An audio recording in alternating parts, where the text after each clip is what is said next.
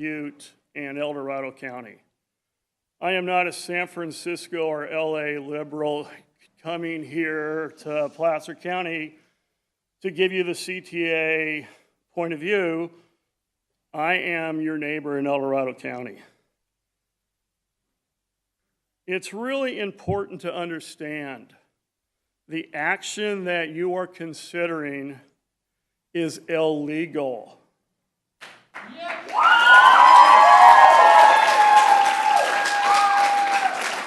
Your change in board policy is going to require the employees of this school district to violate the law to follow your board policy if it passes. How can you possibly put your employees in a situation they have to choose between following board policy and possibly being considered insubordinate if they don't, or following the law and protecting students? How can you do that as a school board? That is not your job. Your job is not to further your political agenda on the backs of the students and the employees in Rocklin. If you pass this, CTA will immediately file unfair labor practice charges with the Public Employee Relation Board. We already have for several districts across the state. CTA has already been in contact with Rob Bonta, the Attorney General, that's already filed a lawsuit against Chino Valley. And I know you probably all heard on the news today that an injunction was filed in Chino Valley that board policy cannot go into place. So I guess you'll be in the news again. What blows my mind is this board's willingness to waste taxpayer dollars in defending lawsuits for illegal board policies when the money should be spent on the children of Rocklin, giving them the best possible education. But you're way more concerned with your political agendas than you are with educating the students in your community, and it's really quite deplorable. Don't waste taxpayers' dollars. Don't pass illegal board resolutions. You do not want to take on RTPA and the California Teachers Association, and you will if you pass this policy. I urge you not to do it, and with that, I will turn it back over to Travis.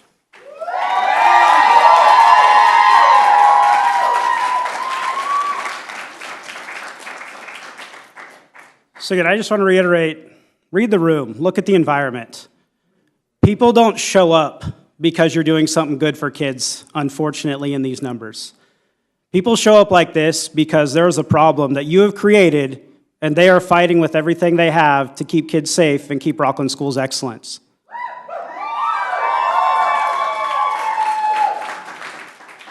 Thank you.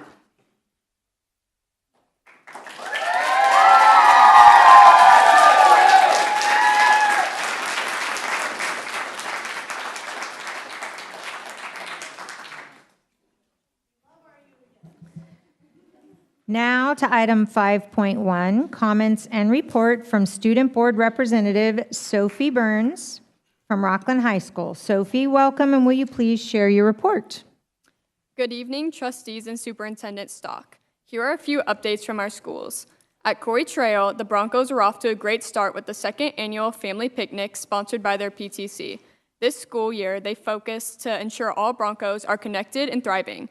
They're looking forward to many special events promoting a positive school culture and are excited to see the growth of their dual language program to first grade. Rock Creek kicked off their school year with popsicles with the principal and a meet the teacher event, as well as a school-wide rally on the first day of school. They are quickly learning and reinforcing their school-wide expectations and are enjoying getting the year kicked off with positivity. September brings them their annual Red Hawk run. At Sunset Ranch, a student became heartbroken at Maui's recent fire and loss. Her parents and the PTC supported her vision by holding a bake sale, which raised $1,343 for the Maui Strong Restoration Fund. They are so proud of students like their fourth grader, Riley Epidendio, who stepped up as service leaders. To begin the school year, the Antelope Creek community embarked on an important service learning project to provide relief funds for those impacted by the recent fires in Maui. Fifth grade students, with support from their teachers, Mr. Castle and Miss Root, sold leis before school to raise funds for those that were impacted by this terrible tragedy. Led by their fifth grade team, the Antelope Creek community raised over $1,500 for impacted communities to aid relief efforts in Maui. Also, Antelope Creek is proud to announce that the piloting phase for transformation into an art magnet program has begun. 9 teachers in their classrooms have begun to infuse visual and performing arts into their daily learning and teaching experiences. Piloting teachers also attend an all-day professional development in early August to learn new visual and performing arts strategies that they could bring to their classrooms. In the coming months, they will all continue to collaborate, learn, reflect, and create. In addition, the whole Antelope Creek staff has launched a book study on the element of art and how to infuse these elements into their daily teaching and learning. Students have already been provided lots of opportunities to learn and demonstrate their understanding of standards in all subject areas, using different forms of art. They're excited to begin to share some of these finished products with the public in the coming months. If you walk the campus, you will start to see more and more art all around you, demonstrating the teaching and learning going on at Antelope Creek. Spark the Arts at Antelope Creek is off and running.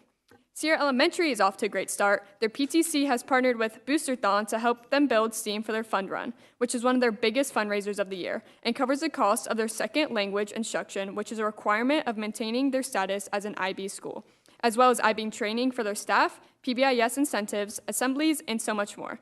Their teachers have been focused on building the classroom community and establishing positive peer relationships in class, on the playground, and with their buddy classes. Teachers have also been conducting social, emotional, safety, digital citizenship lessons, core content lessons, and baseline assessments.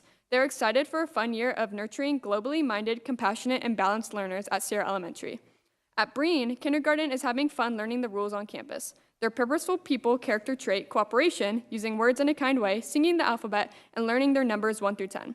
Fourth graders participated in a yearly assembly called A Touch of Understanding. This is a hands-on program which builds empathy through interaction with speakers who have a variety of disabilities and use specific support devices. Whitney had an exciting summer, being named Cal High Sports Division No. 2 State School of the Year for 2022 to 2023, the first time for a Sac-Joaquin section school. They recently wrapped up a tremendous WOW week with many community building activities on campus and ended with a great school-wide rally. They are now in the middle of I Believe Week, which focuses on students identifying when something is wrong with themselves or a friend. The week is in accordance with Suicide Prevention Week. The week is filled with giveaways, a school-wide assembly, and a campus decor. The students are gearing up for Club Rush, scheduled for September 13th, where students can get involved with students who share similar interests. And now, at this time, the Whitney president and I would like to make a joint statement at the podium.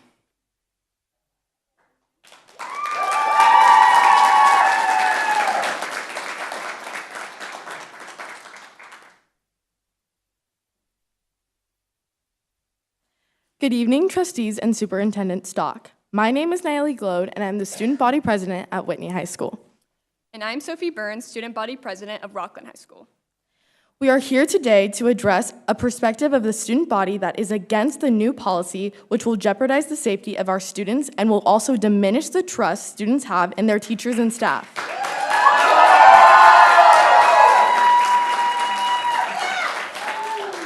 At both of our high schools, the main goal is to promote an environment that is safe, inclusive, and welcoming for all students, no matter gender, sexual identity, religion, race, or ethnicity. The new policy forces teachers to violate their students' privacy and alert parents if their child wants to use a different identity other than their biological one.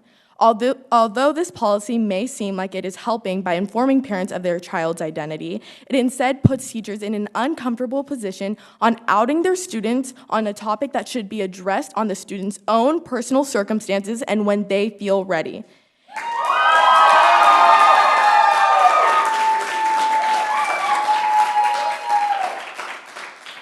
In response to this policy, a Whitney student said, quote, "This policy is not about protecting trans children by informing their parents about their gender identity. It is about taking away their privacy and trying to inhibit trans students' access to their right to be kept safe and protected within their schools and communities. No one, especially not the school board, has the right to dictate who a child feels comfortable enough to come out to."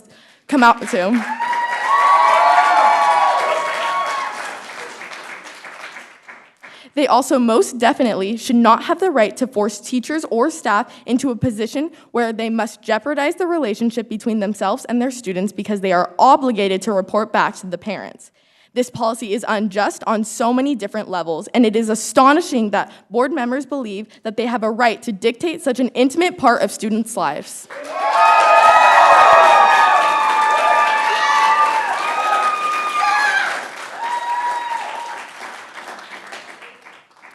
A Rocklin student said, quote, "The parent notification policy being proposed by the Board of Trustees is a violation of trans students' civil rights. If Rocklin Unified wants to continue to preach that school is a safe environment, then they can't reasonably pass this policy. By passing this policy, trans students will live in constant fear at school. Trans students deserve to identify at school as they please without being afraid of being outed to their parents," end quote. This policy not only has the potential to make our schools an unwelcoming environment where students may be isolated, but also introduces the fears of outing students to parents or homes that are not safe spaces. Instead of protecting our school's youth, this is putting them in danger of abusive households, depression, anxiety, and other unpredictable factors. It wouldn't be the first time that issues such as this invasion of privacy has occurred. Channing Smith, a Tennessee high schooler, took his own life in 2019 after being outed to not only his family, but his school. Is this the type of outcome we want to provoke by implementing this bill in our schools? This is not a rare case. In fact, it's the complete opposite. In the last couple of years, Placer's suicide statistics among youth have already been rising. Introducing such an invasive bill that puts students into precarious situations will inevitably cause a spike in such numbers. The Rocklin School District's goal should be to prevent such problems from taking place instead of adding fuel to the fire with such a risky bill.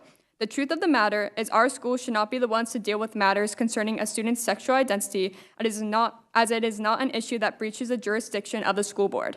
This creates a sense of stiff anxiety for both the student and the teacher that has to intervene. A student should be the one to decide what details about their sexual identity they want to share and to whom they want to share it with. All students deserve the same privacy and respect on campus, no matter the circumstance. If anyone comes onto a Rocklin Unified campus and is scared about being outed by a staff member on such a personal aspect of their identity, then something needs to change. Safety and privacy is a priority. Every student should feel comfortable at school because at the end of the day, that is the main responsibility of the Rocklin Unified School Board.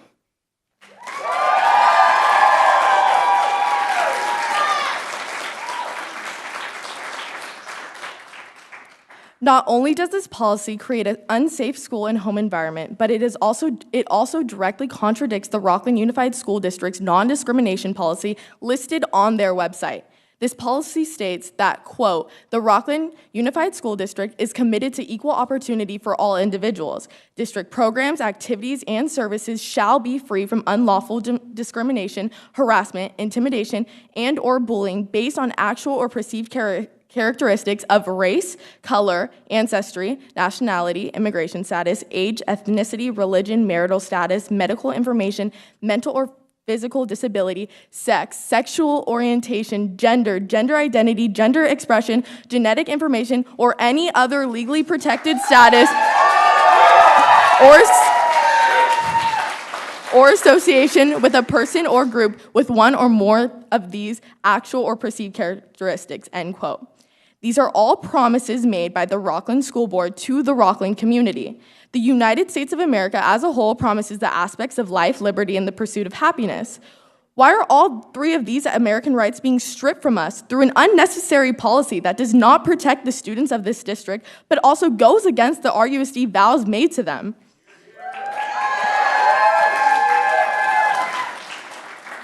Our schools should not be a place of political or religious discourse, but a neutral location that is accepting to all. To close, we just want to bring up the district's most recent strategic plan result 2.3, which states that their goal is to, quote, "establish an inclusive culture where diversity and individual differences are valued and celebrated," end quote. On behalf of the student body, we ask you to please reconsider the damage of this policy will bring to our community as a whole. The RUSD board must uphold their strategic plan and promises stated on their website for the sake of safety of students on and off campus. On behalf of the student body, thank you for your time and your consideration.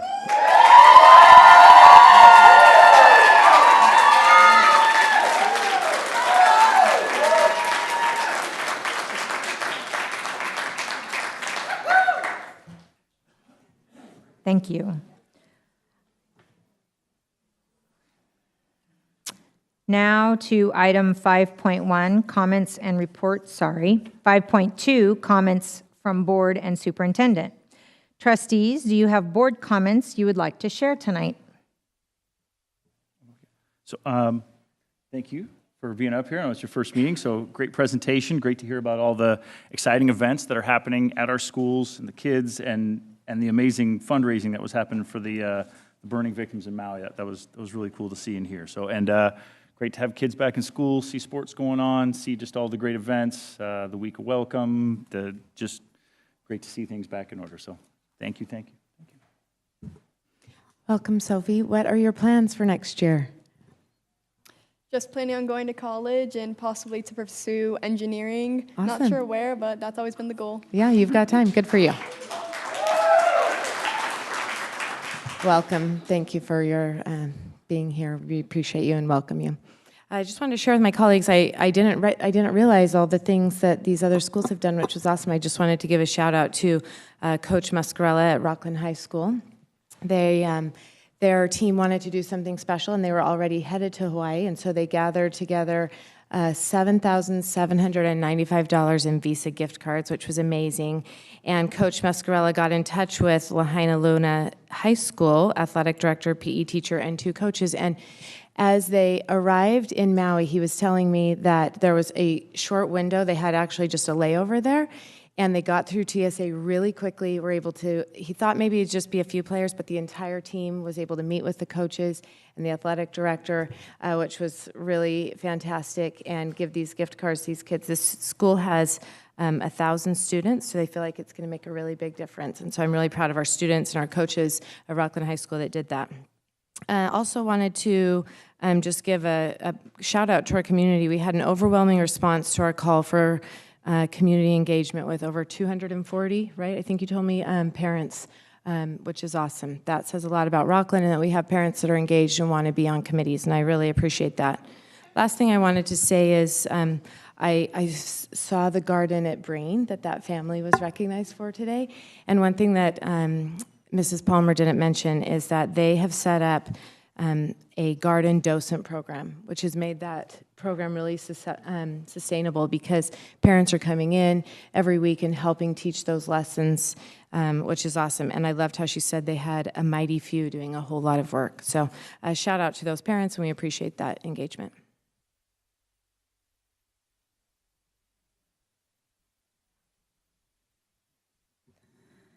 Okay, well, good evening. I'm going to take a little bit more time tonight with my comments. First off, I do want to mention back to school nights. So I stopped by Springview, Granite Oaks, Rocklin High, and Whitney High, and the turnout was really solid. So thank you to the parents who showed up. Thank you to the teachers who spent time putting together awesome presentations to help get everyone acclimated to their new school year. Thank you to our new student trustees for speaking tonight. But I have to say candidly, it feels strangely awkward talking about school events right now and hearing all the great things that are going on. Honestly, it felt a little bit embarrassing to me to have a family come in who's done so much for our district in the midst of all of this going on. It just really overshadows it. So I want to take a little bit of time, or maybe a lot of time, to talk about why this room is so full tonight. So if attendance here tonight bears any resemblance to the emails that we've all been getting to our inboxes the last couple of weeks, we have people here tonight for a few reasons. So there are parents here who are upset about the inaccessibility of this board-mandated parent science committee group. You're right, we had a ton of people fill out the form because it turns out a lot of parents didn't even realize that this board recently rejected the previous recommendation that was brought to us with unanimous approval. There are likely people here who are here concerned about President Hupp's exclusionary call to action, which was made from an official school board social media account, which I think is a critical piece. I think it's really important that all RUSD families feel valued and represented by this board. Words matter, and I'm not going to speak to intention, but words matter. So when the board president asks for as many Christ-centered, family focus, which what does that mean, or principled parents as we can get, it signals that there's a priority on volunteers who share her personal values.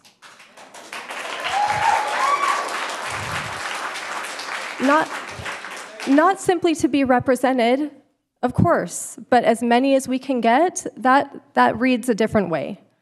It shouldn't matter what any of us up here personally think about any parent in RUSD. Really, there are two qualifiers for volunteering. Are you an RUSD parent? Yes. Do you have the time and the desire to volunteer? Yes. Great. Thank you so much for volunteering your time. And then, of course, we have parents, students, and community members here about action item 7.1, which we will talk about later. I want to talk about the big picture. The common thread among these issues is that they have been introduced into our community by this board and actions by this board, not vice versa. RUSD parents did not approach the board demanding a deeper dive into curriculum selection. RUSD parents are not pushing for curriculum to be selected using a religious lens of any kind in our public schools. And most importantly, parents have not put forth a referendum to violate student privacy rights under the law. In fact, parents have pushed back on some of these board agendas, yet concerned parents aren't given any answers if they don't agree with the majority here. We had a petition of 800 signatures of parents concerned about science and wanting answers, and they didn't get any answers. These culture war divisive issues just keep barreling out from this dais. The actions of the board are not reflecting the big interests and priorities of our district to the detriment of our students and the fabric of our community. I know that my colleagues will say, as they have said before, that they've received phone calls about these issues, begging them to take this on. And I'm not going to say that that's not true, but as I'm trying to put it into words, I thought I'm going to try to illustrate kind of what I think about this and why I think that this doesn't serve our community. Okay, so it's something different for me. Okay, so let's pretend here we have a bell curve, okay? And so we have our normal mean and some standard deviations here. And this represents the big picture interests in our community related to our schools, okay? So I'm fairly new to this board, but I have been tuning in now for a few years, and I've seen what people organically show up for in large numbers, not prompted by the board, but on their own. And so that's in here. So we're talking about curriculum, and that's not always an easy topic, right? But it's important and it's very valid to what we do here for a school district. Okay, we have people that come out with concerns for programs, students and parents that want to see programs that they feel are important maintained. We see people come out advocating for sports and our quality sports programs. We see people come out for mental health. We see them come out to support each other, students and faculty members, and the achievements that are going on. When I was going around knocking on doors last summer, Republican doors, Democrat doors, independent doors, I didn't get a lot of this culture war stuff. There were few concerns, and the ones that we did get were about bullying and the way that the district handles it. We got concerns about our school facilities and are they secure and are they going to keep our kids safe from outside threats. These are the big picture items that we all care about, we can all come together for. These are the things that make the biggest impact on the most students. Does that mean that these issues out here in the tails aren't important? No, not necessarily. Maybe these are smaller issues that get brought up at a school site that a principal handles, okay? Maybe these are things that are best handled talking parent and child. Maybe they're political issues that are best taken on by political activists who are trying to see if they can get these things advanced. We might even care about these things in the tails in our personal lives, and we're always going to hear people out that have those concerns. But here, in this position that we have elected to govern over a public school board, the middle is where it's at. This is where I believe we need to be.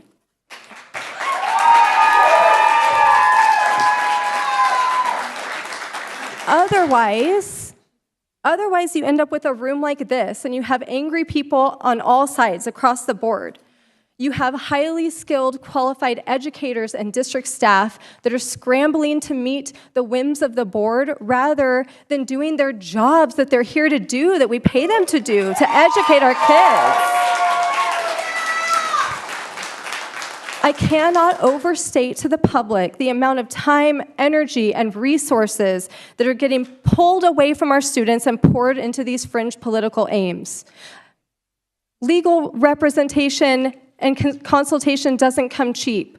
When you throw out a curriculum to try to find a new one, that costs money. We sometimes are making decisions that impact students that are just a few $1,000s that make the difference. And we're making these choices day after day. So this room here, our full inboxes, the people outside, the people watching YouTube, that is parent involvement. Whether this board agrees or not, people are activated, they're paying attention. I think that from our recent expansion on parent involvement, we are starting to learn some things already. Parents don't show up because the board mandates it. They show up because they care about things, because they feel that it's meaningful and impactful to their child's education. They come when it's accessible to them. They also come when they feel like something's going wrong and they have to.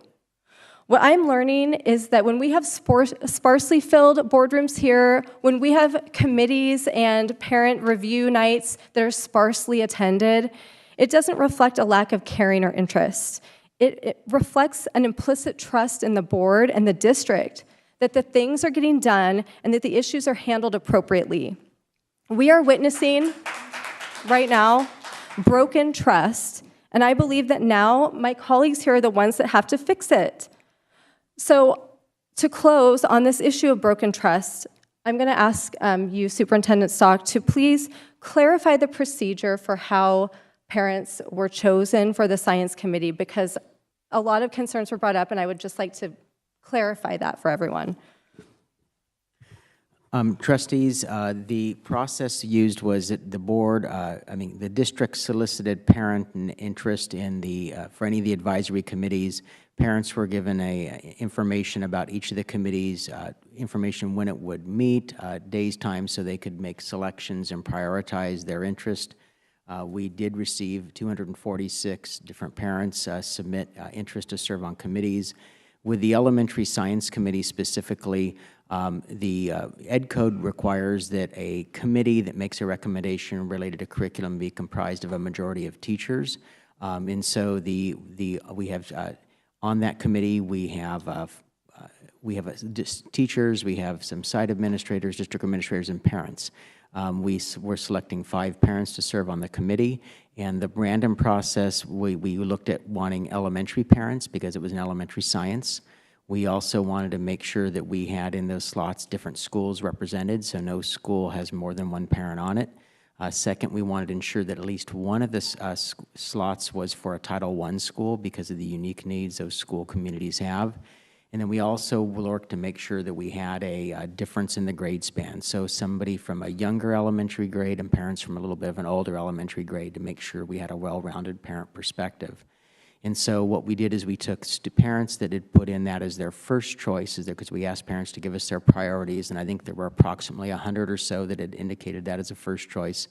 And then we used a random number generator, and then we just pulled names until we filled the 5 slots using that criteria. And so we then worked to confirm attendance in that. We actually had 1 parent that indicated they could not make it, so we then chose another name to fill those slots. And so that was the process that staff used and then worked to do that. And we wanted to, the board we knew wanted us to work on the science curriculum as quickly as we could to bring a new recommendation. And so that committee actually had its first meeting today with parents in attendance.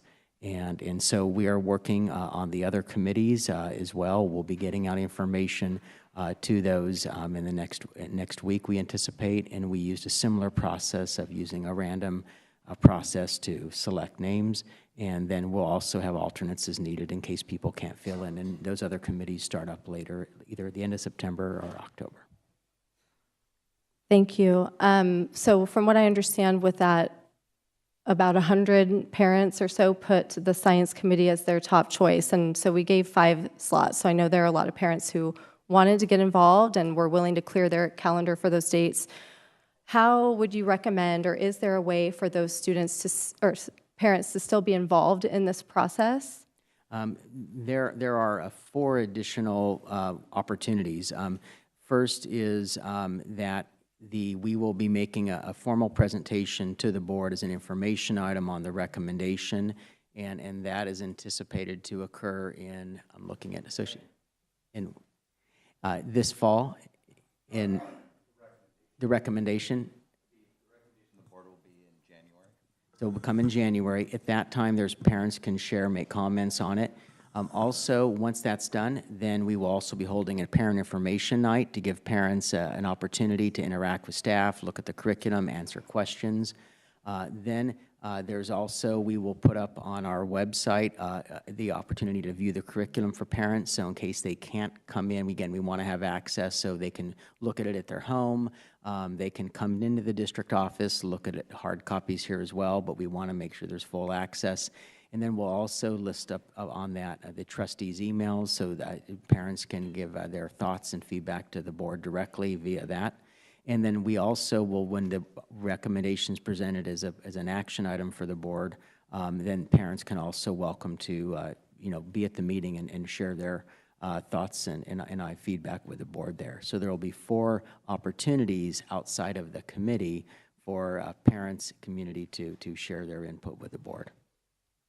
Okay, at what point would it be the right time to ask about that process with the emailing versus the form like we have had in the past, where we are able to view all of the responses for parents who choose to participate?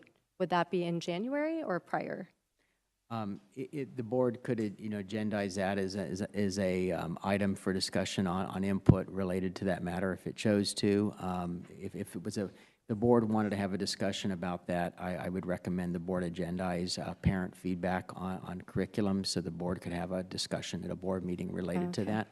But the staff is operating under the practice we used when we most recently did high school science and French adoption based on feedback from the board.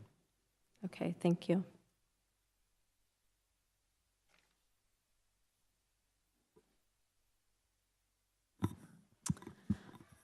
I would like to take a minute just to echo thanks and appreciation to Sophie for being up here. It's no easy task, especially your first night being up on a dais. And so thank you for making the time in between your studies to come out and represent your students. It is always important for trustees to hear a student voice. And so I want to say thank you to you, Sophie.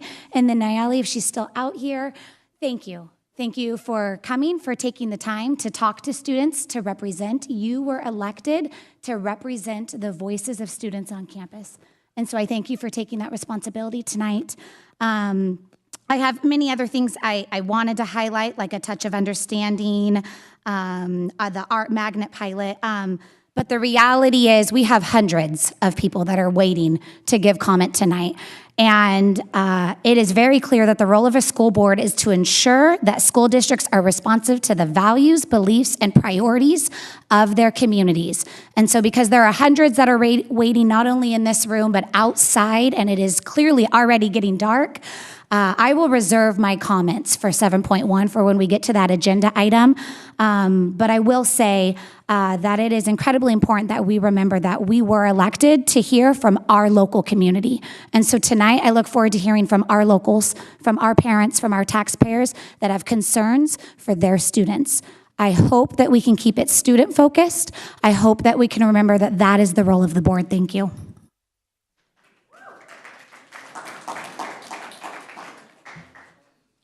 Welcome, Sophie. I am actually on the committee with you, so I look forward to getting to know you better. I, too, will reserve my comments. I see a very thick pile of people who would like to speak, and I do want to hear from every single one of them. So we'll stay here as long as it takes, and we will hear from every single person who would like to speak at this meeting tonight. Superintendent Stock, would you have some comments? Trustees, just a few quick pieces. Today, our students completed their 15th day of school, and this is our first board meeting since the start of the school year. I'm pleased to share with the board that we had an overall strong start to our school year, and that our enrollment is approximately 150 students over last year. We also successfully have begun implementation of increasing music education programs for all 4th, 5th, and 6th grade students, and we will continue to update the board as the year progresses. Also, Trustee Price was elected to the Placer County School Board Association Executive Board for a 3-year term, where she'll be working to support school boards throughout Placer County. And I also want to thank, with the incredible work of our custodial and maintenance staff who have worked tirelessly during the day, evenings, even weekends, to address the variety of issues that come up as the school year starts, to ensure the best learning environment for our students and teachers are there. And we really couldn't start this year in the way we have without them. So we want to thank them. All right, thank you. Moving now to 6.1, the consent calendar. All matters listed under the consent calendar are to be considered routine and will be enacted by one motion followed by a roll call vote. There will be no separate discussion of these items unless the Board of Trustees, audience, or staff requests specific items to be removed from the consent calendar for separate discussion and action. Any items removed will be voted upon following the motion to approve the consent calendar. Does any trustee wish to remove an item from the consent calendar for separate discussion and action?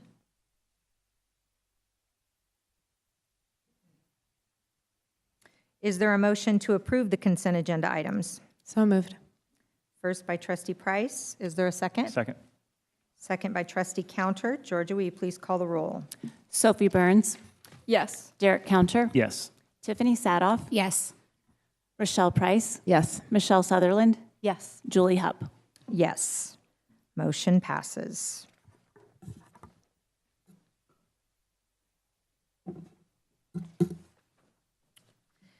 Now on to item 7.1. Action on revision to Administrative Regulation 5020 Parent Rights and Responsibilities and Administrative Regulation 5145.3 Non-Discrimination, Harassment. Superintendent Stock.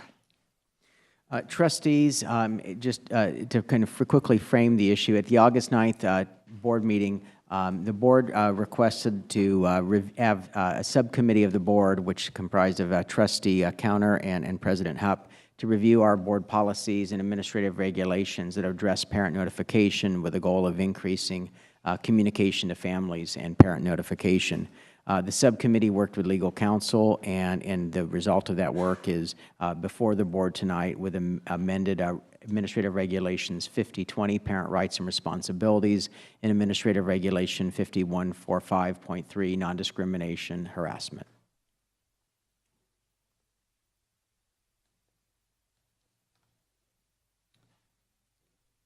Thank you. So Trustee Counter and I sat on the committee with Superintendent Stock and our legal counsel, and we went through carefully some proposed items and really went through it with a fine-tooth comb. I know you have some things to say, Trustee Counter. So again, sat down, we agendized this, went through 5020 and 5143, walked through with the committee, with legal, walked through our own RUSD policies, looked at other district policies, looked at California law, Supreme Court law, assembly bills, education code, federal law, edits, red lines, rewrites. We threw some things up, we edited them, we rewrote them, we changed them, we modified them, we took a bunch of different perspectives on here. There's some current, it was mentioned earlier, there are some current AG, Chino Hills policies that were referenced. Again, those are for them to review, and they go through a specific process. There's issues of parent rights and student rights that are all nuanced to the state of California. These cases will all go through California law, and I'm assuming at some point maybe in the Supreme Court. What we're looking for and what we wanted to bring up was how do we improve parent notification, aligned students, parents, and teachers from an RUSD perspective. And I know we'll all go through different caveats, and I know, again, folks, there's a lot of you in here, and I'm sure a lot of you want to speak. There's a lot of people outside, so we'll try to get to that as fast as possible. Okay, so I'm going to read the way 21 is worded. So it says, at the top it says parents have the right, and 21 says to be notified within 3 school days when their child requests to be identified as a gender other than the child's biological sex or gender, requests to use a name that differs from their legal name other than a commonly recognized nickname, or to use pronouns that do not align with the child's biological sex or gender, requests access to sex-segregated school programs and activities or bathrooms or changing facilities that do not align with the child's biological sex or gender.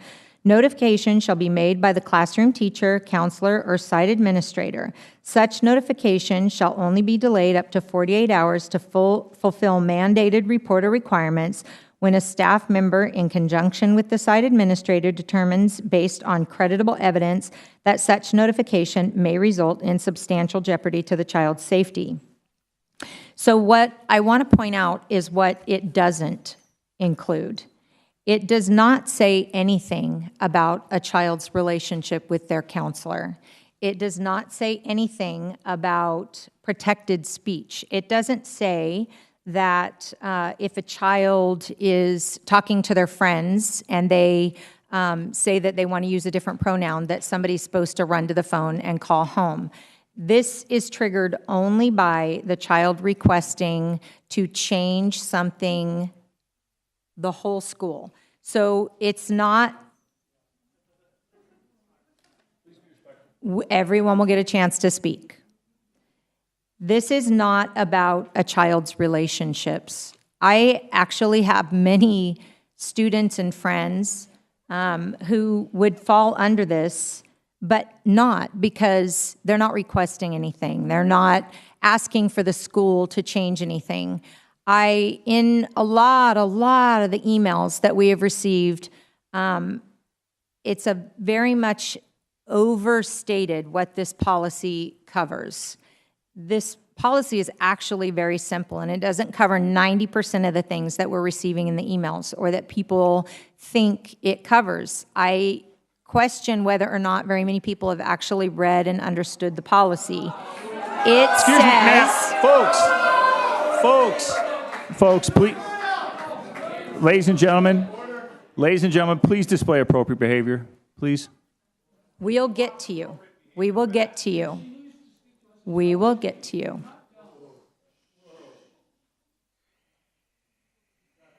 Everyone will get a chance to speak. Just wait your turn. So we will speak about this. The procedure for this is we will speak about this up here at the podium, and then once we're done introducing the policy, then everyone will get a chance to speak. Everyone who wants to will get 2 minutes at the podium. But first, we have to introduce it, okay? So I had several people reach out to me and ask legitimate questions about the policy and not just assume a lot of things. But most of the people that reached out assumed a lot of things. This policy was looked at to include parents. We believe that the relationship between parents, students, and staff should be open. It shouldn't be a relationship where people are holding secrets and hiding things. Between parents, students, we're here for our families. We're not here to keep secrets and lie for people. We're here for our families, to love our families, and it is inclusive. It amazes me that people say it's not inclusive. What we're looking to do is include families all together.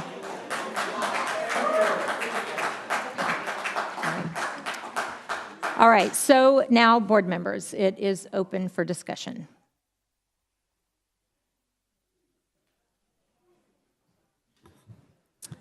I know there's lots of questions and again, lots of comments that want to be made. And so rather than attempting to answer every question, I do want to start out with a why. I can speak for myself. I have had parents, I have had teachers, I have had staff members request this policy. The why for me is that studies for decades have showed that parent involvement increases the capacity of our students. We have study after study after study. For years, our own district has encouraged parent involvement. The data is quite clear. Involved, caring parents matter. When it comes to this policy, the easiest way I can communicate my why is if there is not a notification, there cannot be a dialogue. I am asking for dialogue. That is all. I am asking for dialogue between our staff and our parents. There is no existing state law that students have rights separate from their parent. I have met with several civil rights attorneys. Federal law supersedes state law, and federal law is clear. Parents have a right to direct the upbringing, education, and care of their children. This policy to me is not about what children are doing on campuses. This is about informing parents of what the school is doing. The policy is very clear on that this is about how the school is handling these situations and communicating with the parents. CDE guidance is not law. We've been here before. We've handled arbitrary statewide mandates. Guidance is guidance. So until this is resolved in a court setting, I cannot overstep parent rights when it comes to the right, which is clearly stated in Cal Ed Code and federal law, that they have a right to know about the education and the upbringing of their children when they are in a public school setting. I look forward to hearing from each and every person tonight, but I do think it's appropriate that we make clear why this is being brought forward. There has been many assumptions that are wildly inaccurate and inappropriate. I am speaking on this tonight because I have parents, teachers, and staff that have asked me to do so. Thank you. Ladies and gentlemen, you will get please your let them turn. speak. You will get your turn. We have to discuss this before we turn it over to the public.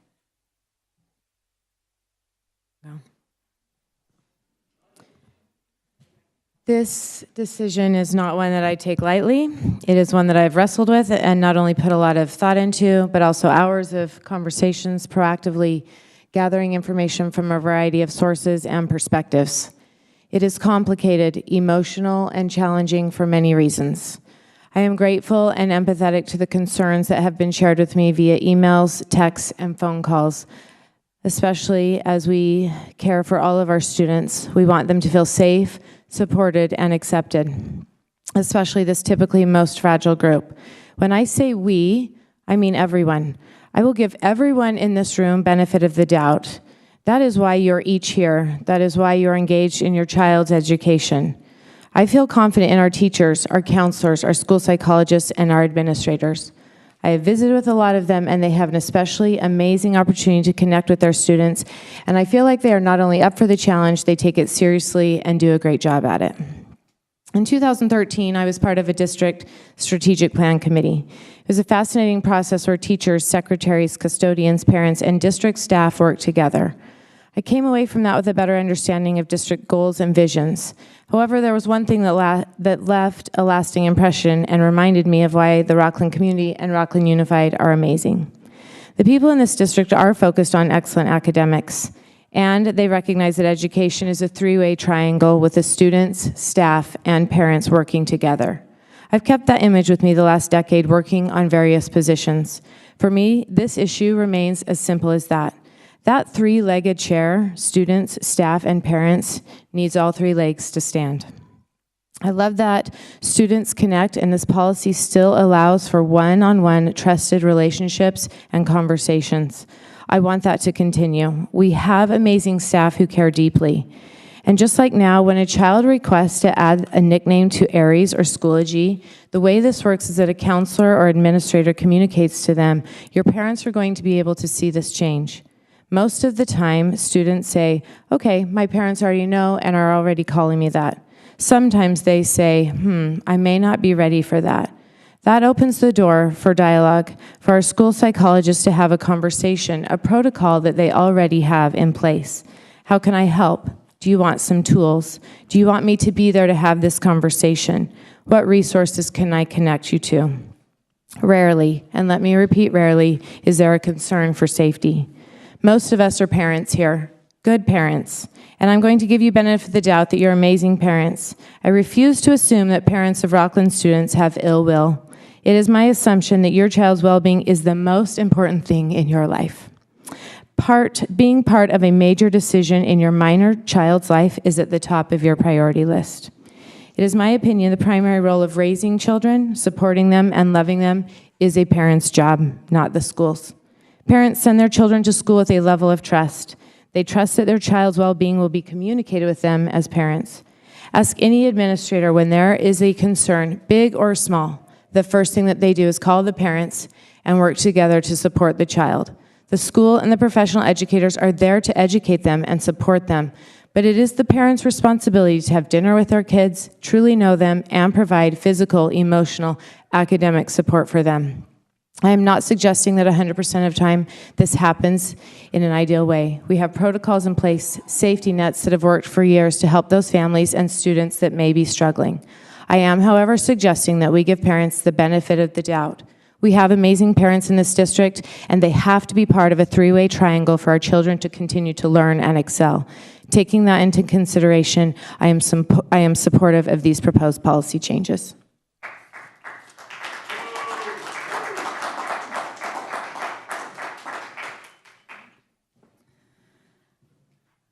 Okay, well, I think some points made, and I think that the dialogue that you bring up about the name change is a perfect example of how that goes on right now with respect, and I really appreciate that you took time to go and talk to teachers and staff on sites. I think that that's really great that you did that. I will say, though, I'm disappointed that you all are choosing to follow this agenda that some other districts have put into place and are now already receiving issues with it. You know, I really feel like all that we've ever talked about here in terms of how we govern is local control, and that we're going to make decisions based on what's right for Rocklin Unified. Since this item was brought to the table by Trustee Counter and seconded by President Hupp, as of, 6 p.m. tonight, we received 184 emails in opposition to this and 22 in support.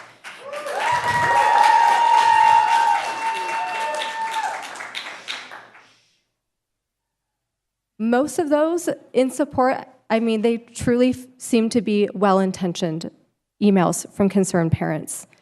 But I'm highlighting the higher opposition here, but I want to look at the big picture. We have tens of thousands of registered voters in Rocklin, right? And we have 144 against it and 22 for it. That tells me, even with all of you here and out there and phone calls, this is still a fringe issue that's targeting a very, very small and very vulnerable group of our kids in Rocklin Unified. And typically, I will be honest, I have the feeling of, okay, well, these are public meetings, but I like to hear from Rocklin residents and Rocklin Unified parents and students. But it's a fact that there are other local districts and local communities who are watching tonight. It's relevant. I understand why the greater community would be concerned, because if this passes tonight, it's coming for our neighbors, right? But they're waiting. They're waiting to see how badly this blows up here for Rocklin Unified. And then they're going to decide whether to proceed or not. Do they want to subject their community, as we are, to this divisiveness and this media spectacle, conflict, and for some fear, I have to imagine? We're okay with that, I guess. We're just going to deal with the fallout later. We're taking the focus away again from the amazing work that's being done here. It's so strange to me to hear these things at the beginning of the meeting, and it feels like there's just this elephant hanging over it. We can't really focus our attention and our energy on these things that are being done when we have all of this going on. You all have called this an expansion of parents' rights because, of course, who is going to argue with that, with parents' rights, right? I want to understand what rights we do not yet possess as parents. I've looked over the Parents' Bill of Rights. We've got all of that. We have access to the curriculum taught to our kids. We can be free to visit their campuses. We can contact our local electeds and give them a piece of our mind, okay? We decide where we want them to go to school. If we want our kids to go to a school with people who look, think, act just like we do, we can do that.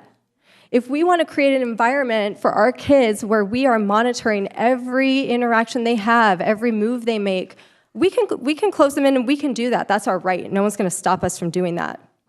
In public school, parents aren't able to monitor their child's every action and conversation. That's true. That's not a bad thing if we agree that some degree of independence and autonomy is necessary to give kids room to learn and grow into thriving, productive young adults. The law agrees with the importance of student privacy and equal protections under the law at the federal and the state level. And, students here, children here in California at age 12, have medical privacy, right? For better or worse, it's not unheard of that we find ways to protect those who need it. That is why they exist, to protect the people who it has been shown over time because of bad things that happen that we need to put it in place. It's not an agenda, it's a protection. It's very easy to Google the poor outcomes for the physical and mental well-being of trans kids who are not protected.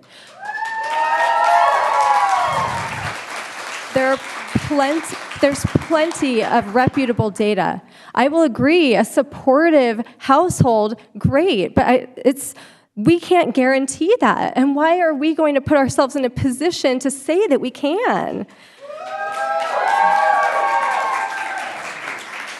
It is a fact that trans kids are subjected to abuse, neglect, isolation by those who are supposed to care for them, who we believe should, but aren't.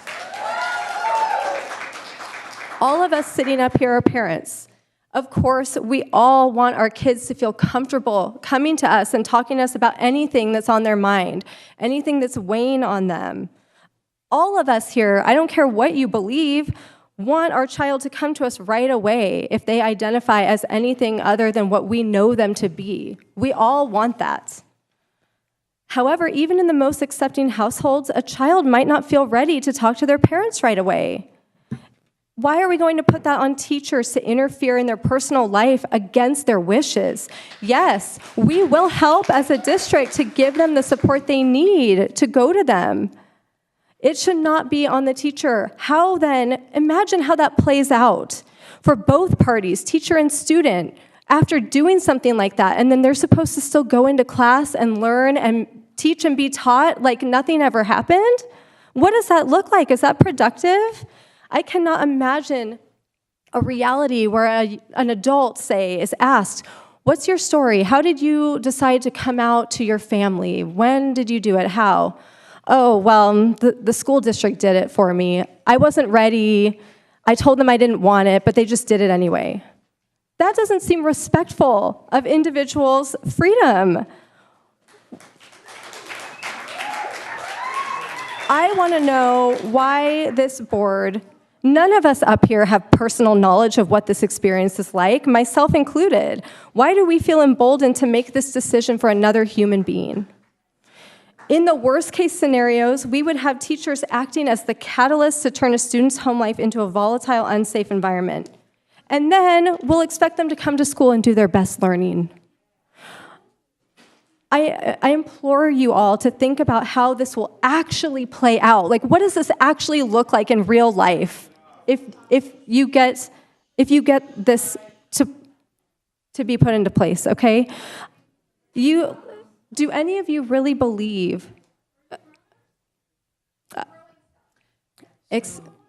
Excuse me. Okay, if we want the meeting to continue, then we're going to need to be behaving. There are a lot of people who wish to speak tonight. Let's be respectful. Let's let the meeting play out. We'll hear everyone. But let's be adults. We have children in the room. We're going to act like adults. Please, let's move on with the meeting. Keep your hands to yourself.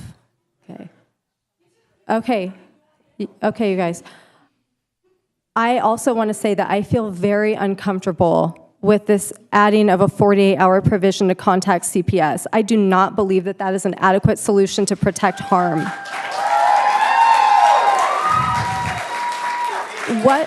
What even is determined to be credible evidence that substantial jeopardy to the child's safety might occur? How would we know? Trustee So many Sutherland, times. you're asking a lot of questions. Do you want any answers, or do you just want to keep asking? This I want to our just- board meeting. We will speak to each other. It's fine. Relax. I just actually would just like to finish speaking.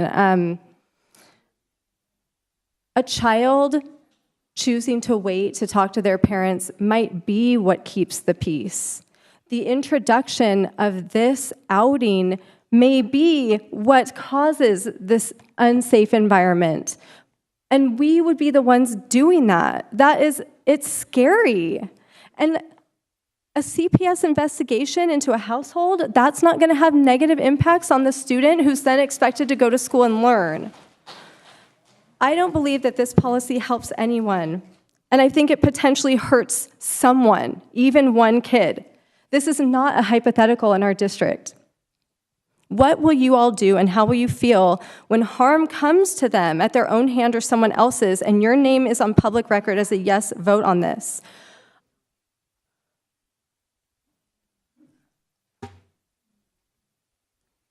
It's a public school here. Can we please just let kids come to school and be accepted at face value by their teachers? No judgment from the teachers who are there to just make sure that they feel comfortable to get an education. Let them feel comfortable to exist and be safe. I just want to say for the record, I believe we should take no action on this item and keep things how they are. It's not perfect. It's not perfect, but why are we going to introduce something that we know can cause kids to be unsafe? I know that this is uncomfortable for a lot of people, and I'm not expecting that everyone is ever going to agree on this. But being uncomfortable about the idea of trans kids, or the fact that social media is so supportive of it, and the fact that students figuring out who they are looks different than it does, than it did 20, 30, 40 years ago, I get that.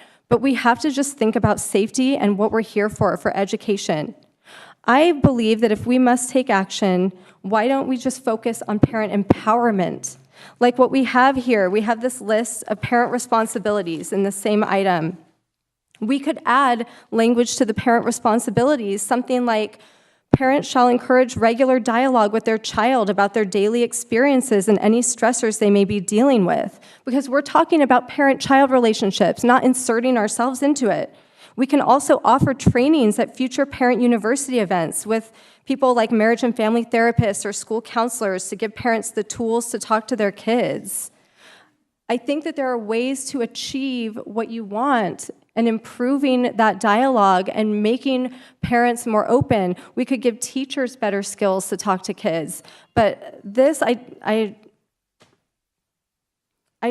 think if any of you are open at all to talking about other options, please say so. Let's talk about some other options. Thank you.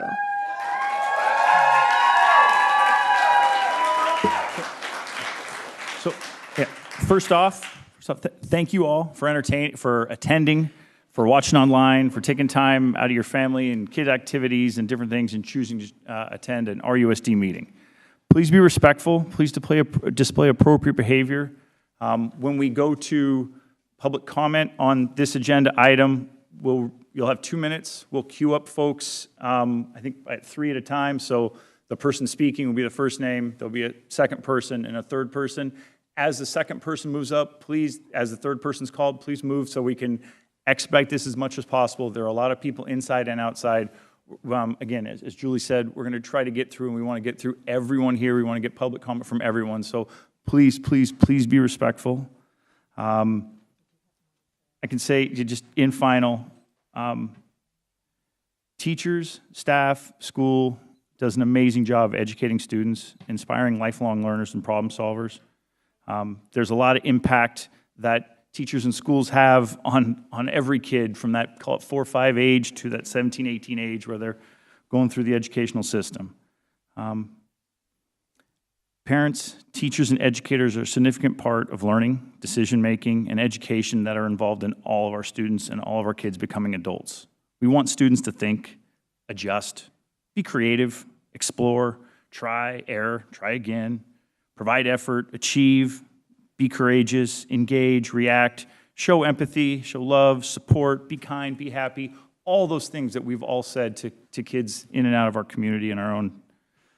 This is why the communication between teachers and parents when anything arises is crucial to the success of all students. Nothing is different until the request is made, as we've stated before. Child success is a synergistic relationship between teachers and parents, and keeping any part of the child's life confidential creates an unnecessary wall or barrier between the student, the teacher, and the parent. I respect all of you guys here and everyone out there. We want to hear from everybody. Again, please be respectful. We'll have 2 minutes. If you do have to move, get up, please do it in a respectful way. Try to keep it going. So, Michelle, I just wanted to respond to a couple of things that you said. One, I do take exception to the none of us have personal knowledge. I actually do. I am not going to share personal stories, but I do have personal knowledge. And it is a very painful thing to be kept out of a child's life that you love and you want to support. You said several things. I wish I could have just dialogued with you while you were speaking, because there were many things that you said. I think a lot of it is far overreaching what the policy says, and that, as did many, many of the emails that we received. This is not about, let me just put it this way. There was a lovely young person who in 7th grade decided that they had a lot of things going on, and they made some decisions, and they went to the school counselor. They worked with the school counselor for several months, and then by the end of the several months, the school counselor worked with that child to speak to their parents. And then the parents were called in, and with the counselor and the child together, they were able to discuss the changes that the child wanted to make. This policy does not say that that can't happen. It doesn't cover that at all. This is on the other side of that, when requests are being made to publicly change pronouns, names, whatever. It doesn't circumvent those relationships that are important and that can strengthen the child and that we encourage. And we want the child to confide in teachers and counselors and administrators and whoever else they feel comfortable confiding in. This policy does not circumvent that process. It's only at the point when the child is requesting open changes from the school. So on another point, you said, what does that look like and how does it play out? I can tell you what it looks like if we don't have the policy, because my experience was somewhere that didn't have a policy like this. And what it looked like was a school who decided that mom probably wasn't going to be supportive because she was in the military, and so she must be Republican or something. And so they decided to encourage the child not to speak to their parent rather than the other way around, because they assumed the parent would not be supportive. They made that choice. They made that decision in a family where they had no right to do that. And so this mom was kept out of all of this process for a child that needed their parent, but the school decided that wasn't what the child needed. Well, and I understand that, and I think, but we're looking at Rocklin Unified, and that's not what happens here. But that's it not what we doesn't- do here. That's not. So, I've asked. Michelle, people are human. People are human, and they make mistakes, and they make judgment calls that they may not have the right to make. That's the point. It's parents' decision, not school's decision. And people keep saying things like, it's not up to the school. It's not up to the school. And I agree with that 1,000%. It's not up to the school. It's up to the parents. And that's why the parents need to be involved. It's up to the student. Let us finish, and then you will have your It's up turn. to the student. And I think it's still the judgment calls you talk about, that is not borne out by what is happening in Rocklin Unified. And that is, again, why I just wonder why we are pulling from other districts and what they're doing where they may very well have that problem there. But that is not what's being done here. Our staff are supportive of students. They're always going to give them the tools that they need. No one should be, and from what I understand, policy is, it's not a personal judgment call. This is how the student is coming to school. Again, face value. No one is encouraging or discouraging. It is just, you are accepted and we are going to educate you. But that's what's happening here. It also requires, though, that the teacher and the school take actions without talking to the parents. And this is only triggered when actions are being required to be taken. Nobody is saying the kid can't come as they are, be supported, be loved, be taken in. This is only when the school is being required to take action. I do understand the language, but I think it comes to Rochelle's, Trustee Price's point about a teacher saying, a student saying, okay, I want to change my name in Aries, and a teacher saying, oh, if you do that, then your parents are going to see that. Oh, I'm not ready. If a student decides that they want to be called a different name at school, they understand that they're taking on some new level of openness that maybe makes it more likely that their parents will know. I think they are making that choice to take another step forward, and then we are going to then force the rest of the way regardless. We don't know what's going on in these kids' lives, and that is, I don't think that you're wrong in concerns, and I don't think that I think everyone has their own experience, and I didn't mean necessarily, I meant our own internal experiences earlier, because I lived on our own, but I'm sorry. I think it's just risky, and we can just let kids do what they're doing and give them guidance and support and give parents the tools and give teachers the tools, because that's what it's about, right? Parents want their kids to talk to them. So I don't disagree with you. I don't disagree with you. And I think that they still can do those things. I don't think that this policy stops them from doing those things. And just to finish what I was saying before, because you asked what does this look like and how does it play out, when a parent comes on campus and the child has been allowed to change their name and their pronouns at school, how does that play out? Does the parent then, well, I'll tell you how it plays out. The parent gets blocked from coming to the classroom because they might see the name tag is different than what they sent their child to school with. That did not happen in this district. Okay. That was my personal experience. But what I'm saying to you is that we are humans. Please. And if we are requiring 600 humans to make these decisions independently without having it in policy, which again is only triggered when the child requests this. It's not, the teacher is not triggering it. The child is triggering it. The board ladies and gentlemen, is triggering please be respectful. I mean, you're making a choice for the whole situation. Again, that didn't happen in our district. We're making decisions for Rocklin Unified, respectfully.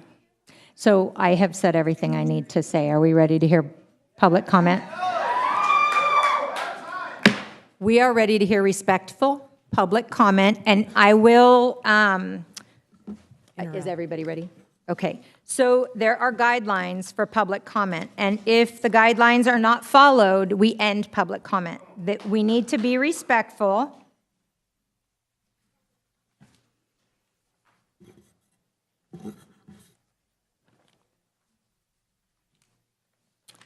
So these are the guidelines, and the guidelines will be followed or we will end public comment. So please remember, this is a meeting. It's not a circus.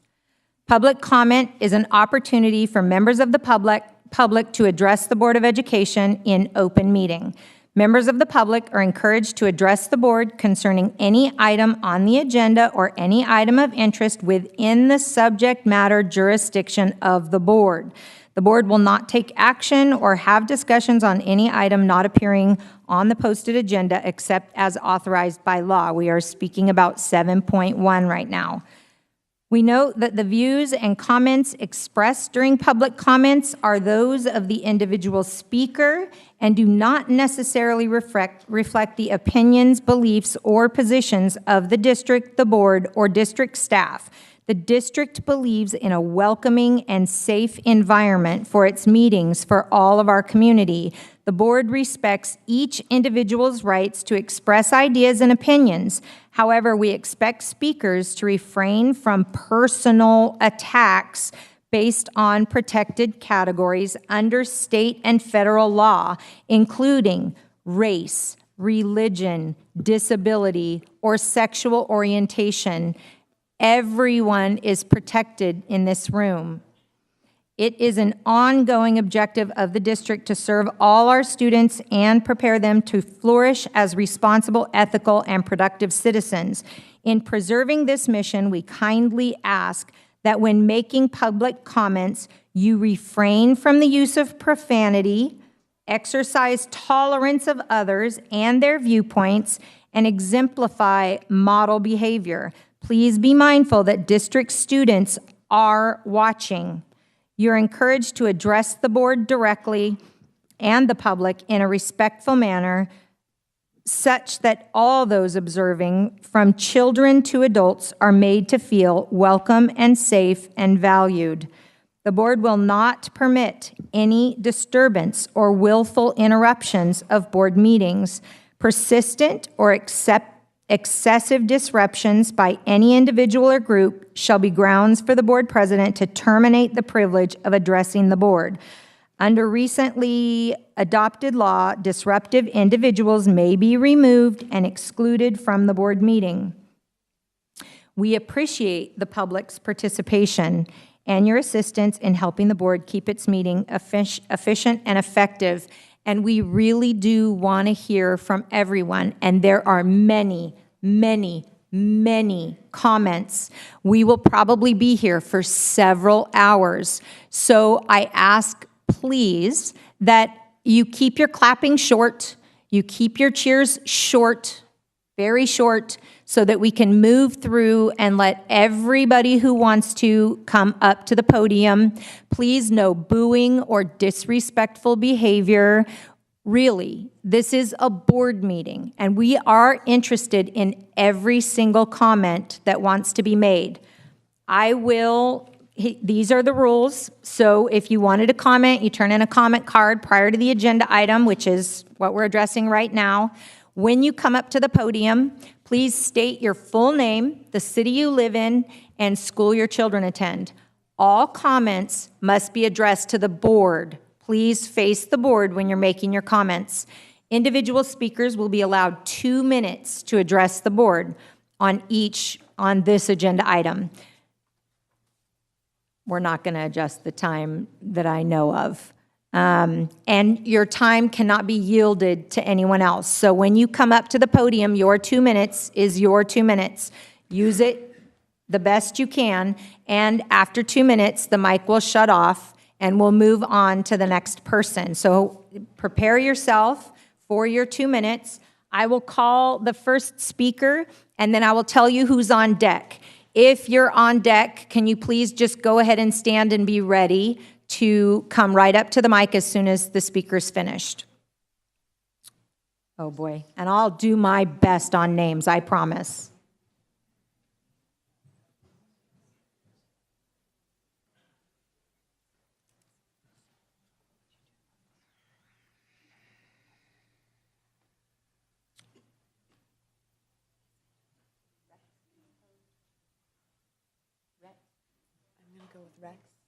Okay.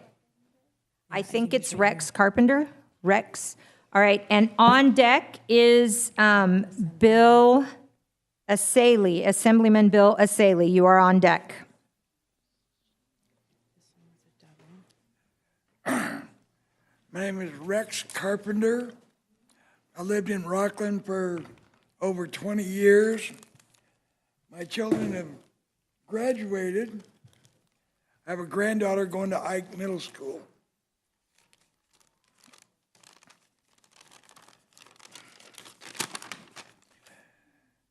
I'm here tonight to ask you to do no harm. I know two ladies that are passing out food in Placer and El Dorado County to over thousands of people every month. Both these ladies are gay. Now here's their story.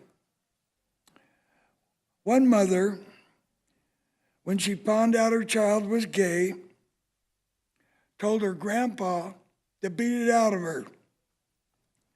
Grandpa tried, it didn't work. The other lady, when her mother found out that she was gay, she went to her pastor. The pastor told the mother to throw the kid out of the house because she will turn the other children gay. The mother threw the child out of the house. Please don't allow this to happen to our children. Please do not harm them. Your vote, your action could harm our children. Thank you.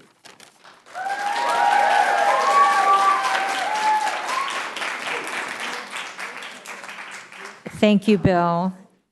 I'm sorry. Up next is Bill. Thank you, Rex. And on deck is Sasha Oates. We don't organize the cards. Good evening, Board. My name is Assemblyman Bill Asaley. I'm the original author of Assembly Bill 1314, which is the parental notification policy that's being discussed and advanced throughout the state. I want to back up for a minute and explain how we got here. A lot of people think we are taking action.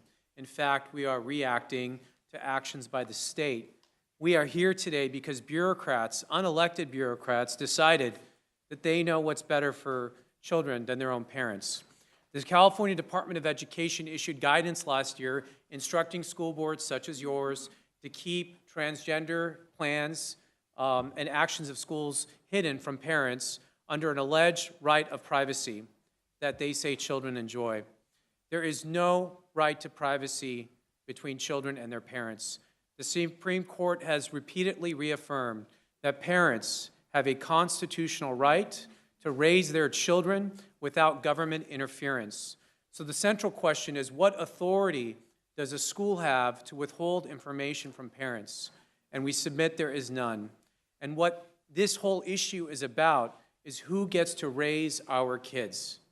Who gets to raise the next generation of Californians? Is it the government or is it their parents? And it is their parents. And this is a fight we will take, and it's a fight we want, and we will take it to the Supreme Court. Today's ruling by one judge does not control. There will be many cases filed and many judges. Ultimately, this will land in the Supreme Court. And I'm confident there that they will reaffirm parental rights in the United States.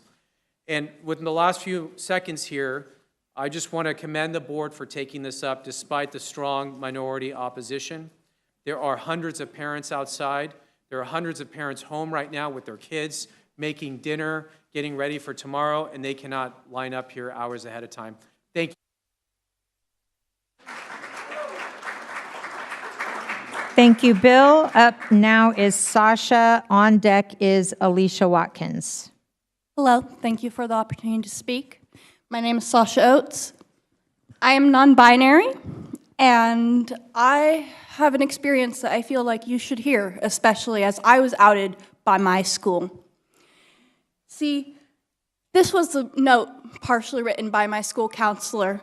On a different note, Sasha shows signs of gender confusion. She is attracted to both boys and girls, but seems to identify herself personally with more boyish characteristics and feelings. Sasha has discussed her feelings regarding her gender directly with the psychologist, and peripherally, her resource specialist teacher. Sasha tends to dress in an androgynous manner. This outed me before I was ready to my parents. Within a month, I was sent to Utah to undergo conversion therapy in a locked facility. And a month later, I was in a concrete room, naked and beaten and injected with medications. This is what happens when you out transgender students. This is not a hyperbole, this is an actual experience. I am living here, it did not change me. I am 30 years old, I am still non-binary. What it did teach me, what conversion therapy taught me, was to hate myself, was that God didn't love me. It did not get me closer to the religion of my parents. It separated me. Instead, I was vulnerable and left out, and I did not trust my teachers after that. I did not get an opportunity to in the future, but I did not trust my teachers. I did not concentrate at school. I was always afraid. And unfortunately, that's the reality that many trans students live with every day. And not 73% of trans students endure psychological abuse from their parents, and about Time's up. Thank you very much. Okay, Alicia Watkins is up, and on deck is Asher Palmer. Do we have Alicia?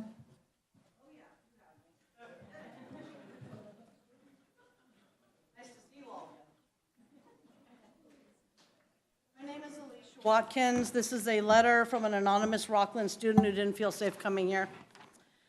My best friend should be here to speak, but she's not here anymore. My best friend killed herself because her parents are awful people. They didn't beat her, but they shamed her, isolated, and emotionally abused her. My best friend was beautiful, smart, kind, and funny.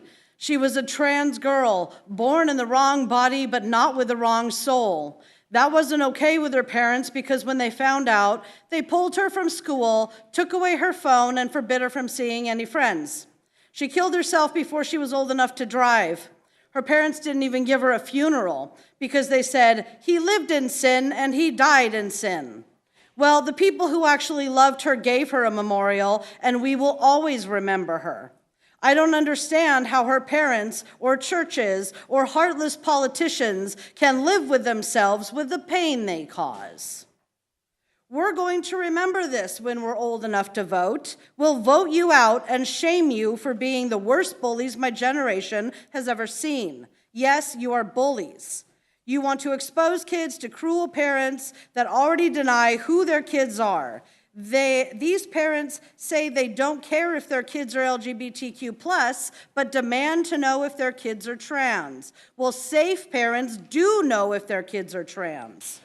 You talk about parents' rights, but you say nothing about children's rights. Children have rights too. If you can't honor our rights, what the hell are you doing on school boards? Signed, a heartbroken Rocklin student. And with my remaining seconds, I'll just say I think it's disgusting that this board covers up for abusive football players, but wants to expose trans students.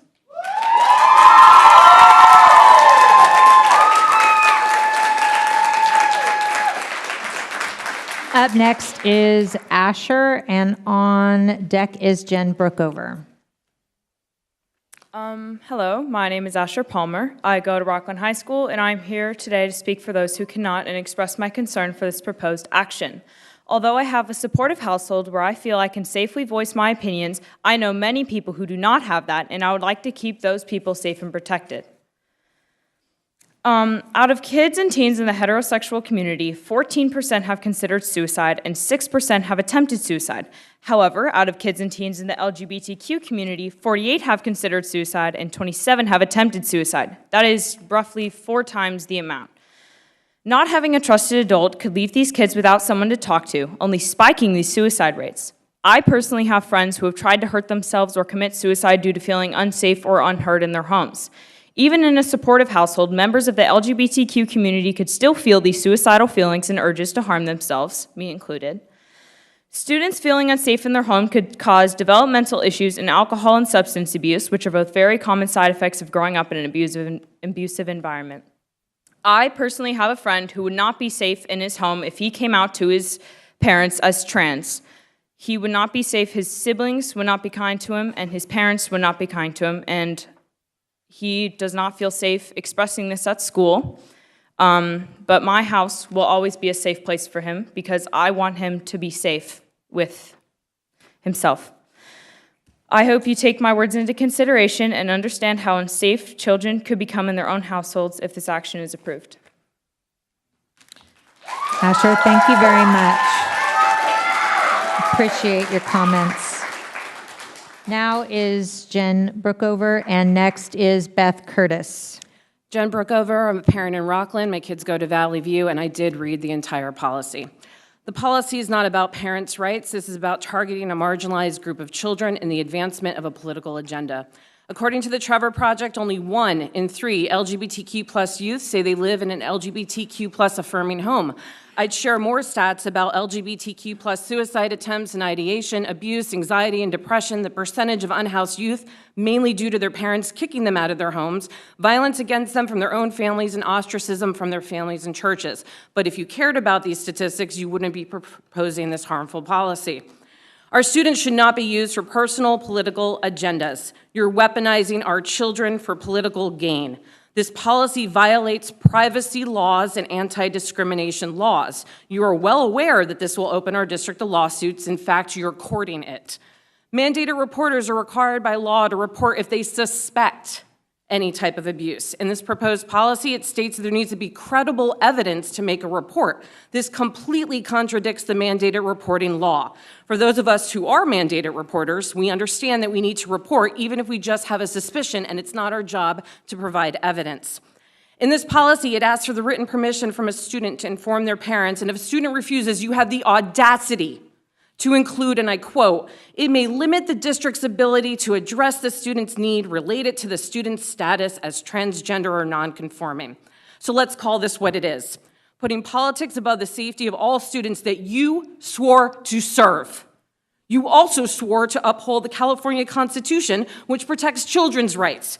You are putting the agenda of Moms for Liberty and other hate groups above the care and safety of students. Shame on you.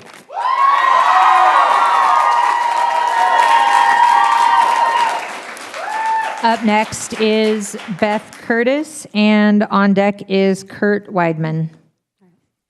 Dear honored board members, my name is Beth Curtis. I'm a private civil rights and employment attorney, and I live in Truckee. I also have a contract to represent teachers through the CTA Group Legal Services Program, meaning that I regularly represent teachers in your district when there are employment issues like layoff or discipline. Finally, I'm a parent of 2 girls who attended Placer County Public Schools from kindergarten through 12th grade. As a private attorney, I want to tell you that I agree with the Attorney General of the state of California that the amendments to the policy that you are being asked to vote on tonight are blatantly illegal, and I read the policy. On August 28th, so just over a week ago, the state of California sued the Chino Valley Unified School District for adopting a similar policy. I'm happy to give you a copy of the lawsuit. If you as board members adopt this policy tonight, you're placing your district in a place to be sued by the state of California, which is a very expensive place to be. As publicly elected officials with a fiduciary duty to safeguard the district's funds, deliberately adopting a policy that you know will bring on litigation doesn't seem fiscally prudent.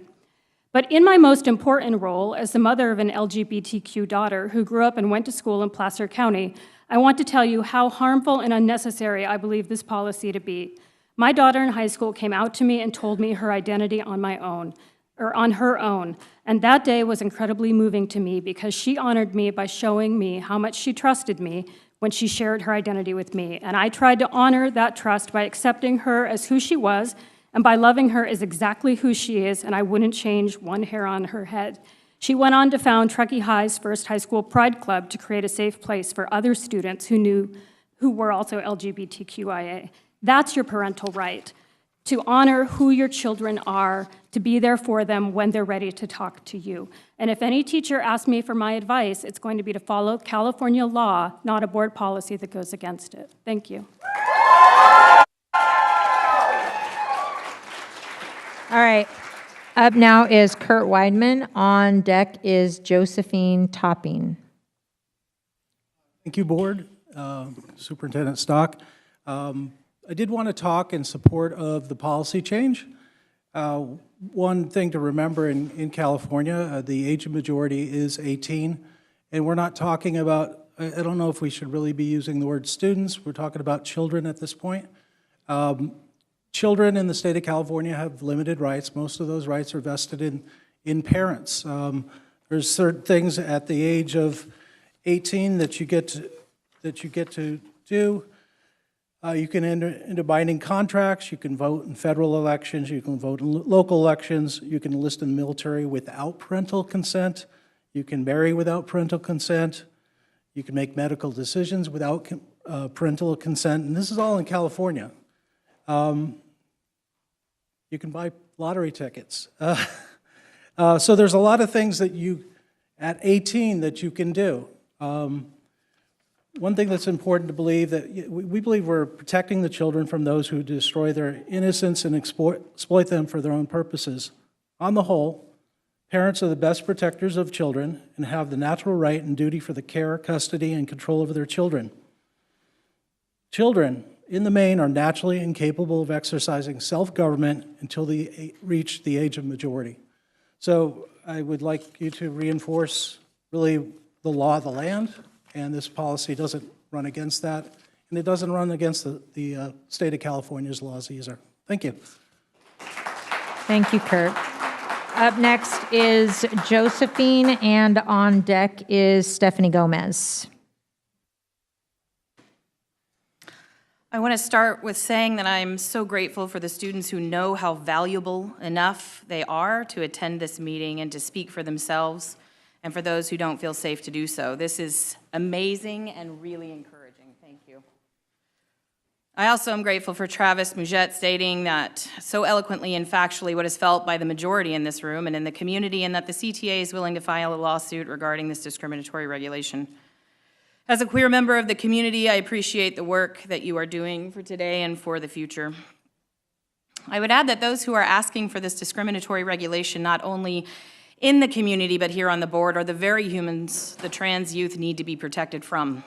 The control and power that is attempted to be exerted here is fueled by those in the religious right in this community and on this board, which was clearly demonstrated by Ms. Hupp when asking for Christ-centered families on boards, which was then backtracked when realizing the misstep, engaging the community response.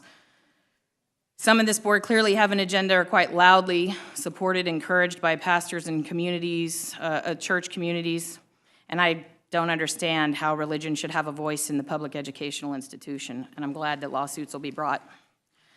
And lastly, I would like to say, most importantly, regardless of all of this that is going on, the queer youth who sit here today and who are listening online, I want you to know, and I want to reiterate, you are loved, and you are beautiful, and you are valued, and that your existence is art and glorious, and no matter what the bullies inside or outside this room say, you're perfect, and you have the right to determine when or if you ever come out. I am honored to be in your presence, and I appreciate all of you.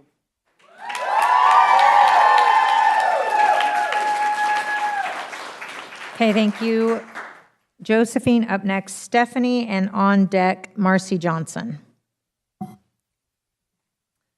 Thank you. My name is Stephanie Gomez, and I'm here as a parent of two Rocklin students, one who just recently graduated from Whitney High School, and the other is a third grader at Quarry Trail. As a licensed clinical social worker, I have an ethical obligation to articulate that this is a very dangerous proposal. I wanted to tell you that this amendment is a blatant violation of California Education Code and AB 1266, but you already know that and you don't care. I also wanted to tell you about the LGBTQ youth are 4 times more likely to seriously consider suicide, but you already know that and you don't care. So I wanted to just point out, as a licensed clinical social worker, all it takes is one suicide to spark an epidemic in our community. They can be contagious. Did you know that? It happened most recently in Palo Alto and in Clovis. Before you proceed with any vote on this amendment, I would refer you to the January 2020 article published in the Lancet Medical Journal on clustering suicides in children and adolescents. This proposal is putting children at risk of dying. I'm also concerned that if you pass this amendment, we're going to see a mass exodus of our most skilled teachers and counselors. And they value building trusting relationships and providing safe spaces for our students to learn and develop. But based on tonight and my email correspondence, you've made up your mind. You're not going to listen. So my public comment is intended to support all of the beautiful non-binary students in our community who need to know that there are so many adults here who love you and care about you. Please come to us. Come to us. We will be your safe space if the school can't. Thank you.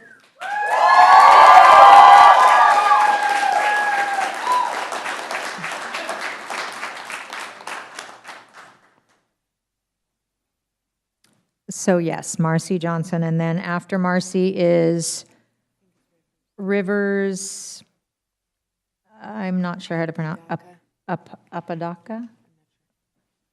I'm sure you're used to your name being mispronounced. Am I ready?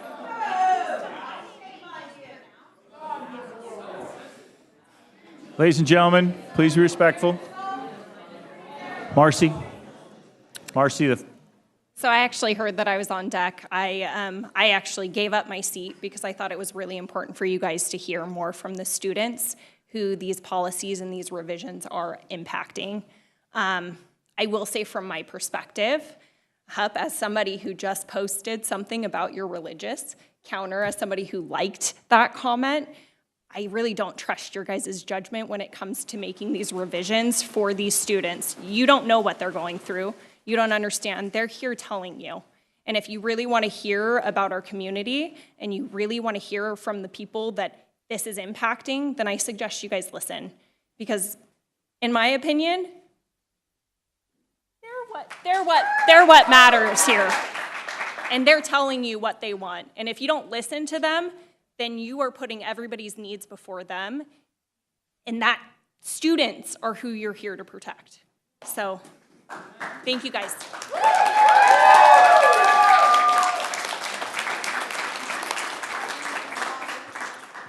Rivers, I meant no disrespect. I get my name mispronounced all the time. On deck is Price Johnson. Good evening. My name is actually Barbara Smith, but I am here speaking for Rivers Apodaca, who's not here this evening. And I can't wonder but if the reason Rivers chose not to come tonight is because they didn't feel this was a safe space. Forcing teachers to tell a student's parents about their sexual and/or romantic orientation or their gender identity can effectively destroy relationships between a parent and their child. If that parent is of the belief that their child is this way as a choice, out of rebellion, and in some cases, they think that it is a sin and that God doesn't approve. Not every child is in a safe household. Not every child has the safety of coming out to their parents. Not every child is ready for their parents to know these things about them. However, every child does deserve their right to privacy, and every child deserves to feel safe at school. Some children get kicked out of their homes for being LGBTQ+. Rivers is part of the LGBTQ community, and while Rivers is out to all of Rivers' friends and Rivers' mom, That doesn't mean that Rivers won't be affected by this policy. For all these reasons and many more, please reject this policy. Thank you. Thank you. Up next is Price Johnson, and on deck, Mark Bear. Hello, board. Hello, Rocklin community. First of all, I just want to say, Sophie, thank you so much to you and all your peers that showed up today and made a statement and represented your classmates and your peers. As someone who, when I was in high school, we had maybe one or two secretly, LGBT identifying students, and that was a very secret thing. I know that takes a lot of courage, but I know it's getting easier day by day. So just thank you all so much for showing up today, and board, I just wanted to recognize them. Secondly, I am Price Johnson. I'm showing up today as a father of two in the Rocklin Elementary School. I do my best to try and volunteer daily. I'm a cleared adult on campus. I attend every field trip both of my children attend. I also run a weekly board game club for the children where we teach critical thinking. We teach a number of different concepts that they really enjoy and find compelling. But I'm here today because I am just appalled and I'm disappointed and I'm hurt that this board showed up today with prepared statements that they were planned and prepared to move forward with this. When we have hundreds of your community out here, I didn't come with a prepared speech, but I did take a couple notes of a few of the comments in your opening statements. Hupp, you said you found it astonishing that we didn't consider these policies inclusive. Well, I would suggest that an ad hoc committee of yourself and Trustee Counter does not make for a diversive or an inclusive committee to review any type of policy that affects an entire community that we have here in Rocklin. So I would first of all just rebuke that. Secondly, Trustee Safoff, you mentioned that there can't be dialogue without outing children to parents. I would strongly disagree. That conversation should be held between their parents and those children. That should not be a conversation originating with the teachers. So I completely agree with you on that. And lastly, Hupp, I just wanted to say, you said this is a simple policy and you emphasized how simple it was. Well, guess what? This is not a simple concept. This is a very nuanced and complex cultural situation. Okay, thank you, Price. Up next is Mark Bear, and on deck is Barbara Smith. Hello, my name is Mark Bear. Every student, regardless of their sexual orientation or gender identity, deserves to feel safe, welcome, and respected in their academic environment. This is why it is so important to not pass this bogus policy that takes these kids' basic rights away. In turn, this policy will make these kids' lives so much harder than it needs to be for them. Students that are a part of the LGBTQ+ community are already at a severe disadvantage. I lost a friend of mine when I was 18 years old. He took a shotgun to his head and shot and killed himself right in front of me, all because he was gay and was bullied and harassed all throughout high school. Please hear this. This is not a cry for just students that identify as LGBTQ+. It is a privacy for every student. However, we must first fight for the rights of the students that are under attack. To all the LGBTQ students in this district and other districts in the area, we love and support you. We will not stop fighting until you have the same rights as every student. Please throw this out. Thank you, Mark. Barbara, I just want to point out that there are hundreds of people waiting, and you have already had a moment at the microphone. I appreciate that, but these are my words. These are not someone else's words, so I think I deserve time to speak. Trustee Hupp, I would like to request that we please discuss this because it was clearly stated at the beginning that somebody is not allowed to relinquish their time to another individual, and I'm incredibly thankful for every community member here tonight. I would like to hear from everybody. I would like to request that anybody that has already spoken, please wait until all have spoken, and then they are welcome to a second round if we have time and availability. Perhaps if any of you besides Trustee Sutherland had answered my emails, I wouldn't feel compelled to come up here and speak to you in person. Start the clock. We have in the past seen people come up and speak as a proxy for those who don't Feel but comfortable not coming. again come up. This is, the problem with, literally, the stack is this thick. I'm just asking you to have consideration for your community. There are hundreds of people outside waiting to speak. It's our policy that you get 2 minutes. Exactly. Yeah.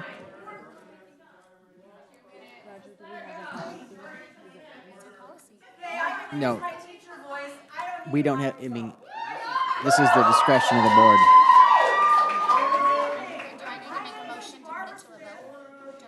What is he saying?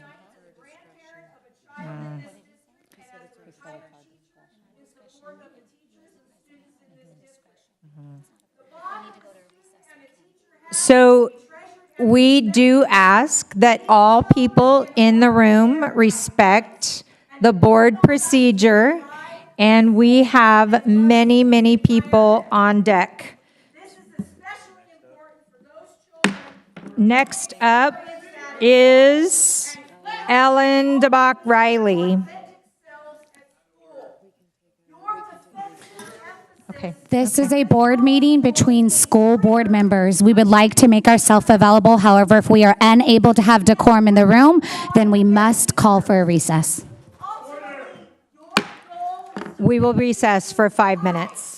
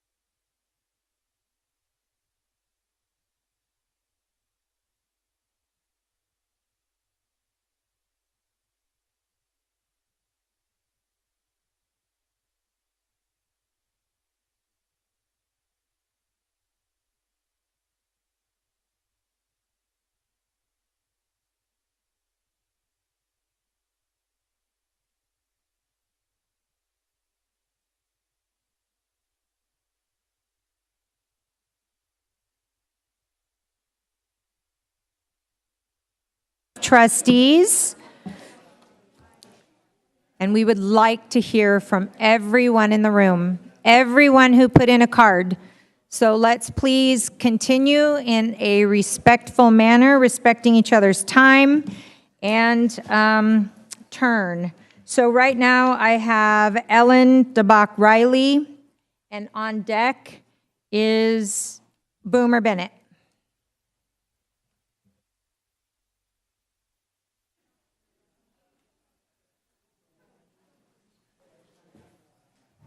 Ellen, are you still here? Is Ellen still here? Okay. I can put her after. We can bump. Do we have We'll just make a flip. Ellen in the room? All right, then I am going to move her to next. And Boomer Bennett, you're up.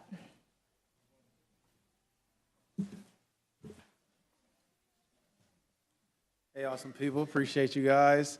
Roger Stock, you're awesome. You're amazing. While you guys were talking, some students that go to Rocklin and Whitney, they wanted to make sure that I said that there are many students on both sides of this issue, and they talk about this issue at school with awesome dialogue, and there's none of this amongst the students who are on both sides of the issue. So it seems like students are mature than we are nowadays. So each teacher, educator, and administrator has given me full consent to use their words and phrases, but not have given me consent to use their name out of fear of retaliation from coworkers and community members who might disagree with their positions. Teachers, educators, and administrators are growing weary of playing the role of parent, and when they have only been trained to be educators and advisors.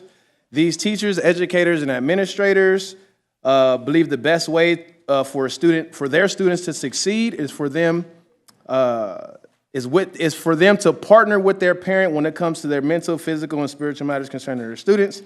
These teachers, educators, and administrators are growing frustrated and confused at why they're being burdened to be the parent and make parental decisions with children that aren't theirs, and this is the one that hit home for me and my community. Many of these teachers and administrators have chosen actively not to be parents themselves. However, they find themselves on the end of making decisions as parents. These teachers, educators, and administrators are desperately and fervently seeking this motion to pass so that they continue to be educators and allow parents to continue to be amazing parents to these amazing kids. Thank you. Thank you, Boomer. Do we have Ellen? Okay. So Ellen is up now, and after Ellen is Jessica Hardy. Forgive me, I was taking a bio break. Didn't hear my name. Ellen DeBach Riley. I'm here to state that your number one job is to protect students, especially vulnerable students. The proposed policy to out trans students will only harm them. Trans students with supportive parents already know their child's preferences. Only non-supportive parents will be surprised by these notifications. There's a reason they don't already know. As a lesbian who grew up with non-supportive parents, I know the anguish and fear that creates, and it persists to this day. These students know the danger better than any of us. Only these students will be affected by these policies. It helps no one. By the way, September is Suicide Prevention Month. I urge you to reject this exclusively harmful policy. Thank you, Ellen. Up now is Jessica Hardy, and on deck, Katie West. My name is Jessica Hardy. I'm a third grade teacher and the current Rocklin Unified Teacher of the Year and Placer County Teacher of the Year. I've spent the past few months representing Rocklin Unified on a very clear platform of equity and inclusion, and I believe we've done some really important work these past few years with the support of Superintendent Stock, training from Mr. Limoges and Dr. McDonald. Teachers have implemented that training back in their classrooms, and we're truly working toward making a difference for the safety and inclusion of all of our students on all campuses. I have learned that inclusion is a verb. It is an action. As public educators, we strive every single day to have students feel safe, supported, and seen for exactly who they are, no matter what that looks like. By proposing this board policy amendment, we are jeopardizing that very safety and undoing so much of that work. Sometimes when we get caught up in policies, we forget the real stories of the students they affect. When I taught in Southern California, I had a student who was very gender nonconforming. He played tea parties at recess, borrowed glitter bows, asked me to call him by his first initial only at school. And now you might feel more comfortable if he wanted to be a football player instead of a makeup artist when he grew up. But I didn't bat an eye at this. You see, to me, this was not a sensitive issue. I think we'll truly hit a milestone in our district when sensitive issues aren't sensitive at all. And these children can choose to simply exist exactly how they are and how they feel inside without the fear of judgment, hate, discrimination, and putting their very lives in danger. I knew this was simply a child engaging in pure self-expression in a safe place. A few years ago after graduation, the student reached out to me. He told me that he came out to his parents in his own time, telling them who he was and who he had always been. He was kicked out and attempted suicide, a reaction I could have predicted well over a decade ago. Now I'm a mandated reporter of many things, which I take very seriously. Self-expression is not one of them. I'm asking you to trust us. Trust us as professionals, as teachers. Trust us to keep students safe. Trust us to have personal connections with students and make decisions in their best interest. Trust us on curriculum decisions.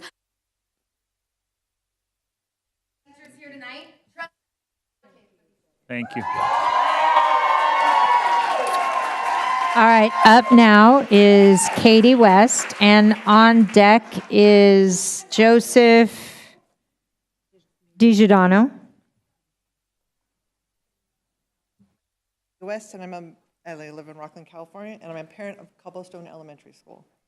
I'm a Rocklin kid. Having moved here with my family in the summer of 1987, I've attended Parker Whitney, Rocklin Elementary, Springview Middle School, and graduated from Rocklin High School in 1998, and then went on to graduate from Cal Poly San Luis Obispo in 2005.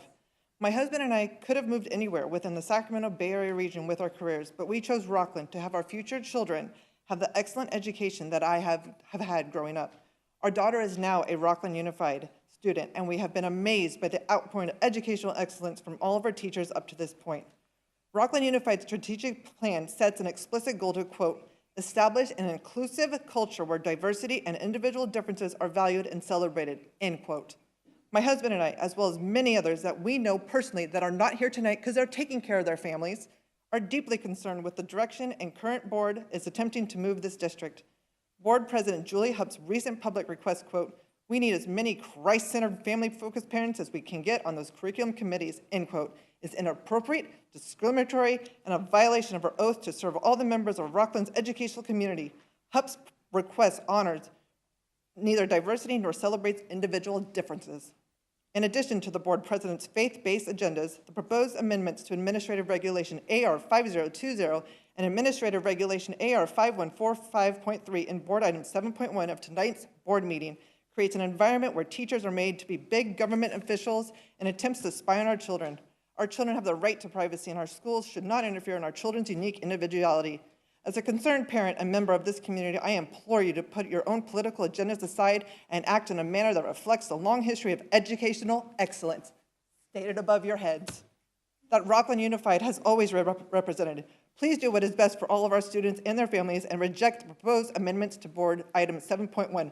Shame on all four of you.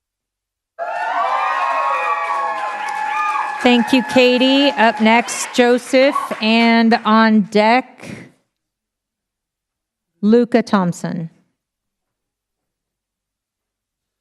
Appreciate for you guys having us here today. I'm sad to hear about all the pain and suffering individuals in our community have gone through. My name is Joe DiGiordano. I am a Placer County resident. My children are within the public school system here. I was not handed a prefabricated letter and directed to inform the audience that this is from an anonymous Rocklin High student. These are my words. I am also a licensed mental health individual. I understand the impact and importance of healthy family involvement. I've serviced children, families, and adults for over a decade within this capacity. I've worked in the after-school system as well previous to that for about 10 years. As a parent and as a professional, I am in support of amending this administrative regulation. Amending this is not outing anyone. Amending this is opening up communication between the student and school. And if the student chooses, the school will notify the parents. I support increased parent and school involvement and collaboration to meet everyone's needs. This is called a CFT meeting, Child Family Team Meeting. And our community could benefit from a little more of those. I'm glad for Rocklin to continue to light the way. I support amending this. Thank you, Joseph. Up next is Luca, and on deck is Jennifer Choi. Hello. I would say that this is nice to be up here, but let's be honest, I should not be up here having to tell grown adults that this is a bad idea. I have kind of a question for the four of you. What's your backup plan for when this blows up in your face? Like genuinely. Multiple districts have already tried this, and they're already being sued into the ground by the state of California. So I don't know what makes you guys think that this district in particular is special enough to pull this off, because really it's not. It's just another school district. Second of all, are you going to take responsibility for the fallout? Like when kids start getting disowned, when grades start falling because kids are too busy hiding themselves from their parents, or when the suicide rate spikes, are you going to take responsibility? Or are you going to do what this district seems to excel at and sweep it under the rug and pretend like nothing ever happened? I am tired of seeing my friends having to hide themselves from their parents already. Are you really just willing to make that worse? I seriously should not be up here. You are grown people. I am just baffled by the fact that like one of my friends down there said, I'm a kid. I should not be having to deal with this right now. Why are you making us?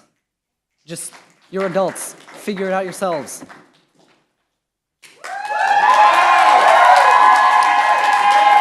Thank you, Luca. Up next, Jennifer Choi. On deck, Macintosh Morgan. Good evening. My name is Jennifer Chow, and I am an attorney with the ACLU of Northern California. We at the ACLU are deeply concerned about Rocklin's proposed policy. California students have the right to a safe and welcoming school environment and the right to keep their personal information private. Numerous courts have held that gender identity and sexual orientation are among the most intimate and private details of one's life and are protected by the Constitution. And students do not waive their reasonable expectation of privacy simply by being out at school. Moreover, policies that target or invite targeting of students on the basis of gender or sexual orientation are prohibited by state and federal anti-discrimination laws. In fact, just this morning, as others have mentioned, a California court affirmed this by blocking a similar policy from Chino Valley Unified. In ruling, the judge expressed serious concern that these policies single out a protected class of students and potentially expose them to clear and present danger when they are outed without their consent and before they're ready. Ideally, young people will feel comfortable sharing their gender identity with their families, and many parents do respond with compassion, acceptance, and support. Unfortunately, not all young people are able to be their authentic selves at home safely, and studies show that even having one trusted adult in their lives can significantly improve an LGBTQ young person's ability to thrive. Policies like this one break down trust at school and impair students' ability to explore and discuss their identity at school as a part of preparing to discuss it at home.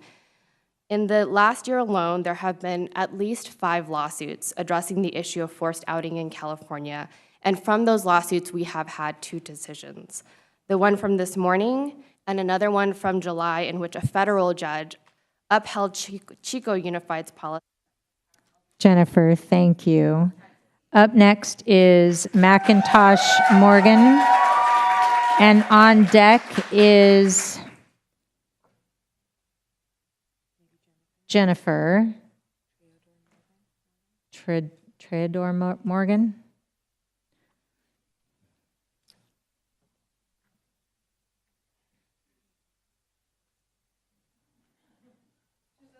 Make a difference. My name is Macintosh, one of the presidents of the LGBTQIA+ Alliance Club at Rocklin High School. When I was first discovering who I was outed by a close friend to people at my school. I was 11. Many of the people who were closest to me began to distance themselves. Those who stayed were told I was going to turn them gay. Since then, I was able to come out on my own terms. Since then, I can no longer count on my 2 hands how many times I have been harassed at school for being transgender. Our schools are not a safe place for the transgender community. There is absolutely no way the school can determine whether or not the child they are outing lives in a safe environment. By approving this policy, you are also guaranteeing that the child's school is even less of a safe place for them to openly be themselves. This policy is dangerous and will only do harm to the students. I urge you to make the right choice and reject this policy. Thank you. Thank you, Macintosh. Up next is Jennifer, and on deck is Joe Smith.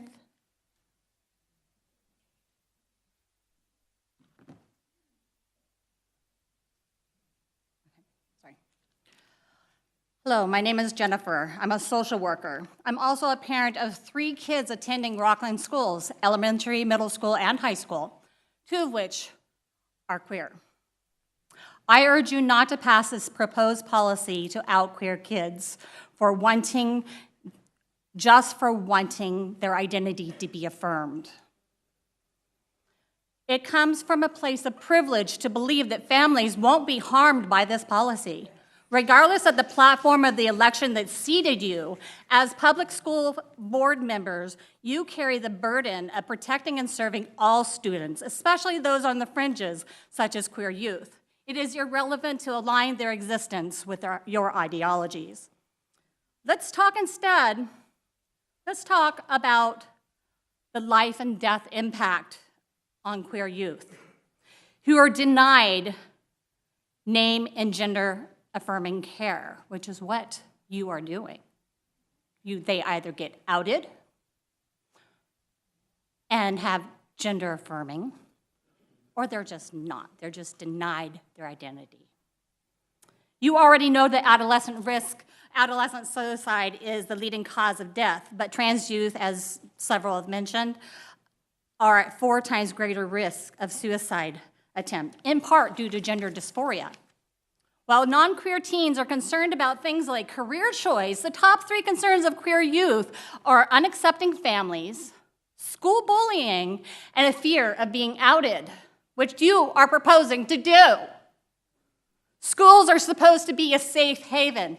Queer youth must precariously navigate where and with whom they come out. In fact, only 21% of queer youth in California are out to their parents. 1 in 4 homeless youth are queer. Why?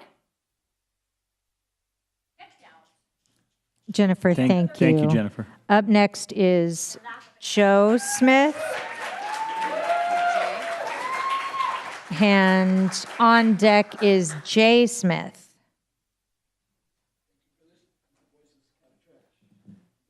Opportunity to talk. Somebody mentioned earlier, why is this policy being proposed? I'll tell you why. This is the local version of the national attack on transgender rights. It's based on religious dogma and political dogma. And those of you that are in favor of this, I want to know. And look at me while I'm talking to you. Show a little respect. Julie, I'm addressing you. Have the courage to look I'm at actually me. writing your words down because I think they're important. Have some respect as a speaker. I don't really think you think my words are important. That's not the point. The point is, what happened to your guys' soul? You guys are all pretend to be Christians and care about the kids. How are you showing care and concern? You've heard, you've seen all these people. You know the damage this is going to do. Give it a rest. You guys are never happy unless you're making life difficult for the transgender community. First, a landing spot, now this. What next? How much are you going to torture them? Thank you. Up next, Jay Smith. On deck, Natalie Panley, maybe?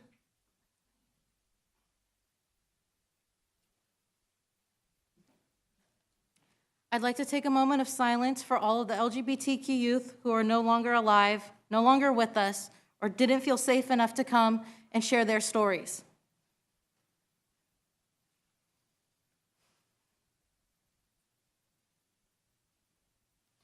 School is supposed to be a safe space for all students. It is in every student handbook that discrimination will not be tolerated. As adults, it is your job to protect every kid, celebrate them in whole, and guide them safely to adulthood. This policy is violent, immoral, and illegal. If you out a kid to a bigot, they will be beaten, kicked out, possibly killed. If not by a bigot, by the streets they're banished to or their own hand. They will be ostracized, harassed, and assaulted. This will lead to dropouts and suicides. Futures will be thrown away for the crime of authenticity. Their blood will be on your hands. You are waging war, and we will not take it quietly. We'll come for your jobs. We'll shame you in public. The district will be sued, and the funding for schools will be going to lawsuits in vain because discrimination has no place in California law. Just ask the state attorney general. Take our kids' futures, and we'll take your livelihood. Shame on you for wanting to violate Title IX and endangering kids. Jay, we don't take threats up here. If you want to talk about the issues, that's great, but threatening the board members is not how we work around here. It's not a threat, it's a promise.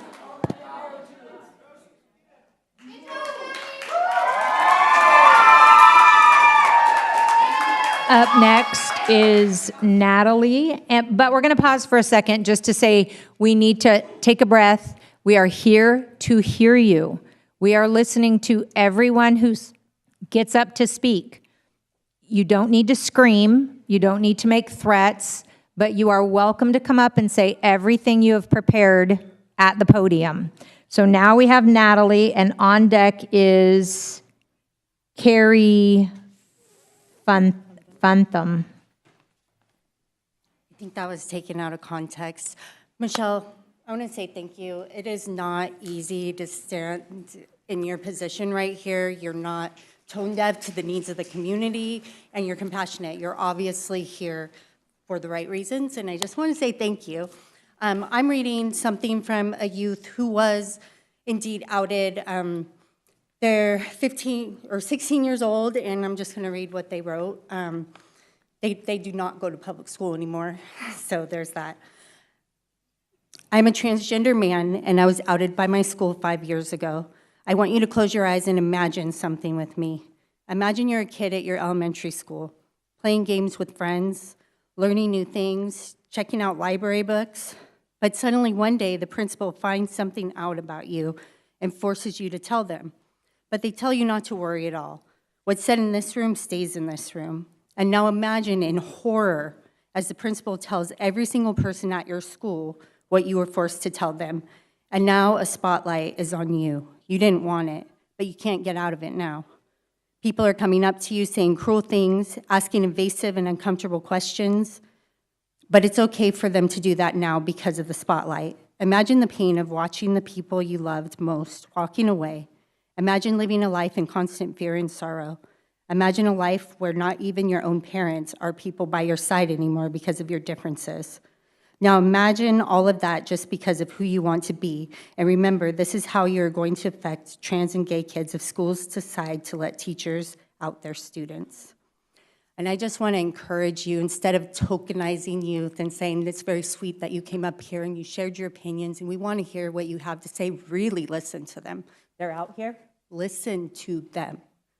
Like that's what we're here for. I really encourage you to do that.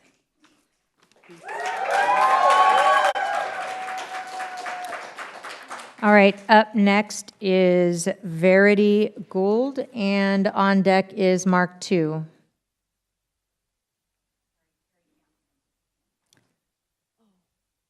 Did I skip somebody? I'm so very sorry. Yes, then Verity. So sorry. Please. Mary Phantom. My pronouns are she, her. I'm reading for Nicole Morgan, whose pronouns are they, them. In Nicole's words, what others don't have. I'm lucky to have a supportive family. I am a trans and homosexual 14-year-old who first discovered who I was around 6th grade. I'm lucky that I am being raised to love who I want and to love being me, but not everybody has that. The day I'm writing this, one of my friends told me that I was lucky to have supportive parents. I don't feel lucky, though. I feel scared and sad for the people who aren't lucky, the people who can't be themselves around the people they love, who can't love who they want to love. I am afraid that outing the students without knowing if they have a safe home environment will only endanger more people. I urge you to rethink your choice. Thank you, from Nicole. Thank you. Now we have Verity, and on deck is Mark 2. Hello, and thank you for letting me speak. My name is Verity Gould, and I live in Lincoln. I am reading a letter from a Rocklin student who wishes and needs to remain anonymous. To the board, I'll keep my words short and simple, but I hope that these might be meaningful to you. Firstly, that this policy is being decided today will endanger many of my peers across the whole district. You have considered the parents' rights to know, even though it's unconstitutional under California law. But now I beg you to consider children's rights to safety. Think of the children whose parents do not support the LGBTQ+ community. Think of the children whose parents might have a violent reaction in response to their children being part of the community. Think of the physical danger that queer children in our school district will be in. You are the school board dedicated to creating and sustaining conditions that support excellent teaching and learning. These are your words. I beg you and ask for you to ask yourself, is this the threat of violence at home truly a condition that supports excellent learning? Do my queer peers deserve the threat of their own parents hanging over their heads for daring to express themselves for who they truly are? Lastly, I will speak from personal experience. I am a queer teenager. I use pronouns that don't align to my birth sex. This policy frightens me to my very soul. It shows me that adults that I was... Thank you, Verity. Time, sorry, thank you. Okay, so now we have Mark, and on deck is Jeremy Waddell.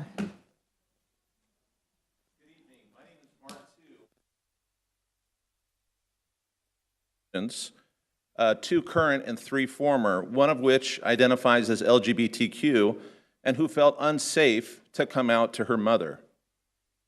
I'm also a California licensed attorney, and I'm here to register my strong opposition to this incomprehensibly stupid rule to require mandatory outing of students to parents. Because number one, it does not solve any known problem and instead greatly increases the harm and risk to the most vulnerable students. Two, the rule will invite and result in completely unnecessary, expensive litigation that the district will ultimately lose. And three, because this rule does nothing to enhance educational experience or learning inside the classroom and instead promotes personal, political, and religious agendas that should have no place in this district. First, the school board should not adopt this rule because it does not solve any problem. There is not a large, pervasive, systemic problem of parents not being told what is happening with their kids. This is truly a solution looking for a problem.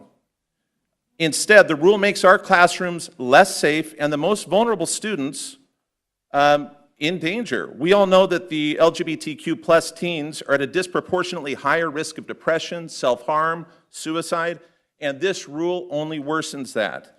The second reason the board should not adopt this has been discussed extensively.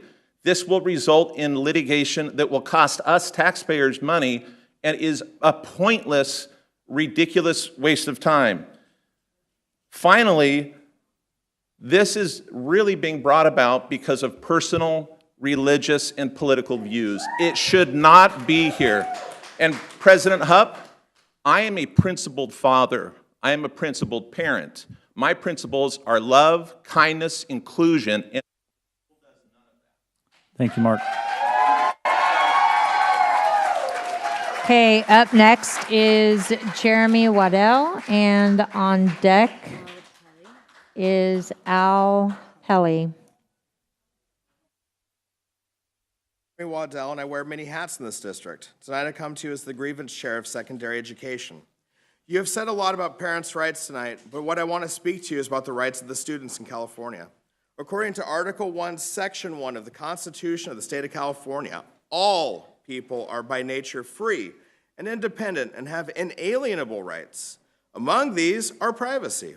Not only does this board policy violate constitutional rights of students, this policy violates California's Equal Protection Clause, Ed Code Sections 200 and 220, and Government Code Section 11135. To put it simply, this policy is illegal. All people have an inalienable right to privacy. School boards lack the authority to go against the laws of this country, from Tinker versus Des Moines to Brown v. Board of Education to the Constitution of the state we live in. There's a poem written by Martin and Mueller that we teach in 8th grade. First, they came for the communists, and I didn't speak up because I wasn't a communist. Then they came for the socialists, and I didn't speak up because I wasn't a socialist. Then they came for the trade unionists, and I didn't speak up because I wasn't a trade unionist. Then they came for the Jews, and I didn't speak up because I wasn't a Jew. Then they came for me, and by that time, there was no one left to speak up for me. Tonight, this board comes for the constitutional rights of children. Though I am not a child, I will speak up because if you don't speak up right now, we don't have rights in a few years. What will be next? A parent's right to limit free speech? A parent's right to ban books? A parent's right to segregation? When we discard the laws of our nation to oppress the rights of others, we go against the foundational principles of our society. Please vote no on this agenda item. Thank you, Jeremy. Now is Al Pelly, and on deck, Ashley Blair. Hello, my name is Aloysius William Pelly. I live in Rocklin, California. I have 2 children that currently reside go to Rocklin High School. I have one that graduated. I'm reading for anonymous student number 3 at Rocklin High School. I am a 15-year-old and use they, them pronouns. I am lucky to be in a good house with parents that accept me. However, the same cannot be told for many of my fellow classmates. This year, on the first day of our club meet, a school administrator came in and told us that our campus was a safe space for all of us. But how could it be a safe space if this policy is adopted? Several people I know have asked to be called by their dead name when their parents are around. Whether it is because they don't feel comfortable telling their parents or aren't ready to tell them yet, it is not the place of the school to tell the parents things they should be told to them by their children. Children have rights, and you should be putting the school district, you would be putting the school district in a legally precarious position if you adopt the policy. Disclosing a student's sexual orientation or gender identity without the student's permission exposes the school district to lawsuits for violations of a student's constitutional right to privacy, California's anti-discriminatory laws, as well as federal laws such as the Family Educational Rights and Privacy Act and HIPAA. It is the best interest for both the students and the district as a whole to turn down this policy and throw it out the back window. Signed, a 15-year-old who hopes that school can remain the safe places they're supposed to be. I implore the school members to drop this hateful, discriminatory agenda item that some of you are trying to bring to fruition under the guise of parents' rights. Jesus would hug my children. You guys are. Thank you, Al.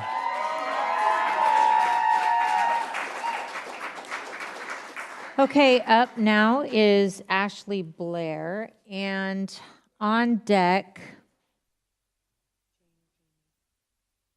it might say Jane Doe or Jamie.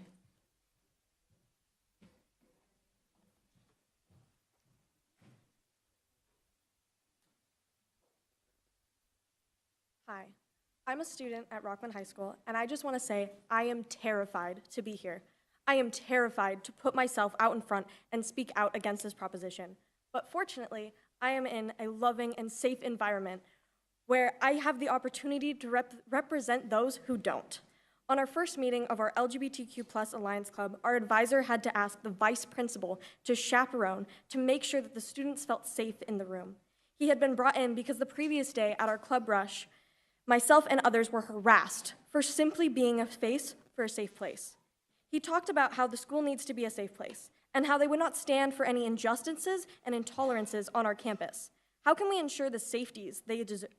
How can we ensure the safeties of our students if we don't give them the privacy they deserve? If this proposal gets passed, the ability of students to have their own safe space diminishes greatly. Whether a student's home is just unsafe for them to fully be themselves, or they're just not ready to tell their parents yet, students deserve to do things on their own time. We are in a place where we are growing and learning about who we are. And this proposal ruins the sanctity of kind teachers and students' personal journeys. Please think of the students and help keep our facilities safe. This proposition is just the first step to a downward spiral. Passing this proposition, how do we know that this won't create a more hostile environment on our school? How do we know that this won't lead into a more controlling campus and board? Listen to the students and put your trust into us and keep our schools about education. Thank you. Thank you, Ashley. So this is you? Okay. And then on deck is Ann B. Rocklin Unified Board members, I do not wish to share my name. That is why I put Jane Doe on there. I don't want you to remember my name. I want you to remember my words and those of others, the words of those who think that the legislation is subtly undermining what should be a student's right to privacy, the words of a non-binary student who has been in the district and used to love it until you guys proposed this policy, the words of someone who is cisgender and says that this will hurt people, students specifically, who want to go by a different gender or name. I understand that this may seem simple on the surface, but nothing is ever simple. And regardless of any aspect of your policy proposition, which I did read in its entirety, it will not help what you think it is going to help. I know that you want Rocklin USD schools to increase their attendance rates, and that's a good thing. But this will do nothing but make them go down in the negatives. The policies are unethical and will take away classroom or personal time that could be valuable for something else. School is not for having discussions like this. That is for students on their own time. School is for learning, for teaching kids how to act and how to just be. And if we can't let them be themselves without being outed, then we're not doing the one thing that school is meant to do. We're supposed to be safe here. I know that I myself and many other people will not feel safe if this is passed. And if not for the students affected, then at least just for the reputation, please. I have been here since kindergarten, and I love these schools. I don't want to see it go downhill. Do not forcefully intrude on a student's privacy. Reject this policy and lead our U.S.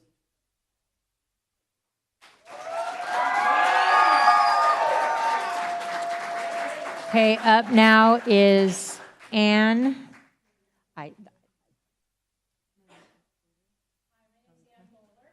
Sorry, Ann. On deck is Marika Porter. Sorry, go ahead. I sincerely hope that your board will not adopt the policy requiring teachers and staff to disclose LGBTQ status of their students to their parents. Why? Enacting this policy will waste valuable district funds. School board members are charged to keep the district's budget balanced, and knowing that the Rocklin School District would undoubtedly be sued not only by the Attorney General, but also by their own CTA organization, this policy would be, this would be a really fiscally irresponsible decision to adopt this policy. Number two, this policy would lower staff morale and lead to many good teachers to leave the district. I'm a former teacher. Teachers went into the profession certainly not for the money, but because they care about their kids. It would crush many teachers if they were forced out to any of their students. This policy would create an environment of distrust between students and their teachers, which would make classrooms far less welcoming, both for teachers and their students. Please remember, teachers are your most important resource. You need to support your teachers. And finally, and most importantly, this policy would harm students. A board member's most important duty is to keep their children safe, to keep them safe. And as you've heard again and again here, yes, some parents are going to be okay with it. Others are not. And timing is really important. I agree with Michelle that we must, that there's timing that is involved here. We can't force it to happen. Sure, you'd love to have every parent be talking about everything. That may not be happening in some households. And as we know, if a family is Thank you, Ann. Thank you, Ann. Sorry, time's up. Thank you, Ann. Thank you. Okay, up next, Marika Porter, and on deck, Amy Bentley.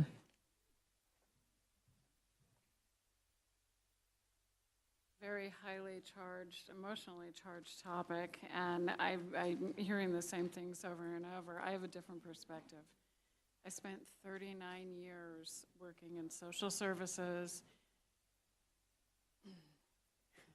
I spent 39 years working in social services, law enforcement, with the most fragile of populations. And my perspective is far different. So we've heard a lot about the suicide rate from this population. It would be wonderful in a perfect world if every parent was open and accepted and greeted their child with love and acceptance and open arms when they shared their vulnerabilities with them. It doesn't happen. I worked in child abuse. I worked in missing persons. I worked in human trafficking for decades. And I can tell you that what happens to these kids is they are thrown away. They are what's deemed, they're either throwaway kids or they're disposable kids. They're neither. These are precious, precious souls. I'm going to keep my personal opinions out. I have many, and I'm going to try to keep my personal opinions out, but I have a much different perspective because I've worked case after case after case where if the kids if they don't take their own lives, somebody else does it for them. They're picked up by the pimps, they're picked up by the trafficking rings, and whether you want to believe that trafficking exists or not here, it does. I worked it. I promise you it does. These kids are more at risk than you will ever know. And when their parents push them out because they cannot accept their personal choices, they cannot unconditionally love their children, so they force them out because they're not conforming to what they think they should be, then the predators get them. Thank you, Marika. Appreciate your point. Now, Amy Bentley, and after Amy is Sylvia Marsden. My name is Amy Bentley. I live in Rocklin. I'm a Whitney parent, and I'm a teacher at Springview. I am here to address the proposed policy that asks staff to take actions that could harm the physical and mental health of our students, while also specifically targeting transgender and gender nonconforming youth. As secondary teachers, we have transgender and non-binary students on our campuses and in our classrooms every year. And like we do for all of our students, we work to provide a safe and accepting classroom environment for them. We also know that this particular group of students is at risk. This year, results of a survey done by the Trevor Project of 28,000 LGBTQ youth ages 13 to 24 were released. The statistics are telling. About 50% of transgender and non-binary youth report considering suicide in the last year. Nearly 1 in 5 reported that they attempted suicide in the last year. In addition, fewer than 40% of LGBTQ youth report that their home is LGBTQ affirming. Putting all of that together, let me be clear. Outing a transgender or non-binary person can be dangerous. The worst case scenario is death, suicide. And given that almost 20% of these youth already report attempting suicide last year, it is not far-fetched to suggest that, if implemented, the proposed policy could lead to the death of students. On the surface, I understand that a parent might think that they want to know how their child identifies at school without understanding the full effect it can have on the person if they are outed before they are ready. I have to wonder if the parents advocating for this policy would have a change of heart if their child became suicidal after a teacher called home to comply with the policy. As for me, I cannot in good conscience compromise the safety and mental health of a child. The proposed policy is illegal, immoral, it will harm children, and for all of those reasons, even if it is adopted, I will not follow it.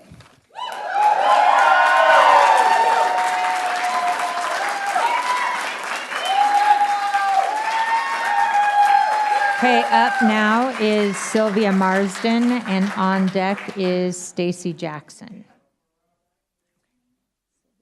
Good evening, Superintendent Stock and our USD board members. I am here this evening as a dedicated Rocklin Unified educator, a collaborator, and a mentor to students. Our role as teachers reaches far beyond the classrooms that we teach in every day. It is a great privilege and a great responsibility that we have to be a part of shaping the minds of our future. However, this evening, I would like to discuss an issue that is extremely important, as we have been discussing already: the wrongness of teachers revealing a student's LGBTQ identity to their parents without their consent. Above all, it is crucial to recognize that every child is a unique individual. Our students come to us from a variety of backgrounds, cultures, and belief systems, and as their teachers, our primary focus is to create safe, inclusive, nurturing environments at our school where students feel valued, respected, heard, and free to be who they are as individuals. Part of our responsibility to the students includes protecting their privacy and individuality, especially when it comes to deeply personal issues such as these.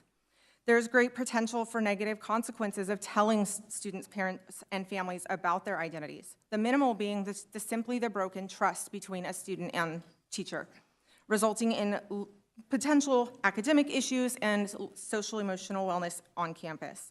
It is also crucial to keep in mind that not all parents and families, as we have discussed, are understanding and supportive of students with LGBTQ identities. Students may fear being rejected, discriminated against, shunned by families, and in the worst cases, fear violence as a result of their identity being revealed.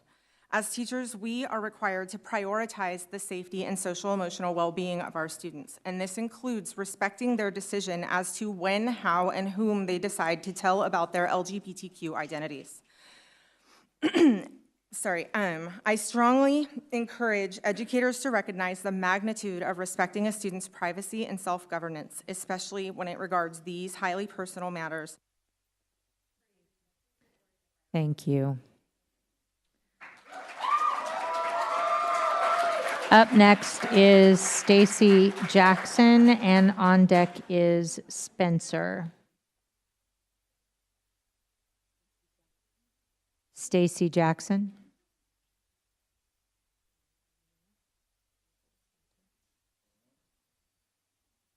No Stacy Jackson? Okay. So up next is Spencer, and on deck is Brian Faircloth.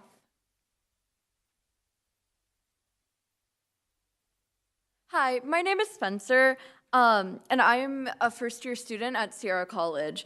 I have met so many wonderful, intelligent students that are alumni of the Rocklin School District over my years of experience being in Rocklin. And they would not be here today if a policy like this were to be allowed in schools. Not only that, but these students are not going to be able to learn knowing that they aren't safe with their teachers. You try learning and retaining information when you're constantly in danger.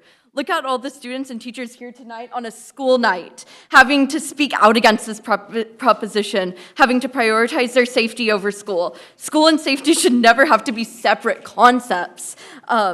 All RUSD students are truly going to make a difference in this world, especially kids who can share their unique perspectives with us and all their diverse perspectives. These kids' voices are invaluable. Don't cut their lives short and silence their voices by passing this bill and putting them at risk of harming people, or of putting them at risk of harm from the people who should be supporting them regardless and unconditionally in the first place. These kids deserve to be treated as human beings, not thrown away as property whose owners need to be notified as soon as they find out an aspect of their personality. With the time left, I would like to thank all the teachers and students here tonight. Same with the parents in support as well. Thank you. Thank you, Spencer. Up next is Brian, and on deck is Meredith Kane. Board, my name is Brian Faircloth. I'm a resident of Placer County. Consequently, I pay Placer County taxes. And this has been quite a meeting. If you just sit here and listen to some of what the proposition really is that you're voting on versus what you're hearing from some of the folks, if you sit back and you say, most of these things don't even equate to what you're voting on tonight. I recommend that you do vote for this change in policy. I think it's the right thing to do.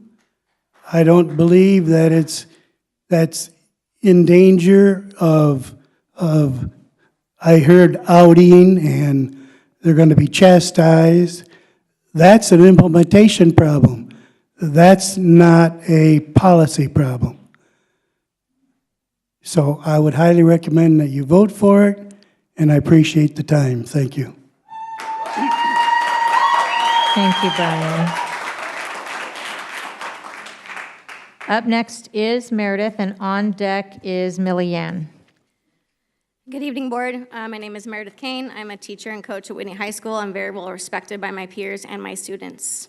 I had something I prepared to say, and I'm going to go off the cuff as I've been sitting here for the last few hours, and my Apple Watch is telling me to breathe and to lower my heart rate. I have to go with what's in my heart. I want to address a couple of things specific to what was stated earlier today about some verbiage that you have mentioned that I don't see in the proposed 5020 policy. You mentioned things like open changes and required to take action, and when the student requests. I see the requests in this 5020 policy. I don't see things like the one-on-one conversations that were mentioned. I don't see those things in this. And let's be honest, we know the way that the vote's going to go. We've heard from so many amazing students tonight, and I commend them. It takes a lot of bravery to come up here and speak the truth, their truth. And I truly hope that you listen. I've been up here before talking of other policies, and I don't think that there will be a change. However, what I would like to recommend is for those specific verbiage that was used, instead of just saying, let's go ahead and do the policy tonight, make a change. If there is specific parameters that you envision this policy, put it in writing, because what's in front of us is extremely vague. And it makes someone like myself as a teacher who has multiple students every class period that requests to go by a different name, it would make me liable to go tell their parents. So if there are other parameters in which you believe this policy should be enacted, then please revise it. Make it very clear, because it's not. It is discriminatory in the way that it's written, and that's a fact. I don't envy you, but you brought this on yourself. Thank you. Thank you, Meredith. Up next is Millie Yan, and on deck is Laura Brunn. Good evening. My name is Millie Yan, and I'm a parent of 2 children in Rocklin Unified School District. And I want to say that our trans children are godlings. Our queer children are godlings, and we must honor who they are and their safety. And therefore, I ask you to reject this policy that you are proposing. Thank you, Millie.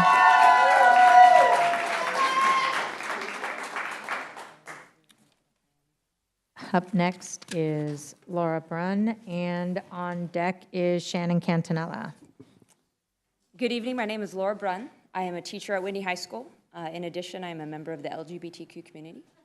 I'm also a parent of 2 teenage daughters. This thinly veiled agenda item of parental rights is really a targeted attack on an already vulnerable group of LGBTQ students that I am morally and professionally bound to protect. For all of us in marginalized groups, safe spaces have a very personal and important meaning. Every student has the right to a safe, supportive environment where they are given agency to explore their identity when and how they choose. Many of us on the LGBTQ spectrum do explore our identities and our different social circles before we share it with our families, for many reasons. Sometimes we need to fully understand ourselves before taking it to our families. Sometimes we don't share with our families because they've made it very clear that they will not accept us for who we are. All of us in the LGBT community know these stories firsthand. As a teacher in the RUSD at Whitney High School, I know these stories firsthand. Family dynamics are complex, and this policy of outing our students under the guise of helping to connect families is at best misguided, and in some cases dangerous. Us LGBTQ folks exist, we continue to exist and persist, despite these attempts to scare our students into silence. I've looked into the whites of these kids' eyes every day for the last 27 years. I won't be silent. I'm strongly opposed to this.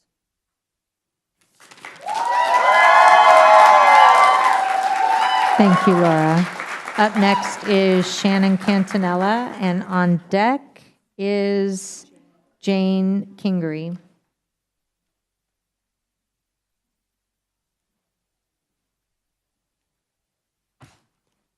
Hi, good evening. My name is Shannon.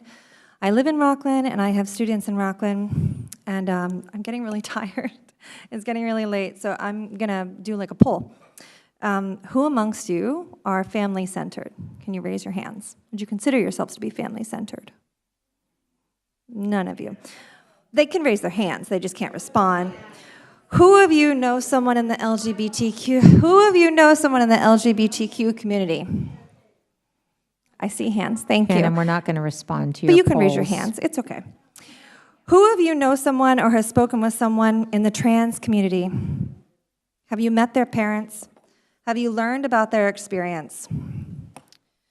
Have you stopped to ask what those families have encountered and how they have handled it? Do you know that most of those parents knew that their children were trans? They knew ahead of time. They didn't need to be outed to their parents. Do we even pretend that we have social workers on staff to do this work? We don't have that many psychologists or psychiatrists in our district. The money that will be used to fight this oncoming onslaught of lawsuits from the ACLU and from the district, the superintendent's office, in addition to the suits coming from President Hupp's religious post and the anti-mask lawsuit from last year, that could be spent on psychologists. Instead, this turns teachers into informants. Teachers just want to teach. They don't want to rat out their kids. There is a good metaphor, the missing stair. It's the person or the group that keeps causing harm, but everyone ignores it or disparages it privately. This board is a missing stair, and its toxic action should stop. Words don't harm, but actions do. We need to stop making national news for the wrong reasons. We want science in our schools, student protections, and... Thank you, Shannon. Up next is...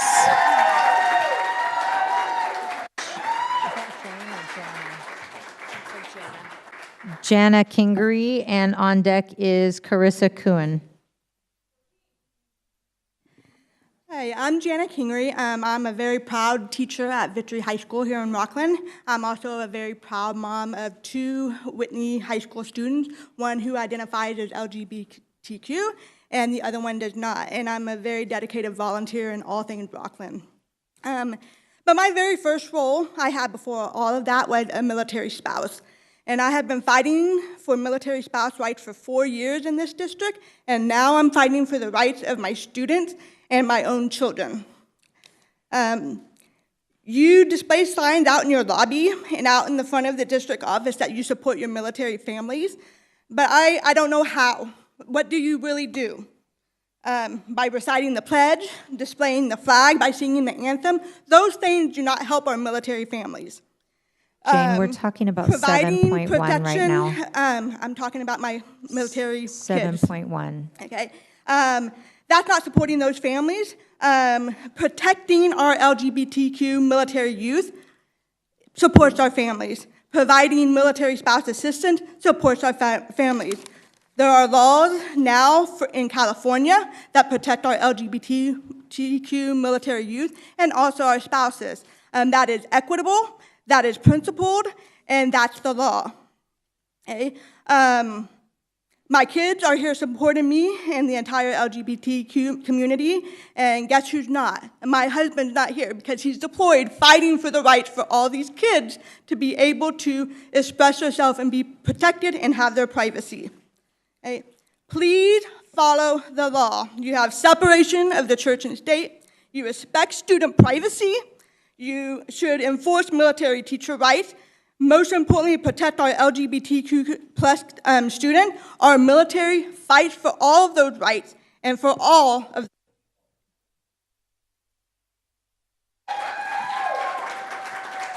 All right, up now is Carissa Kuhn, and on deck is Quinn.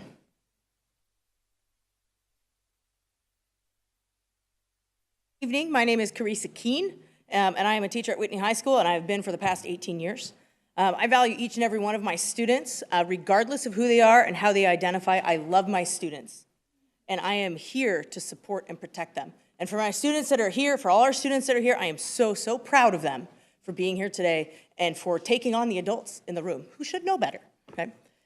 That the adults sitting here would invest so much time and energy. I heard the opening remarks on this. I'm like, that is so much time and energy in crafting a policy that specifically targets transgender and non-binary students, and then call that inclusive, is appalling. Like, that you would even consider such a policy rooted not in respect for our students and their rights, but in transphobia, bigotry, and hate under the guise of parent rights. Shame on you. Shame on you. This policy has little to do with parent rights, and it has everything to do with a hateful political and religious agenda being pushed on our schools and students. Well, teachers and students, we are not your pawns. No matter how you word this amendment, it is clear that it is discriminatory towards transgender and non-binary students. It strips them of their agency, their rights to self-determination, privacy, and a safe learning environment. Okay? So why on earth would you even entertain it? What possible ethical justification could you have to make that decision to come out to parents for kids? That is not your place.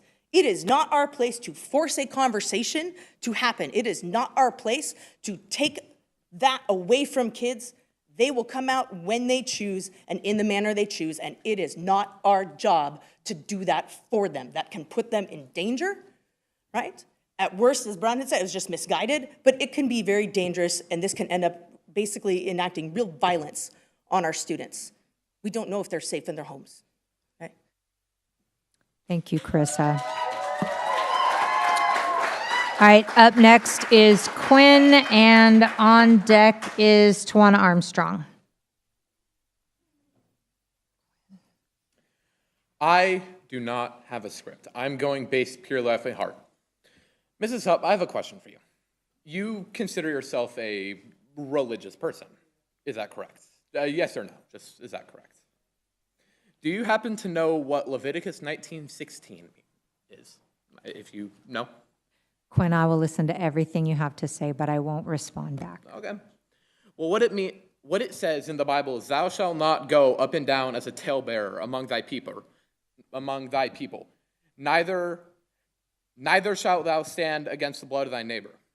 Basically, what it's saying is no person should ever disrespect their neighbor, disrespect their fellow humans, and go and gossip about what is not the other person's personal business. I don't consider myself religious, man. I don't consider myself man. I'm non-binary. But you, what I've seen in your emails, consider yourself a religious woman.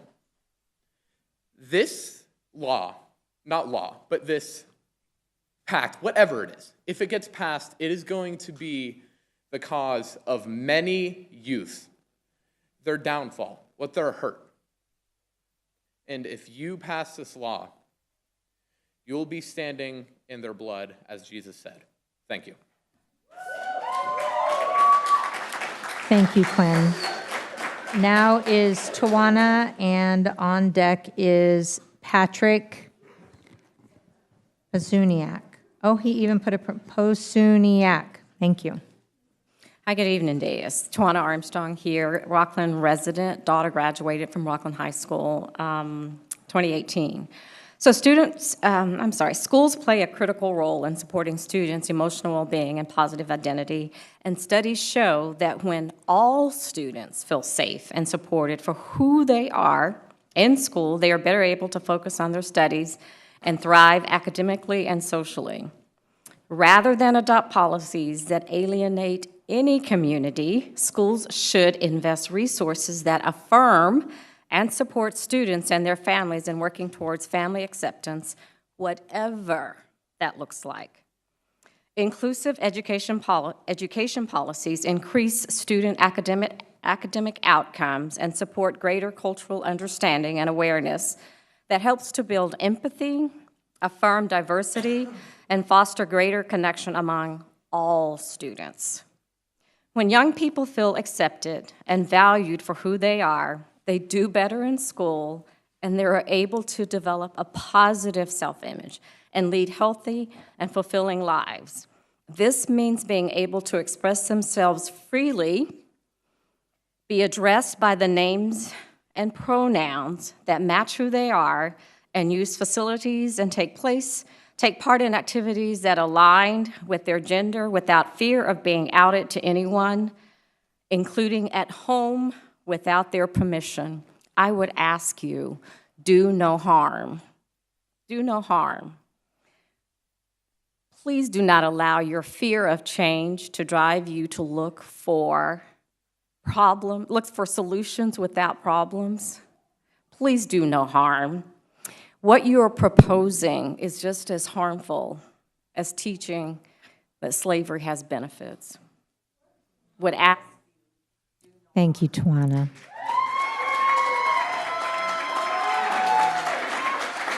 Up next is Patrick, and on deck is Melissa Haiti Sokol.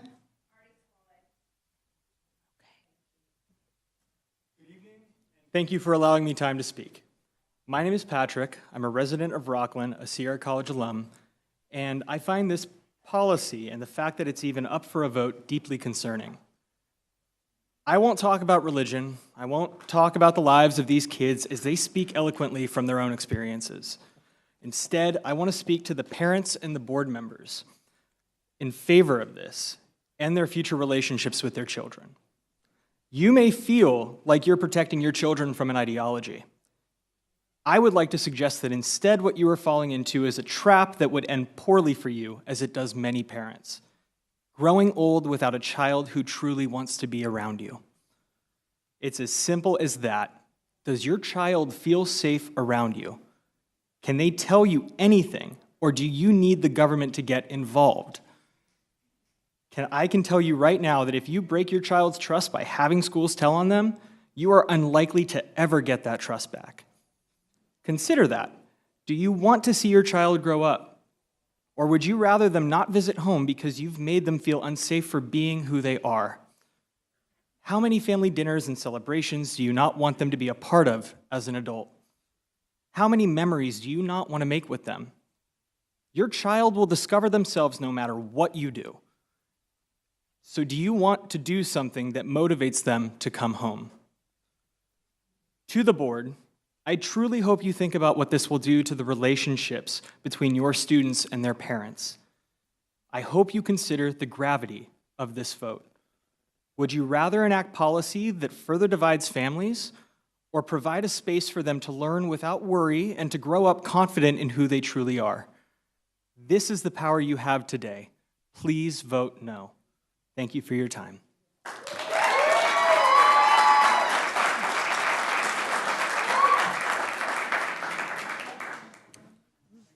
Okay, on deck is Cade George. Melissa Hardy Swale. I'm here as an auntie. I have a niece, two nieces in Breen at 6th grade and 4th grade, and I have two nieces that graduated from Rocklin High. And actually, I was just on my way home from the gym and thought I'd stop in. I haven't even been home for dinner yet. But this really concerns me, the extremism that I'm seeing in Placer County. You know, I heard this story on NPR on the way here, and I thought, is this really Rocklin, or am I in Texas or Florida?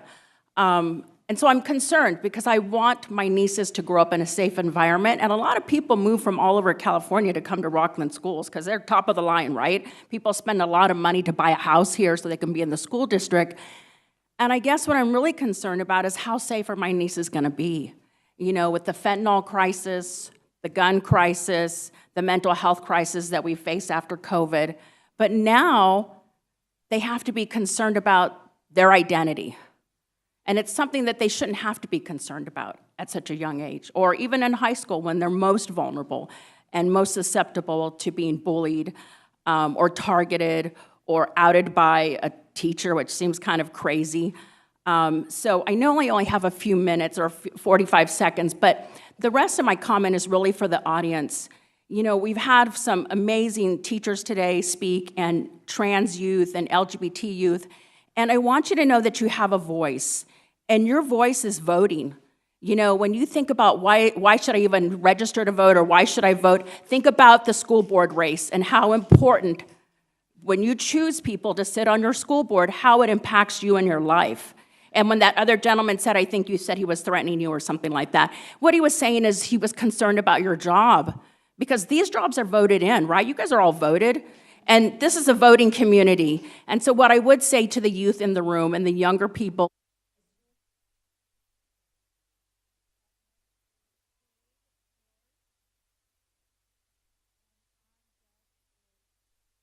Up next is Cade George, and on deck is Beth Bourne. My name is Cade George. I live in Rocklin and attend Whitney as a senior, and I am here to show my strong opposition to this policy. As a board, your interest should be in the best of a child's privacy, safety, and them as a student. How does a policy that outs the child as trans supposed to help them as a student? Students are able to excel in school because they feel safe enough to focus on their studies without the overwhelming anxiety of outside influences. Take away that safe environment and you are depriving them of a fair chance at learning. If a student is outed to their parents, they will constantly be focusing on keeping themselves safe from anything that may bring them physical or mental harm. And when entering a school where the Rocklin board makes it so the first priority isn't the student's safety, how are trans kids able to clearly focus on their studies? You are selfishly taking away a child's chance to thrive in a world that is already so actively against them. This policy does not bring families closer, like you claim, it tears them apart. Not only are you invading a child's personal life, you are forcing countless teachers to compromise their own morals. You are not entitled to force teachers into giving away a child's personal information, even to a parent. As a school board and as Americans, you praise individual freedom for everyone, but are taking away the freedom of trans youth. You're not giving equality to every student, but instead looking to take it away from a population whose just existence somehow feels threatening to you. When looking at the suicide rates of teens, trans teens are 4 times more likely to commit suicide. I ask the board members who stand by this policy, are you willing to bear the burden of any suicides that may arise because of this? If this policy is passed and a trans child within the Rocklin district commits suicide, that child's death falls on everyone who agrees. There have been many cases where trans kids are kicked out of their houses, verbally and or physically abused, and put into conversion therapy because their parents find out they are trans. You're not only aiding in those threats being brought into our community, but you are putting a child's life at risk. Can you look a child in the eyes and tell them they do not deserve to be treated as equally and as privately as their peers because they are trans? That their life isn't as valuable?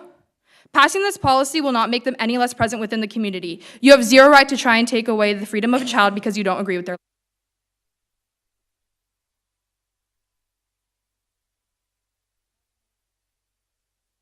Up next is Beth Bourne, and on deck is Nicole Young.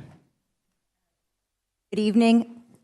I'm here tonight to read from this book. It's called Lost in Trans Nation. It's a child psychiatrist's guide out of the madness. It's by Miriam Grossman, and there's a foreword by Dr. Jordan Peterson. My name is on page 5. It says Beth Bourne, Davis, California, one of the parents that it's dedicated to. My son is a volleyball player here in Rocklin.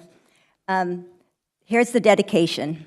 This book is dedicated to the parents of kids with rapid onset gender dysphoria and to the groups who support them. I spoke with you from your cars, the basements, and the bathrooms. You huddled and whispered behind closed doors as if seeking my help was criminal behavior. You're not criminals, you are heroes. The criminals are the therapists, the teachers, the school counselors, and the sex educators who indoctrinate your children with falsehoods, and the doctors who then disfigure and sterilize them. They are guilty of crimes, and their day will come. These are my words. It's actually compassion if you tell a child or a teen who's struggling with identity issues that changing their bodies with drugs and surgeries will not solve all their problems, and that there's no wrong way to be a boy or a girl. Please support parental rights. Basic safeguarding of children means not keeping secret from parents. Thank you. Thank you, Beth. Okay, up now is Nicole Young, and on deck is Jonathan Zackerson. Good evening, Board. The past 3 years, the relationship between parents and educators has been sorely stained with mistrust. This policy is one I feel, as a parent, would build a bridge between educators and parents so that our children can flourish in their educational environment. I'm also going to be speaking on the TRO hearing as I was on the call today. This is just a pause for the policy. This is not a law. This is not a ruling. The judge still has a lot of evidence yet to review. The current policy is still backed by established case law. It supports the policy. In Parnham versus JR 422 US 584, 1979, it says, the status notion that governmental power should supersede parental authority in all cases because some parents abuse or neglect children is repugnant to American tradition. There is no such law that requires the school to keep information on a child's gender identity secret. Trustees have a fiduciary responsibility to protect the district, and this policy covers that fiduciary responsibility. Thank you. Thank you, Nicole. Up now is Jonathan, and after Jonathan is Keisha Williams. Thank you. My name is Jonathan Zackerson. I have many titles, but tonight I speak to you as a parent from the broader Rocklin and Roseville community. I know each of you know full well this policy before you tonight is not only the legal one, backed by state statutes and federal Supreme Court's precedent, but the moral one. So I won't go into those specifics. I do want to share a personal experience of mine, though. Earlier this year, my daughter was hospitalized for 3 weeks due to blood clots in her legs and lungs. Her case was complicated by inflammation and bleeding elsewhere in her body, where she almost died. There were days we didn't know if she was going to make it. Thankfully, she's doing much better now and working with experts to treat her condition. But during the hospital stay, who was the person there by her side almost every moment, spending the night, having tough decisions, making tough decisions with doctors, praying, crying? It wasn't one of her teachers. It wasn't her school principal. It wasn't any of her school board members, and it certainly wasn't anyone at the state capitol. It was me, her father, someone who loves and cares for her more than anyone else in the world, except for perhaps her mom. And there are people in this room in Sacramento that are trying to say it's dangerous for someone like me, a parent, to know something so critical about their child's mental health that it needs to be kept secret from them. An open secret, mind you, because this policy is only triggered at the same time a child's teacher, peers, other school staff, and even school volunteers learn that the child is being treated as a different gender at school. And if what the California Attorney General says is true, that over 80% of kids struggling with gender identity have suicidal ideation, and that over half feel unsafe at school, then those facts alone are reason enough to get parents involved right away so these kids can get the help and support that they need that only a parent has the capacity to provide and seek out. So I ask this board to do what is right by children, parents, and families and pass this policy before you tonight. Thank you. Thank you, Jonathan. Up next is Keisha Williams, and on deck is Mike Murray. Good evening, board members. My name is Kasia Williams. I'm a volunteer for California Parents Union. We are a statewide grassroots group for parents, grandparents, teachers. I'm also a member in this community. California Parents Union advocates for parental involvement and parent right to choose. We strongly believe that all concerning non-academic conversations between student and teacher should be communicated to parents or guardians before the teacher makes a referral to a counselor. These non-academic conversations can include but are not limited to suicidal thoughts, drug addiction problems, gender dysphoria, asking to be identified at school as a different gender than the one assigned at birth, asking to use locker rooms based on gender identity and not the biological sex. These are all very concerning matters, and parents have the right to know, as parents are best equipped to love and support their kids in all situations. Studies prove that parental involvement is crucial in the overall success of the child, whether it is academics or mental health of a child. I also wanted to mention that I did, as you can tell by my accent, I did grow up in a different country, in a communist country. I'm a very proud citizen of this country now.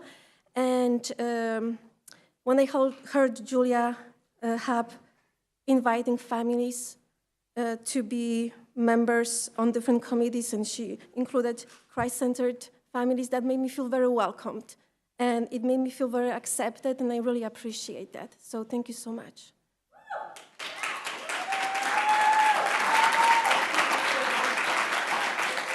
Okay, up next is Mike Murray, and on deck, Jamie Araya.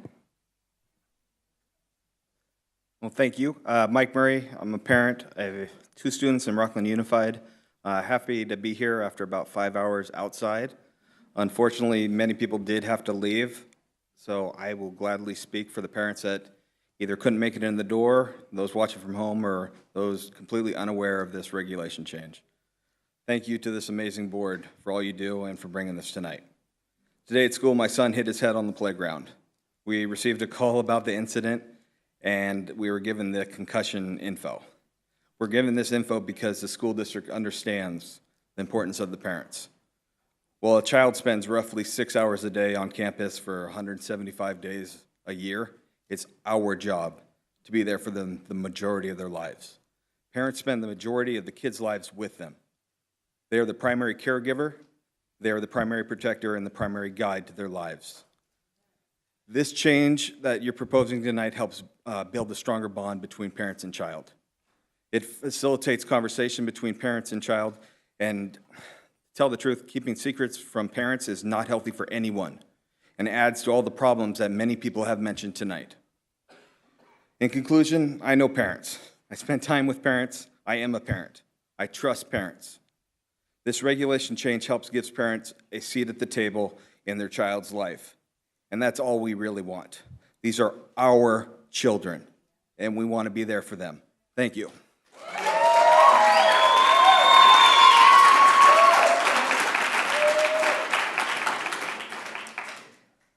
Okay, Jamie Araya. Sorry if I'm saying it wrong. Yeah, that's fine. Araya. And on deck is Megan Madden.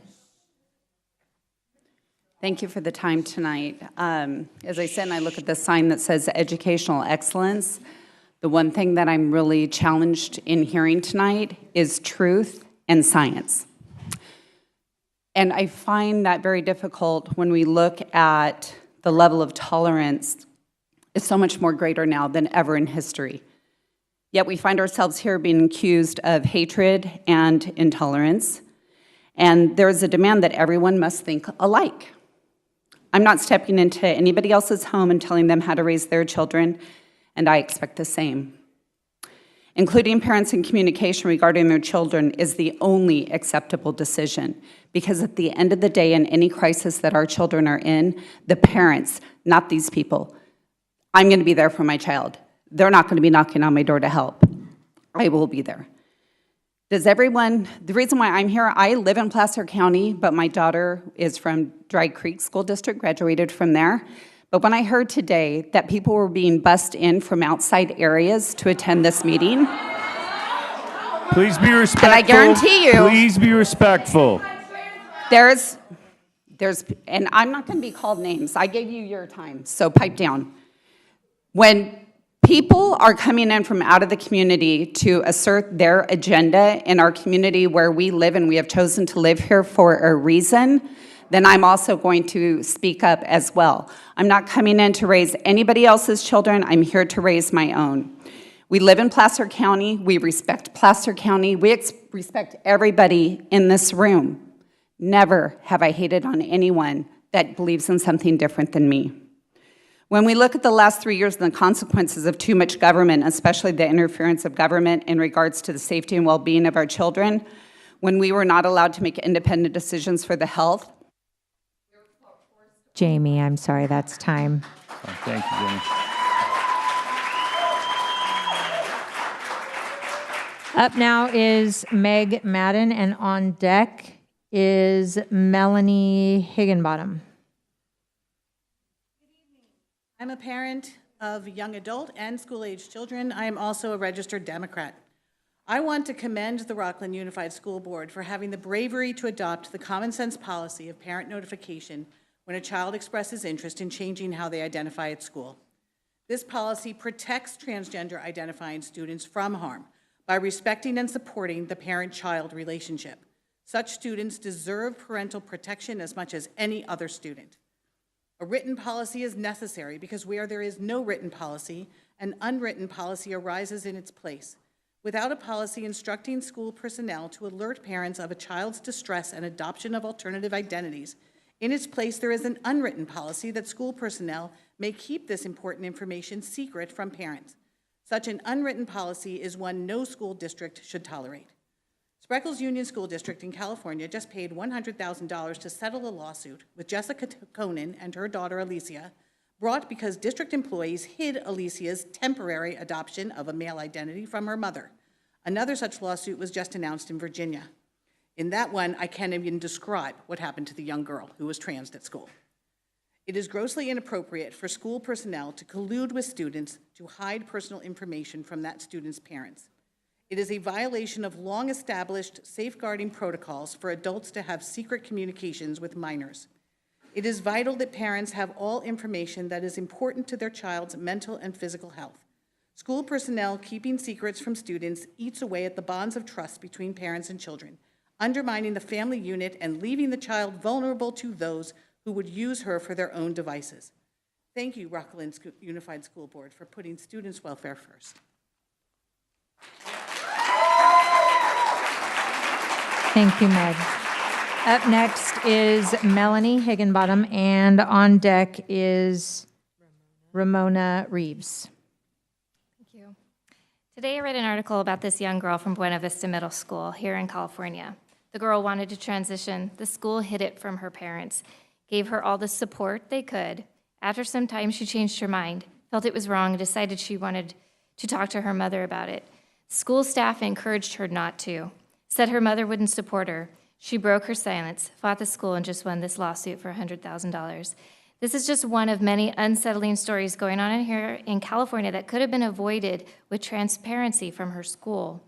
Choosing to reveal something as important as a child's gender confusion to the parents shouldn't even be up for discussion. I understand some people here, mostly activists from outside our USD community, believe children might be afraid to share this information with their parents, that they might be harmed by their parents if they tell. Let's dissect this for a minute. First, this is an extreme example. Parents in this community want what is in the best interest of their children so they can live healthy, happy, and successful lives. If there is evidence of abuse or neglect, I know for a fact that our teachers and staff have been thoroughly trained to recognize those signs and will properly address it. If children are truly afraid of their parents, I am confident that their school is aware and can handle these very isolated situations. Secondly, I don't really think they're worried about abuse. I think they're worried that parents will take a different approach to addressing the situation, and activists don't like that. By choosing not to transition children is not abuse, it's love. The wait-and-see approach is very effective. According to multiple studies over the past 2 decades, at least 70% of children suffering from gender dysphoria grow out of it during puberty. That number goes down, however, when schools hide this information from parents and begin socially transitioning their children. Wouldn't it be more supportive if we allowed them to grow out of dysphoria rather than setting them up for years of hormones, surgery, steroids? Sorry, Melanie. Thank you.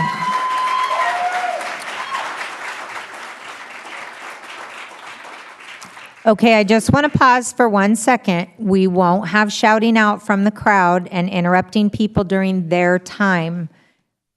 Be respectful of every person who comes to the podium. Ramona, thank you. Let me just say, Mary Ann Killian is on deck. Ramona Reeves. I live in Roseville since 1997. My kids grew up in the Eureka School District and Granite Bay. I've been very involved in schools for years, volunteering, raising money, that sort of thing. I believe in parents' rights, and I am for your policy to notify parents if there's any gender discussion going on. I feel like the last couple years, especially since COVID, straight children are being targeted and being groomed. And you know what? I've stood in line since 5 o'clock. I've stood in line since 5 o'clock, and I've been bullied by a group of people who forced their way up front, pushed children up front to be in line first. And there was like 100 parents who left because they felt like they wouldn't get inside to speak. And I don't have a prepared speech. I'm just livid that we're being bullied by a group of people, and you're trying to change the identity of our children.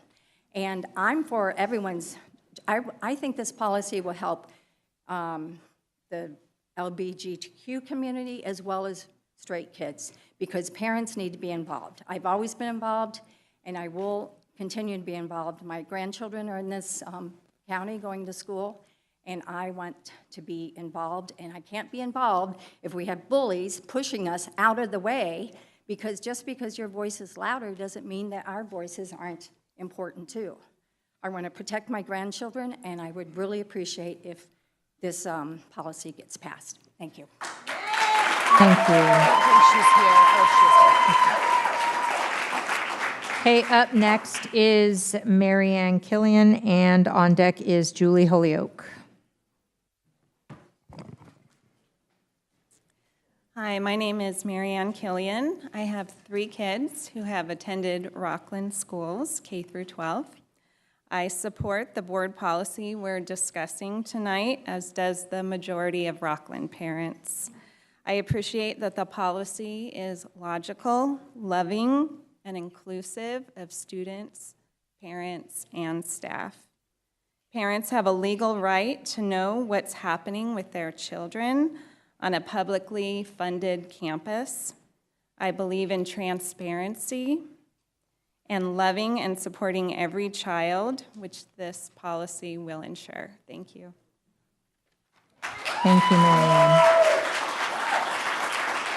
Up next is Julie Holyoke, and on deck is Robin Copa. Hi, my name is Julie Holyoke, and I have 3 children in Rocklin School District, and I really appreciate the board bringing forth this policy. I feel like it's very much needed, and I support all of the Rocklin children, mine and yours, and I feel like involving parents is going to be the best thing for each child, because the parents have known them for years, way longer than a teacher, and know their personality, their feelings, their emotions better than a teacher would. And I know that taking the parents out of the picture could cause more problems in the future. And so I appreciate you bringing this policy, and thank you for all you do. Thank you, Julie. Okay, up next is Robin, and on deck is Mark Pimentel.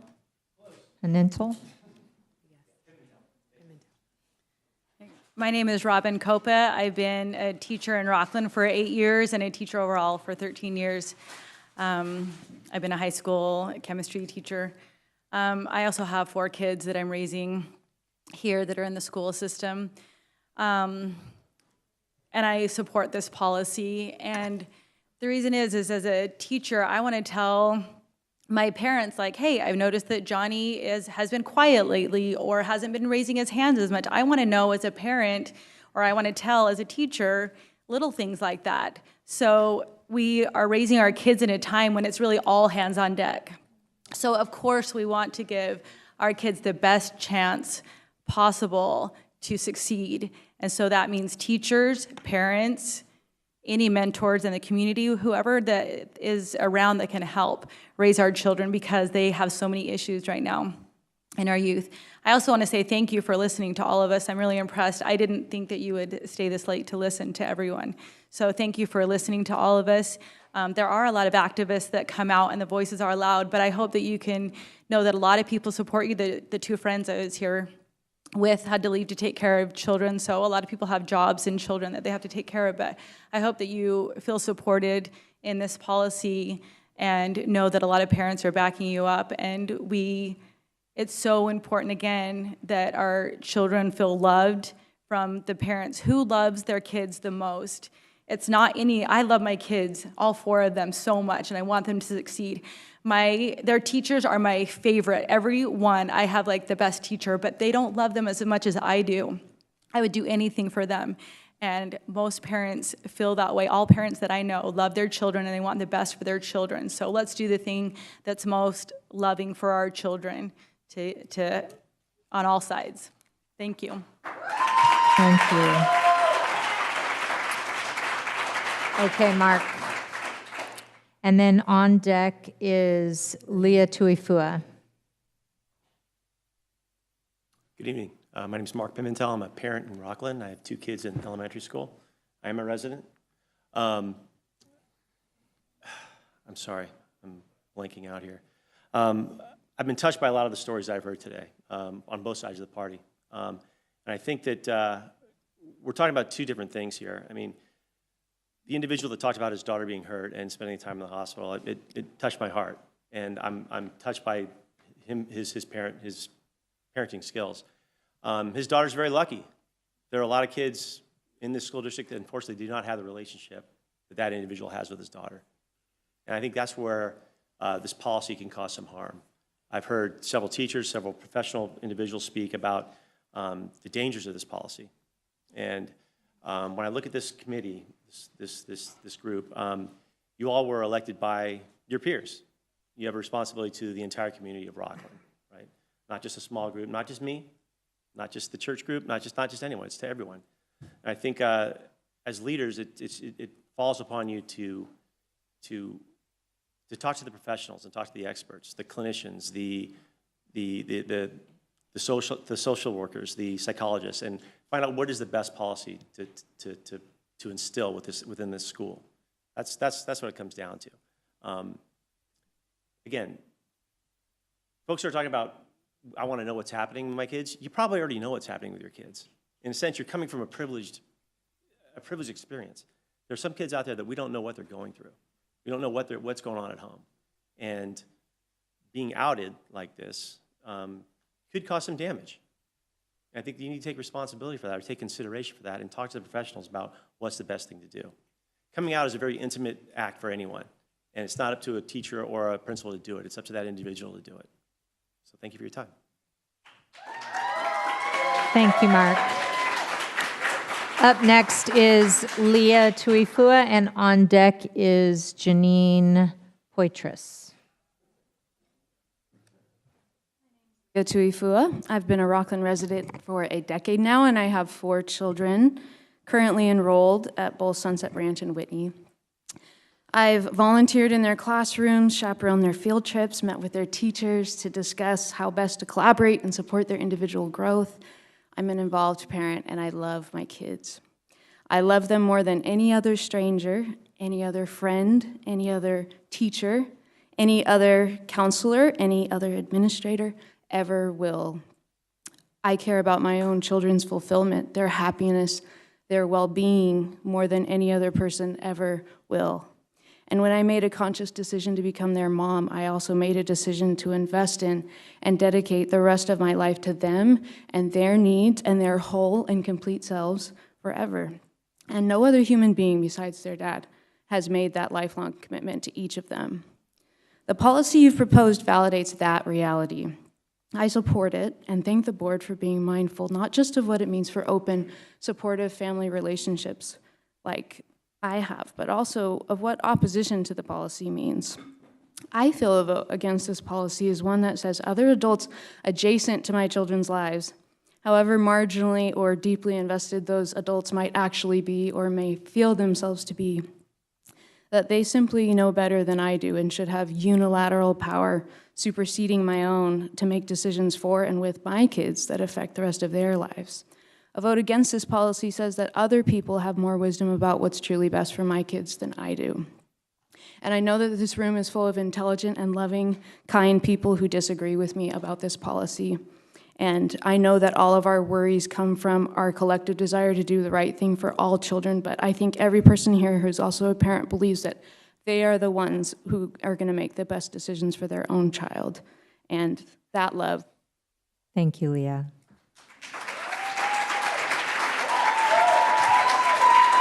Okay, up next is Janine, and on deck is Kat.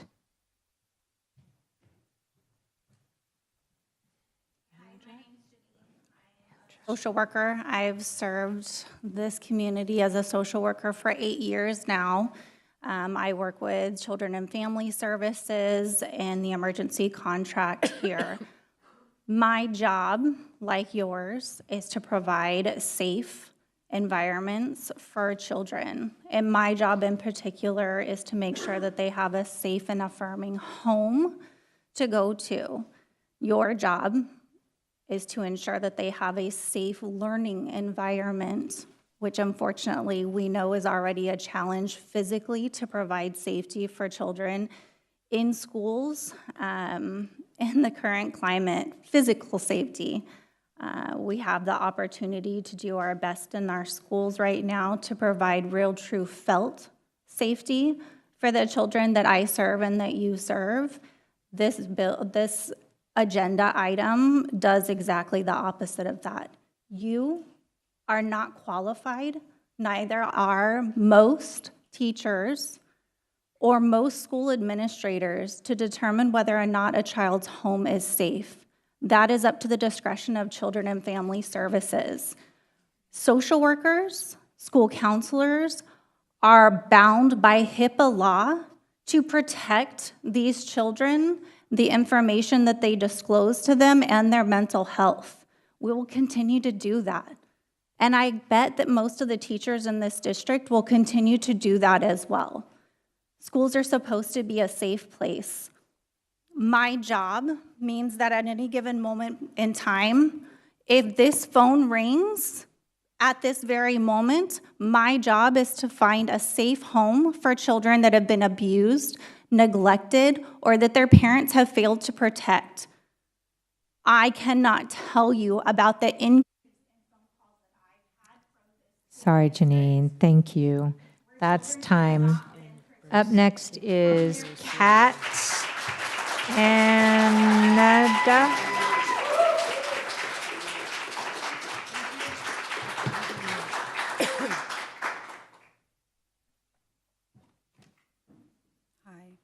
I want to speak to you today as if I'm just talking at you across my kitchen table. Something I do privately is I consult as to residential child abuse.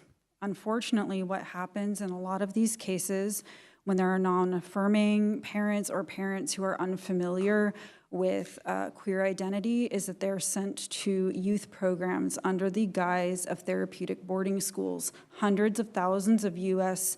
children are sent to these every year. California is one of the top offending states of sending children outside of California up until recently. And these schools are highly unregulated. We are one of the only United nations that are not signatories on the rights of the child. So children don't have protections in these schools and residential programs. Many of the parents who are fearful that their children will be queer or see it as a defect, which many in this room do, will choose programs. Educational consultants for these programs often get financial kickbacks. It's a problematic system. And I myself was sent to one of those schools. I speak with legislators in other states to help them with verbiage on laws to protect children in a private capacity and work in many organizations. This is commonplace. It is not exaggerated. Children face beatings, starvation, forced religious conversion, and a lot of other horrors in these very unregulated schools. And unfortunately, they attract staff members that sadistically abuse children. That's going to be a reality for a lot of these children. Thank you, Kat. Up next is Bruce Yandel. Bruce, sorry I didn't announce that sooner. And on deck is Teresa. I'm Bruce Yandel, and I'm a proud parent of the Rocklin School District. Chino School District is being sued $1.5 million. And when you approve this policy, we're going to be sued, and you're putting us at financial risk. So it's a simple question from my standpoint, beyond the social issues. What's your plan? What programs are we going to put at risk? What staff are we going to put at risk to enact this program? What's your plan? We don't know what's going to go on. We don't know all the other issues that are involved, but we do know we're headed down this path. So, as a resident, I am formally requesting to hear what your board's plan is after you approve this program, this policy, either now or at the next meeting. What's the plan to move forward here? Because we are putting ourselves at risk on a social program and a social agenda rather than an educational agenda. Thank you. Thank you, Bruce. Okay, up next is Teresa, and on deck is Aline. Aline. I've been here since 5:30, and never in my life have I ever encountered so much hate from a group. Sadly, I didn't expect that experience, but that's what the experience was, because I held my pink sign, and there was a lot of hate that I received. With that being said, I've heard most of you speak, and most of you that are speaking, it appears and sounds like to me that you're threatening the board, threatening the school district, threatening teachers if they don't make the right decisions for your side to fit your agenda. Next, basically, you also talk about these kids being bullied, targeted, or outed, but do you know gays and lesbians existed in the beginning of history? And I grew up in the 70s, went to school in the 70s. I never had ever encountered as much hate as there is now. So you ask yourself, why is that hate there now? It's the LGBT community. They're spewing the hate. There was love. There was love amongst gays and lesbians, yeah. Teresa, was. Teresa, please address the board. There And was. remember, there's protected classes that we're not going to speak against. Just speak to your Oh, I didn't know thoughts I on the did that. policy. I did not share, I did not know I did that, sorry. So again, I grew up during a time, went to school during a time when there was not this so much hatred. And now there is, and unfortunately, I don't understand. I do have 5 grandchildren coming up into this district, and I brought my kids here to bring them to school in a safe environment. I want my grandchildren to be here in a safe environment. I don't want this hate spewed on them. And it sounds... Okay, time. Yes, thank you, Teresa.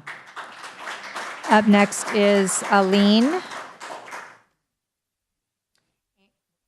And on deck is Jacob B. Hi, my name is Aline Terpstra. I've raised my 3 children here for 23 years, and it's been a positive experience within the Rocklin School District.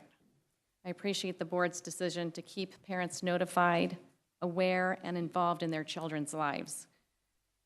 Comments a few teachers have made tonight are pretty disturbing, I think, stating that they are in a position of authority.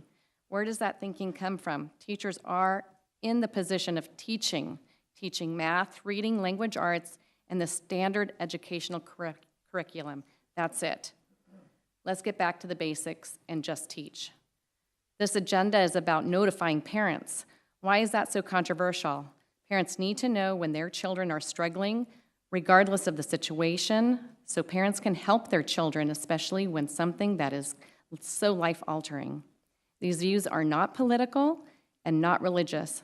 They're just parental views, and that trumps teachers, period. I've been outside in line since 5:30 tonight. Many other parents were here but had to leave to tend to their families. The speakers inside the meeting room earlier were mostly organized and came from out of the area. Please listen. An earlier speaker mentioned that parents did not approach the board to have curriculum selection. Parents should not have to do that and should be able to trust that our schools are just teaching the basic educational curriculum, not gender selection. I commend these school board members. Stay strong, support parents that love their children, and get this sexualization of children agenda out of our schools.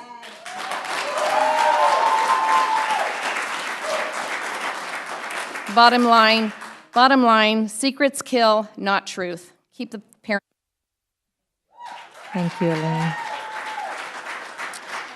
Up now is Jacob B., and on deck is Shannon George. Board, I'm here tonight as a Rocklin resident, a parent, and an ally. I'm not an activist from outside the area. And I'd like to start by refuting the claim of zero fiscal impact. The California AG has taken legal action against another school district with a similar policy. So why do you believe that there will be no fiscal impact involving a legal battle? The AG office has also acknowledged to local media their awareness of this policy tonight and stated that they will react accordingly if passed. This is an unwise use of Rocklin taxpayer money and will impact the delivery of educational excellence to each and every student. Secondly, this board often touts transparency. As such, I'm hoping that you will be open and transparent about what has led to the introduction of this policy. With whom have you consulted? Have you spoken with any staff, teachers, school psychologists, school administration? Have you spoken with any students, trans or LGBTQ? If so, what is the feedback you're receiving? And if not, why not? I'd also like to discuss what you believe is to be gained from this policy change. I've recently seen a quote used to justify trans outing policy. Trans kids do better with parental support. I think everyone in this room can agree with that statement. However, the context matters. The Trevor Project recently conducted a survey where they found that fewer than 1/3 of transgender students find support in their home.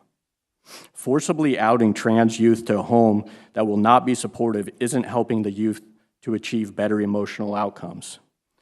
Trading their legally protected privacy rights for, quote, parental rights, unquote, is not a policy this board should be supporting.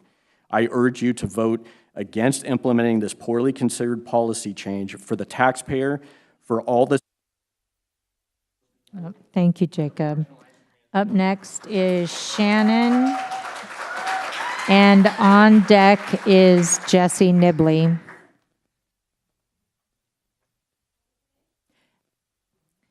Shannon George now, and on deck is Jesse Nibley. Good afternoon. Shannon George. I am a parent here of 4 children who have been through the Rocklin School District, one of whom spoke earlier tonight. So as you can imagine, I'm enormously proud of her and for her willingness and strength to get up here. I've also been at work all day and have stood in line since 5:30 to be here so that you all know that there are parents in this district that do not support this, that there are parents who are willing to get up and beg you to listen to the teachers and listen to the students and listen to the mental health professionals, asking you to protect the most vulnerable of our community. That is where our focus needs to be, on protecting those children who do not have people up here speaking for them tonight. Thank you.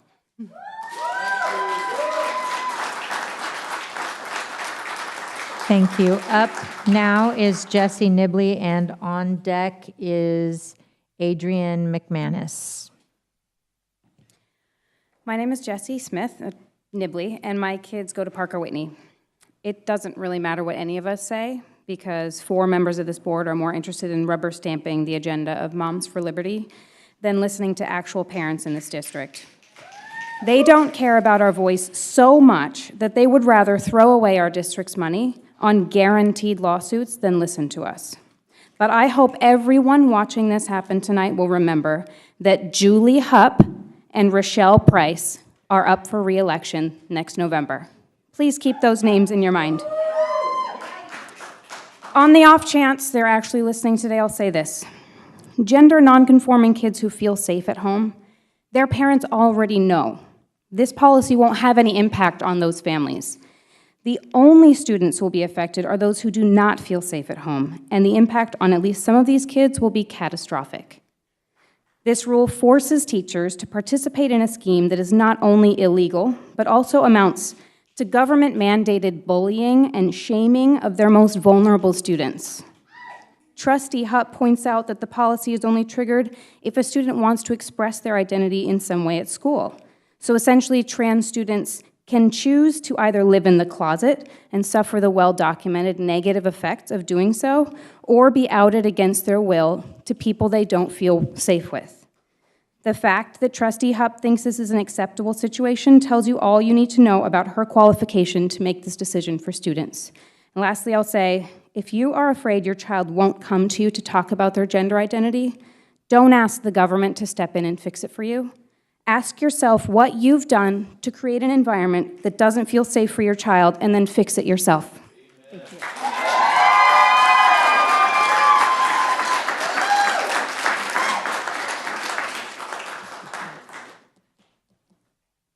Okay, Adrienne, and then up next is Andrew.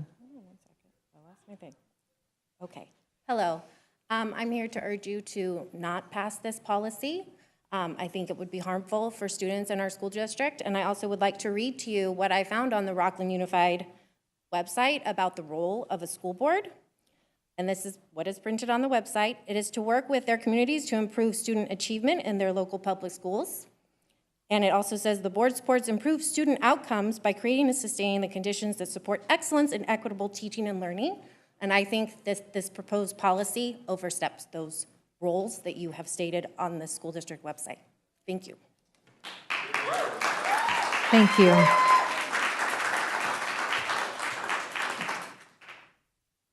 Up next is Andrew, and it looks like the last name starts with an N. Maybe Neff. Okay, on deck is Abel Yamain.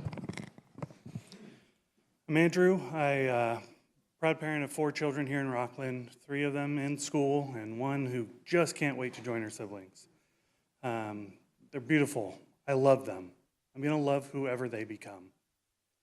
But the idea that a teacher cannot trust me with something as vital as their individual identity is insane to me. Trust is a two-way street. I can't trust a teacher who cannot trust me with that kind of information. It is important, it's vital that this information gets communicated to parents. That being said, as an attorney, I can see that there are problems with the way this is written. I think there needs to be some sort of exception written into the rule. However, I think public policy dictates that disclosure, open communication, is much more important, is much more valid as a default principle than having your default be that we are going to lie by omission to parents. That is not a lesson that we want to teach to our children. I yield the rest of my time. Thank you, Andrew. Up next is Abel, and on deck is Harley Larson. My name is Abel Yamane. I live in the Sacramento area. I come here as a supporter of LGBTQI plus people. I came here to discuss agenda item 71A and the topic of resolution. Yes, it's true that this process ensues upon the child's request. However, when the child does request of the school to be identified differently based on their gender, in order to have access to restrooms, school programs, or activities, or other spaces within the school that affirm their gender, when the child wants to put the pen to paper, end quote, notification shall be made by the classroom teacher, counselor, site administrators. Such notification shall only be delayed up to 48 hours to fulfill mandated reporter requirements when a staff member in conjunction with the site administrator determines, end quote again, on credible evidence that such notification may result in substantial jeopardy to the child's safety, which means the school gets to determine based on the evidence given to them. They're allowed to interpret and determine what this end quote, substantial jeopardy to the child is. Not every household is going to be accepting towards a person's gender identity or change of it. So please respect these children's privacy. This shouldn't be an ask. It should be a given. I don't even want to get into the language of, end quote, other than the child's biological sex or gender, when sex and gender are 2 different concepts. Sex is our biological composition. Our gender assigned at birth is determined and based on what society sees us as, which is simply as man or woman. If you're not willing to respect these children's privacy and allow them the agency and protection of the information pertaining to their gender expression or gender identity, then I cannot respect any of you. Also, if a written policy is required for you to build a better relationship with your child, I'd reevaluate your parenting skills and who you are as a person. The perception of gender and the conversation around it is ignorant, and it shows. Also, what is this outside of the area terminology? Just because I don't live here, it doesn't mean I can't care about other people's living conditions and basic human rights. Thank you. Up now is Harley Larson, and on deck is Ashley Wood. Larson, Rocklin, Breen. Look, I've talked to religious parents, I've talked to secular parents, I've talked to parents, neighbors whose kids have graduated from this district. Everyone loves our teachers and are thankful for the way they help our children thrive. In that, our community is united. I'm grateful to our district staff, who I've talked to way too much, who I also believe are doing their best for our kids. I'm asking the board's majority to stop intentionally using politics to divide this united community. Parents, ask yourself, why this, why now? 40% of kids in this district are not meeting math standards. Students, is this what you want for your friends, for your younger siblings? You have rights in California. Don't let these 4 take more of them away from you. Civil disobedience is an American tradition, and I encourage you to do what you can, if this policy is implemented, to stop and stuff this system up as much as you can. Change your gender once a day. Change your name after every class. What are they going to do? I am formally requesting this vote be tabled so the board can hold a town hall Q&A session to talk directly with parents. I've emailed all 5 of you for years. I've gotten emails back from 1 member. Thank you, Ms. Sutherland. Roger, you're supposed to be the parent, the adult in the room here. And I'm really losing it, seeing what's happening here.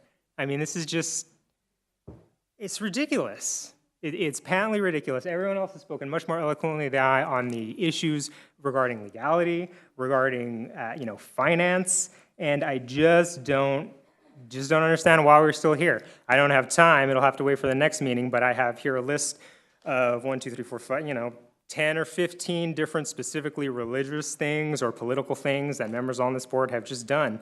Derek, why? Why do you think this is a problem?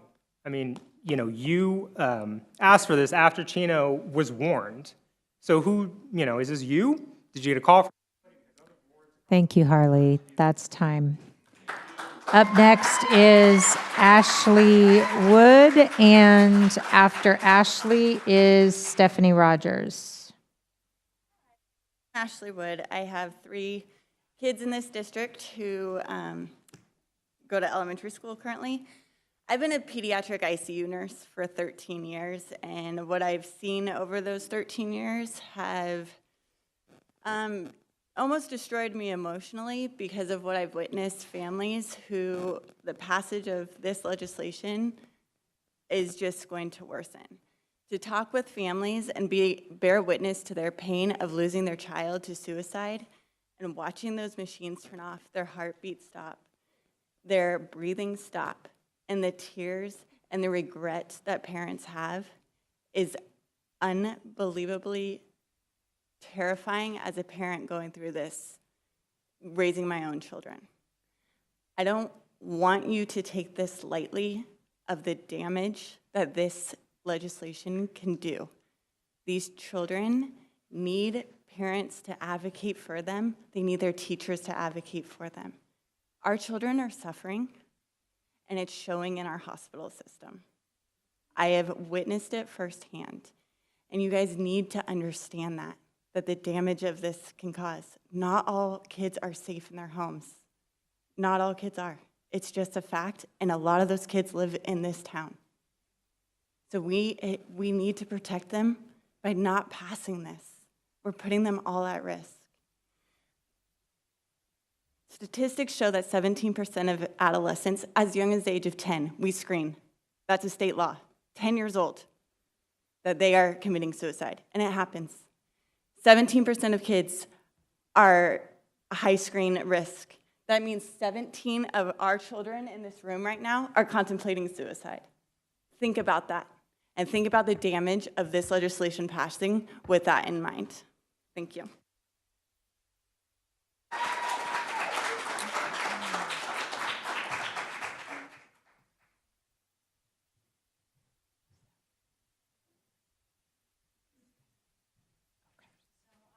Parent of a Rocklin Unified School District trans student. And 2 years ago, they came out to me.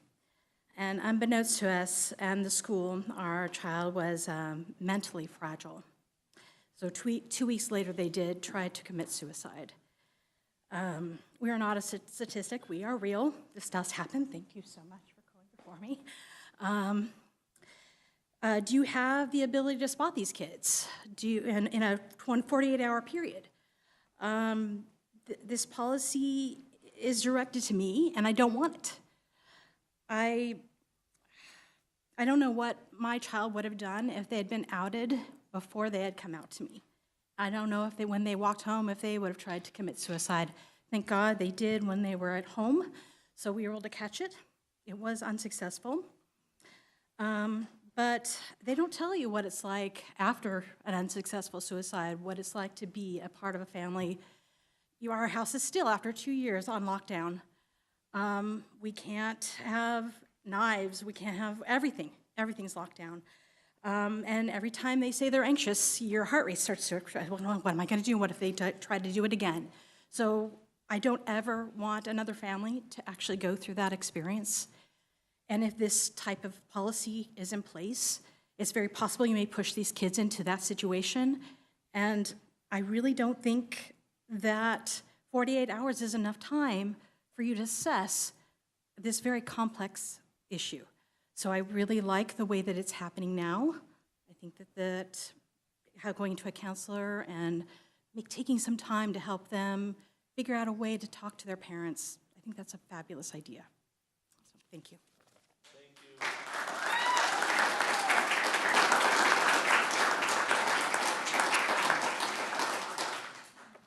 Up now is McKenna Flood, and on deck is Coral Flood.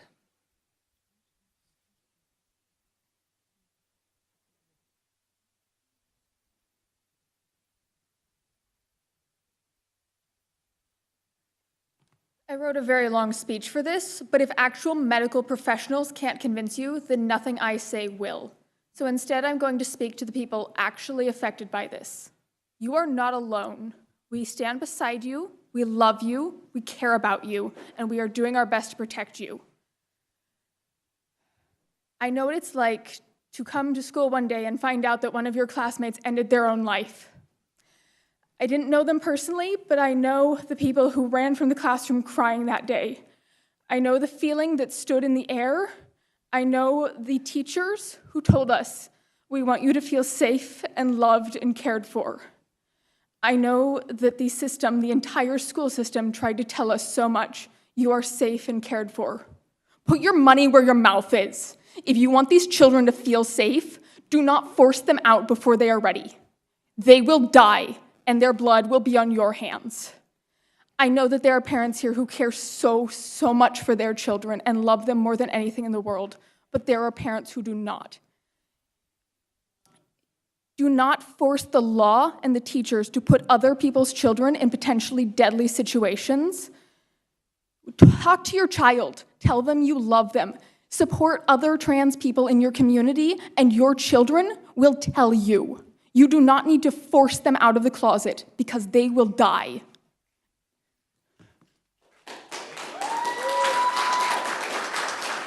Thank you, McKenna. Up next is Coral, and on deck is Harold Duke. I'm very proud of my daughter right now, and I feel like there's nothing else I can really add to that. So many other people have spoken so eloquently, and some people have firsthand experience as medical professionals or social workers or students, and I have none of that. I'm just a mom, but I want to make my voice heard that I don't agree with this policy, the regulation that's proposed. I just think it's, first of all, putting the district in a place where we're taking a stand, we're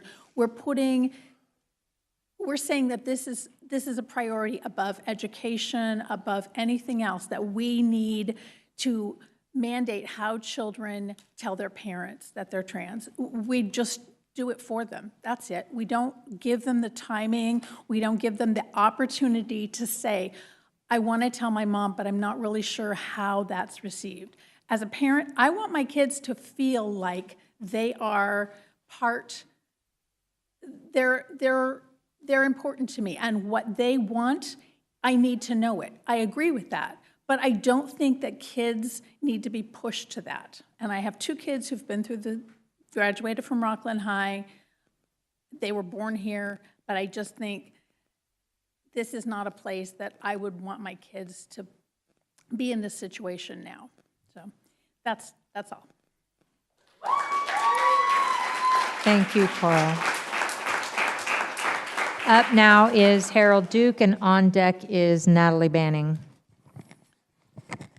Thank you. I'm Harold Duke. I'm a citizen of the city of Rocklin for over 16 years. I currently don't have children in the school district, but my wife and I have chosen to retire to this community because we care about this community. We enjoy living here. I'm concerned about the safety of your students. I know that you are. I know that the parents that have come up here from both sides are. But there are students that are not safe when they're forced to come out, when they're not ready to come out. That's important to hear. Everybody needs to understand that. It's the students that should be the prime concern. It's the students, their safety, that should be the prime concern. It should be up to the students to decide when they out themselves. Not the government, not the school district. It's the students. It's their safety. I'm also concerned about, as being a taxpayer, what this means as far as what's going to be cut from the school district. I don't have students in the school district, but I'm concerned, I have an interest in this community. I have an interest in society in general. What is going to be cut? Because you have to support, you have to back this decision if you go ahead and make it. Thank you for your time. Thank you for allowing us to speak.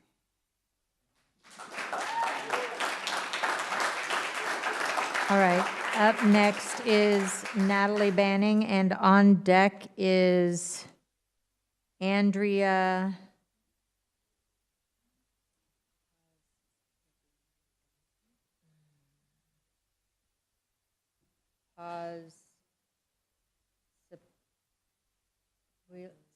Pavilio Gunsman. Sorry, that was terrible. My name is Natalie Banning, and I'm a Rocklin parent of kids at Antelope Creek, Springview Middle School, and Whitney High School. We have 6 kids in total, and I'm here representing at least 5 other families. I want to thank this board for being brave and doing what's right by proposing this addition to parents' rights in item 7.1. If approved, the disclosure will strengthen trust between families and Rocklin schools rather than driving a wedge between us. This will promote inclusion of the parents in their child's education, which is our legal right, rather than promoting secrecy and lies. This promotes honesty between schools, administrators, students, and parents. It's our responsibility as parents and families to shape and influence our children's morals and values, and it's not the place of the schools to impose their will or agenda on our children by concealing information from the parents, which promotes dishonesty and is wholly inappropriate. It's fundamentally wrong to encourage minor children to keep secrets from their parents.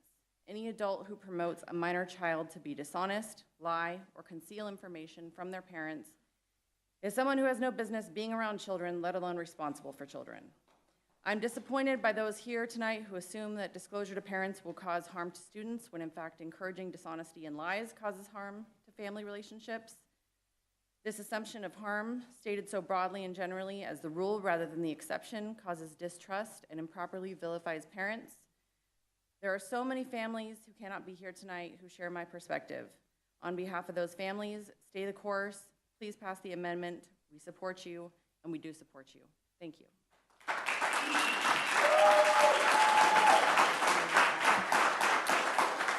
Thank you, Natalie. Up next is Andrea. Okay, good. You knew what I was trying to say. On deck is Shubika Grover. Hello, my name is Andrea. I graduated from Rocklin High School last year, class of 2023, and I'm here to speak out against this policy that is planning to be implemented because I think that it is irresponsible for the school board to implement this policy, as it will actively put trans students in danger. How can, oh yeah, sorry, thank you. How can the school board say that they know which house environment is safe or unsafe for a student? As an example, I went to Sunset Ranch Elementary from 3rd to 6th grade, and I was physically abused, and the school did not know. I do not blame the school for not knowing, but I'm going to ask you, can you look me in the eye and tell me the school always knows which home environment is safe or unsafe? To forcibly out students without knowing the state of their home environment is irresponsible and actively putting students in danger. And for students who are not in danger and who are simply not ready to come out, this is violating their right to privacy. Students do have rights, and they need to be protected.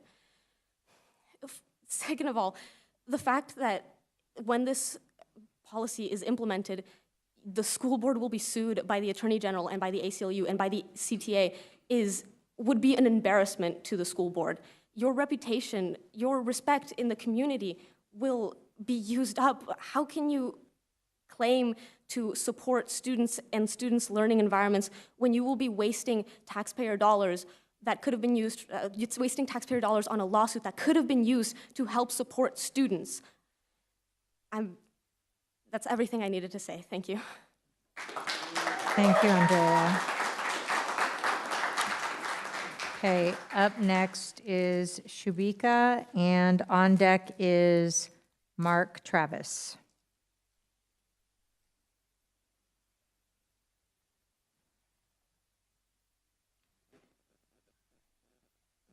My name is Shabika Grover. I've lived in Rocklin since the day I was born.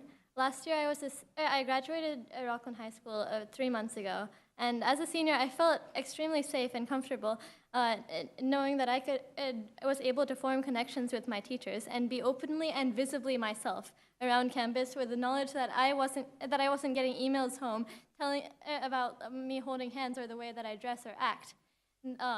I knew that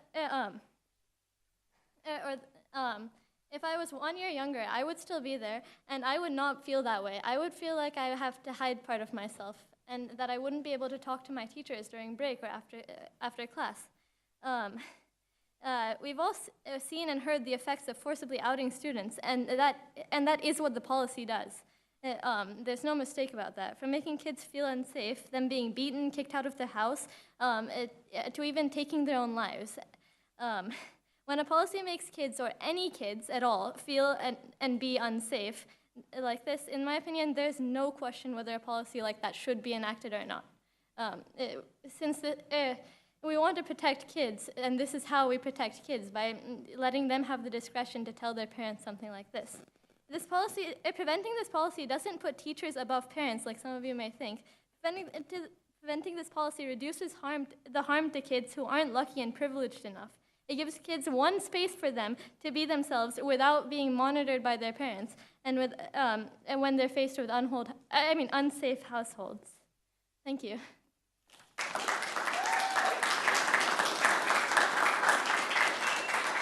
Thank you. Now is Mark Travis, and on deck is Curtis Lawler. Thank you. My name is Mark Travis. I live near Auburn. I have no children, but I do fully support parental notification. When I was 12, my mother married a gay pedophile. She didn't protect me very well. My stepfather tried to rape me when I was 16.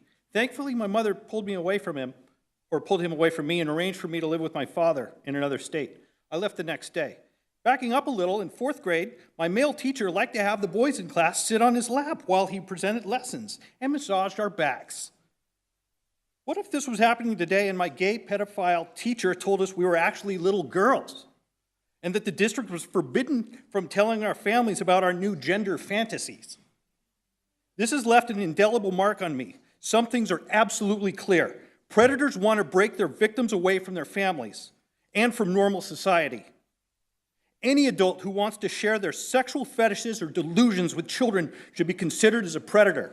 And parents must be involved in the conversation. This is his experience. This is his personal experience. Just keep it.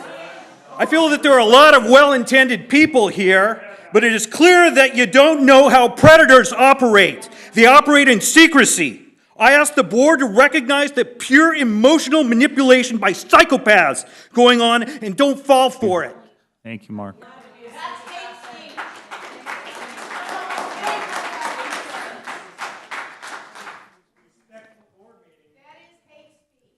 I don't disagree with you. He started talking about his own personal experience. Curtis? I don't disagree with you. Ladies and gentlemen, please. I don't please, disagree Ladies with and you. gentlemen, please let Curtis speak. So I've been here rather late in tonight. I've had the luxury of listening to a lot of people talk before me. So I kind of want to address some things that I think are rather absurd.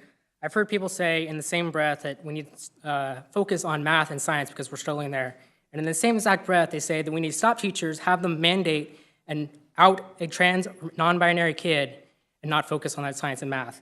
I've also heard that because I'm in Roseville, I'm not necessarily part of this community, but I am LGBT. I should have a voice. I should be able to talk on something that actually affects me here. At the same time, I grew up in Lincoln. I went to GEMS, if you're aware of that. They have an after-school roller hockey program. There you get to play hockey, which I love.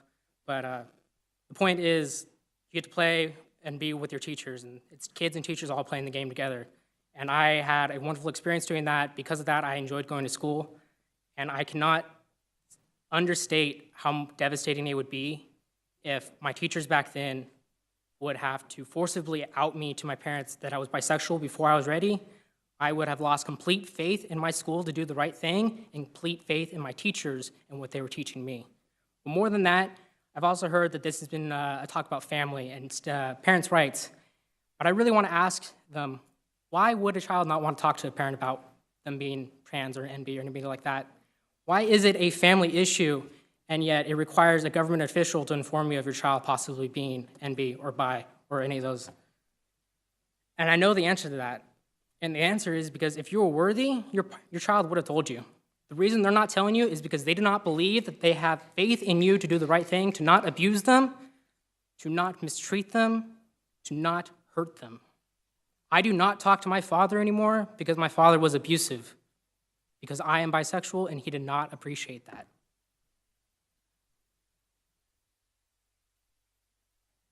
So the last thing I... Here.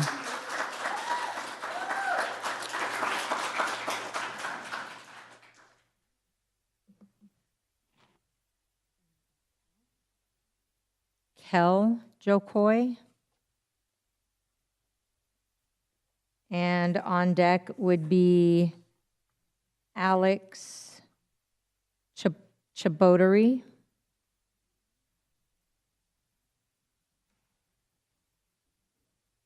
Farther up here than it looks. So I come as a ex-child of Placer County. I was born in Roseville, raised in Penryn, and I am trans. I did not tell my parents until I was 30 because then I could be independent. It would be fine if I was emotionally hurt by them because at least I would have a house. I'd have a place to live, and I wouldn't have to worry about that. When I told them, they were confused, sad. The hardest part being the fact that they sort of just didn't respond. They decided that, oh, well, we don't want to know what to say, so we won't. We won't say anything. And that's very hurtful. And at 30, it still hurt. And it still hurts now. I don't have the relationship I want to have with them. They don't have the relationship they want with me. There's no way that could have been made better if I was 16 when that happened. It would have only been more hurtful. Emotions are felt so strongly when you're a teenager. I taught teenagers for 6 years in a public high school. They're beautiful, wonderful, emotional individuals. And I can only say that you will only erode parent-student relationships if you forcibly out children. I can't even imagine how I would talk to my parents if I had been outed. I probably would have just left home because my parents are wonderful people. I'll be the first person to tell you that. They are educators, they're coaches. They've done so much good in this community and still live in this community. But I still don't feel emotionally safe with them, and I cannot tell them about my life today without feeling hurt. Thank you. Thank you, Kel. Up next is Alex, and on deck is Steve Bruno. Hello, I'm here on behalf of a anonymous Rocklin Unified student. So I'm reading an anonymous letter. Hello, the only reason why I'm able to speak to you like this is because of the anonymity, because I have brave peers, brave friends, and I'm not brave enough. But because I have this safety, at least for now, I want to have my voice heard before it is potentially silenced forever. Coming out is a scary thing on its own. You're not sure if people are going to accept you. You're scared that all people will see you as that kid. And there's self-hatred. You hate that you can't be normal. You hate that there's this part of you that is different or loves different. But the conformity of the closet cannot be countered with the conformity of coming out. LGBTQ+ members have carved a safe space for themselves at school away from their families. I understand that perhaps you think informing the parents would expand that space, but you cannot guarantee what will happen behind closed doors. You'll be putting children in danger. Please let that sink in. In your effort to push out a political, moral agenda, you'll be hurting the people you are claiming to protect. I can't change my parents' mind about me, so I'm begging you to instead. Please afford children excuse me, the freedom to tell whom they wish. Please don't take away that freedom. As a student, as a child, please don't do that to us. Thank you. Thank you. Up now is Steve Bruno, and after Steve is Michelle Kapanen. Good evening. My name is Steve Bruno. I do not live within the district boundaries. I'm not one of your voters or constituents, but I do serve on a neighboring school board, so I'm here to speak to you as a peer. I actually had a speech written, lots of things prepared, but wow, there were some wonderful speakers tonight, and they covered every point that I had written down. What I'd like to say is, as board members, your obligation is not to the voters that put you in office, to the people that raised funds for you.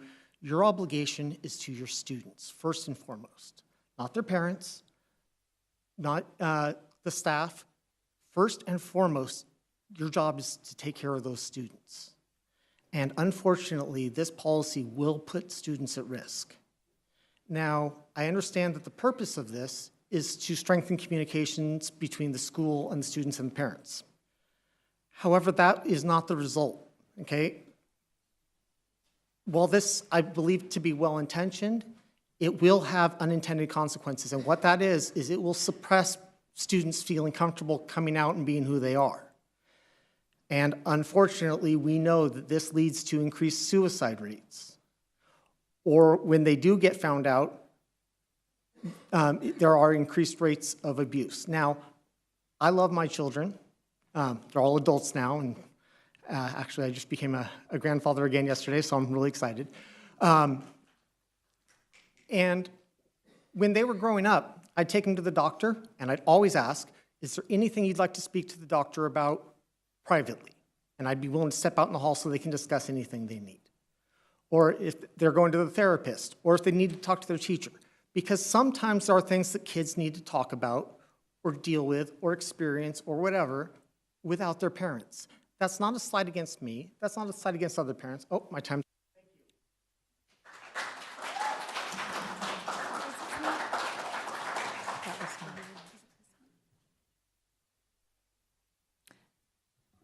Okay, on deck is Dave Butler. Hi, my name is Michelle Kapanen, and I'm a resident of Rocklin since 1998, and we've had 2 kids come through the school district and recently graduate Rocklin High, and they went to Sierra College, and one's currently there, and they're transferring on. So I very much value this school district, this community. What I would like to talk about is love and fear. As parents, and I could hear from everyone's passion here as parents, everyone loves their children and want them to grow up to be resilient, strong, self-confident, assured people who have self-autonomy. When I hear of this addendum, and at first it sounds logical. Of course you'd want every parent, especially the ones here speaking up who care enough to speak up, they want to know. But the reality is the stories, the off-chance stories that we've heard all evening, when that loving environment, that unconditional love is not there. When you're faced with a child that a parent thinks they don't understand. They don't understand, they don't know what's going on, they don't know what this means. It's all very complicated. But for the people in the LGBTQ community, they need to, I don't know how young you're talking about where this is happening, if it's in the teenage years that is an issue. If kids are young kindergartners, are they role playing? Do they have, are they gonna get teacher paranoid that they're going to start having conversations if they're just role playing?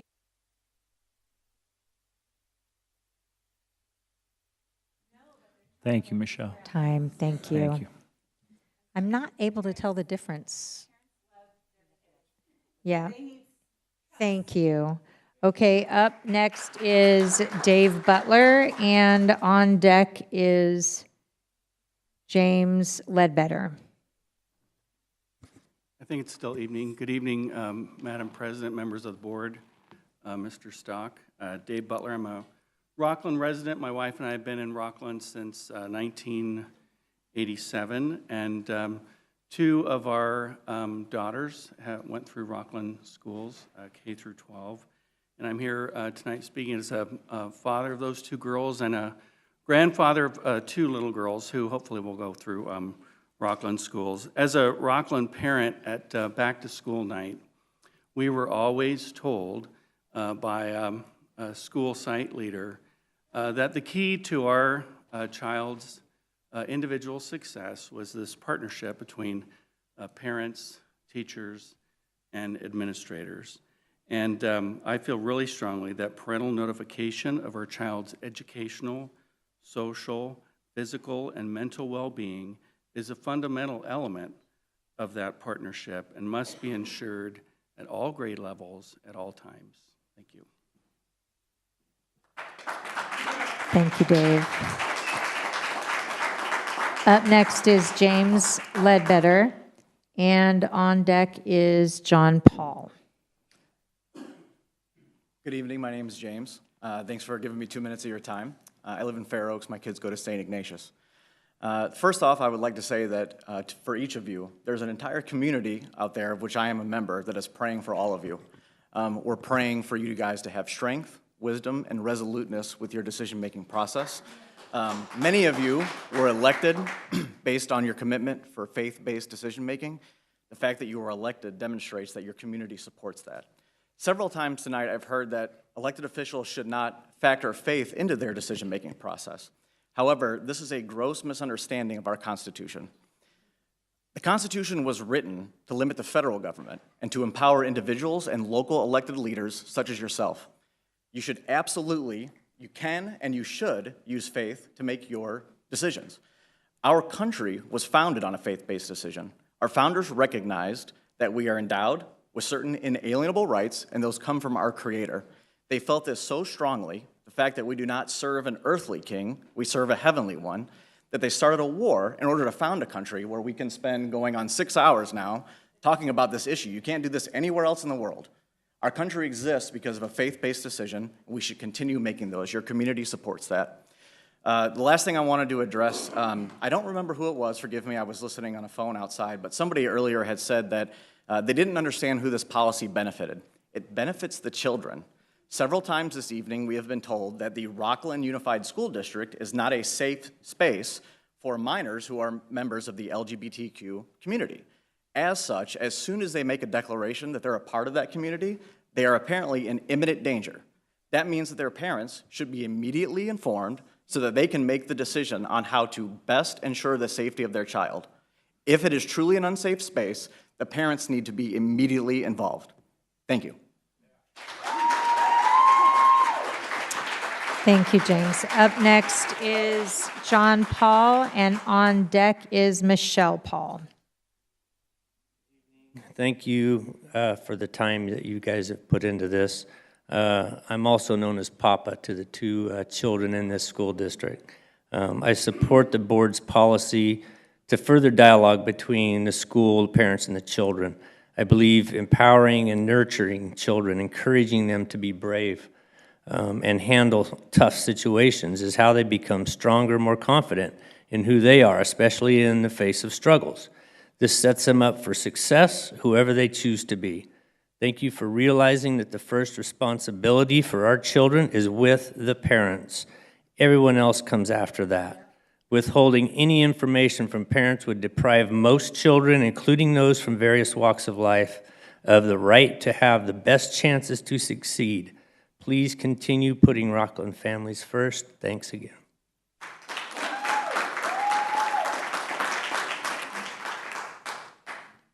Now is Michelle Paul, and on deck is Josh Paul. Good evening. I have been a Rocklin resident since 2011. My beautiful daughter goes to Rocklin Elementary, and we've loved every moment of it. You know, as a parent, we have been entrusted with overseeing the spiritual, mental, and physical development of our children. I see my role in my daughter's life and my son's as highly collaborative. We partner with very influential adults, both at the school and elsewhere, who come alongside us, and we work together to support our child's growth. It's why organizations like the PTC exist, to provide occasions for investing in our child's lives, to consent, share ideas, and put that child first. Trustee Sutherland, this is the three-legged stool that you mentioned earlier. And earlier tonight, when discussing the science curriculum, you mentioned broken trust. By intentionally withholding information vital to the proper development of the spiritual, physical, and mental growth of our child, those individuals charged with their well-being, that trust is being violated. The most tragic part of this is that while the impact of the broken trust is certainly felt between the adults, the greatest negative impact is to the child. Today, there are systems and structures in place to protect children that live in an unsafe environment. This policy that's being proposed, smartly engages these existing structures and puts the safety and security of the child at the forefront. There is no doubt that the conversations resulting from this notification will be intense and, in some cases, highly confrontational. But it is not the state's role or this school district's role to prevent the conversation from even happening. I urge you to pass this policy, and thank you for your bravery and to introduce this common sense measure. Thank you. Okay, up next is Josh Paul, and on deck is Justin Kessler. Good evening. Good evening. I'm Josh. You've been elected by local residents, including parents of your students like me. We voted for you because you hold values we like, and we expect you to implement them. Thank you for your dedication to our children and continuing to keep parents in the loop with policies like this. I've heard emotional, baseless claims that you don't care about our children and this policy would harm them. Well, correlation is not causation, and while I don't propose to know your intentions, I would bet you all want good things for our children and just have different views of how to accomplish that. I believe this policy would actually strengthen the youth in question because anytime you walk alongside and teach children how to be strong, it gives them confidence and sets them up for success, whoever they choose to be, rather than just sheltering them until they leave your class, not learning healthy ways of dealing with conflict. At the end of the day, whether this issue or another issue, the majority of parents should never be put second place to anyone else, especially not an institution or a government. In my line of work, I've personally dealt with hundreds of abusers and their victims, and although I'm only one person, I know it's a small statistic, it has never been because someone was outed. While some tragic stories have been shared, I would argue that maybe additional staff and parental interaction could have had some positive benefits. Please continue passing policies like this. Thank you for your time tonight. Thank you, Josh. Up next is Justin Kessler, and on deck is Kristen Gates. Good evening, board. Thank you guys for your time. Thank you guys for hanging out tonight. Actually, I came here for the advisory committee. I saw the story on the news, and I felt like the board member was getting unfairly treated. I thought that they were saying the right thing.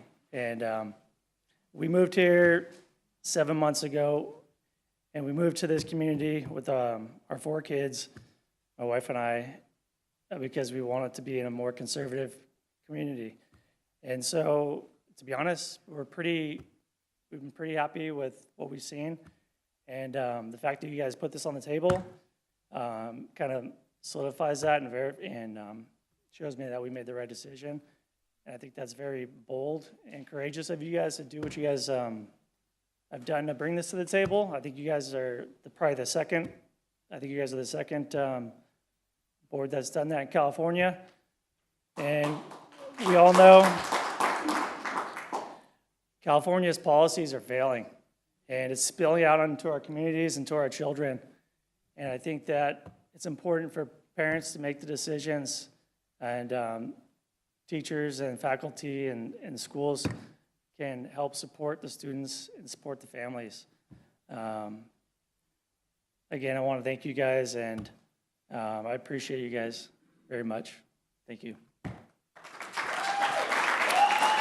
Thank you, Justin. Up now is Kristen Gates, and on deck, Atlas Adams.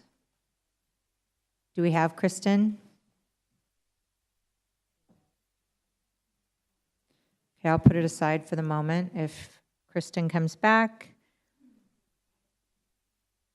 Up next is Atlas Adams. And on deck is Caspin Woodward.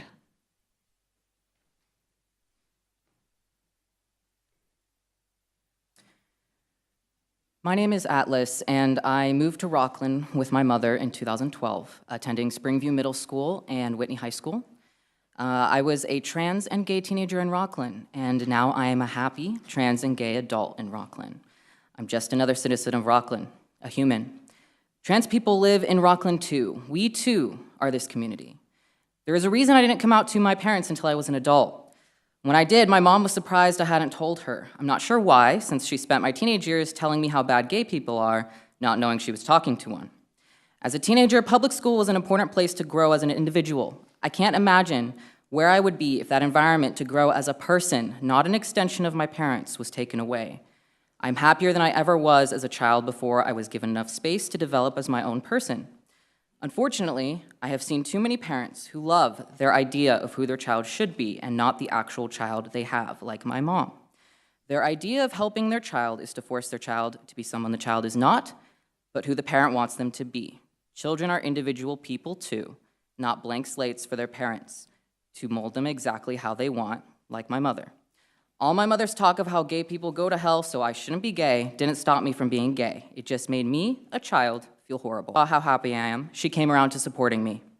I know from friends in my community that my experience is not very common, and it chills me that tonight I have heard from many parents who may never come around like my mom did. And children do not deserve to be put in such a dangerous position. I don't think the majority of the board cares about that. But I want to thank all the supporters and allies who came out to support us today, and also board member Sutherland. Thank you.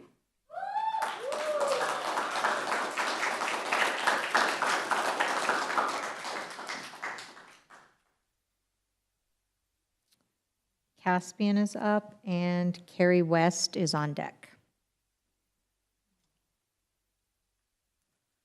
Hello all, my name is Caspian. I'm a Whitney High School graduate. I've been a Rocklin resident since 2000, and I'm currently a Sacramento State student. I am also transgender. I would like to point out that not one person on the school board is transgender. Not one of you has ever had to come out to your parents, to your teachers, to your friends, to anyone. You have no idea the realities and the risks of being openly transgender. And how could you? You've never lived that experience. Transgender people are standing here and we are begging you to reconsider this dangerous policy. And you're sitting at your table and you're lecturing us about our lived experience. You have no idea. The risk is too high. You are wasting money on lawsuits and playing with the lives of transgender children to further your own agenda, and I am disgusted with you, except for you, Michelle Sutherland. You rock. I'm truly begging you. I have known people who have lost relationships with their family because they came out as queer. I have known people who have killed themselves because their families couldn't handle it when they came out as queer. This is reality, and I'm sure everyone here loves their children very much, but you don't know how you're going to react until your kid actually comes out. We all like to think we're better people than we are, and the risk is too high. Children could die. Don't play with their lives to push your own political career forward. It's not right. Thank you, Caspian.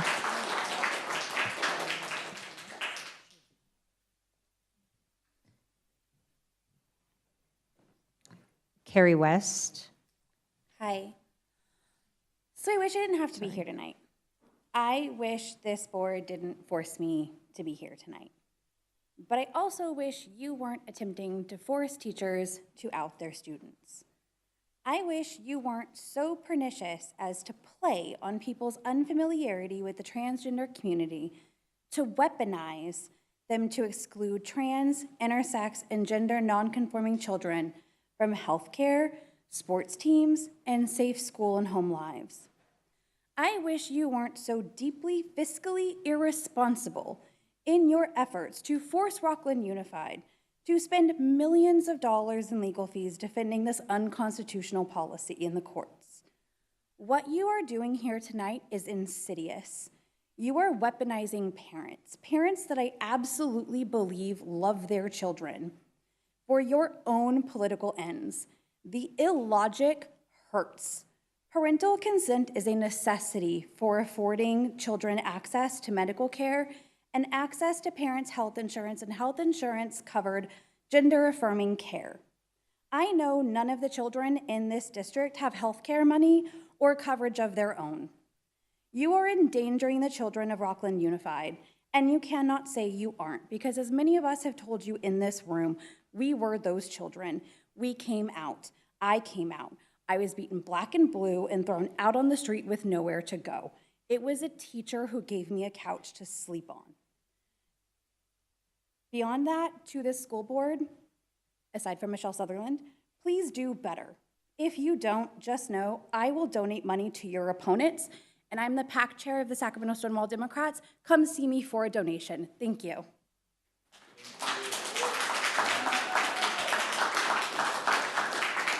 Okay, up next is Dio Wild, and then humans have to take a quick break. We will take a 5-minute break, and we will come right back after Dio.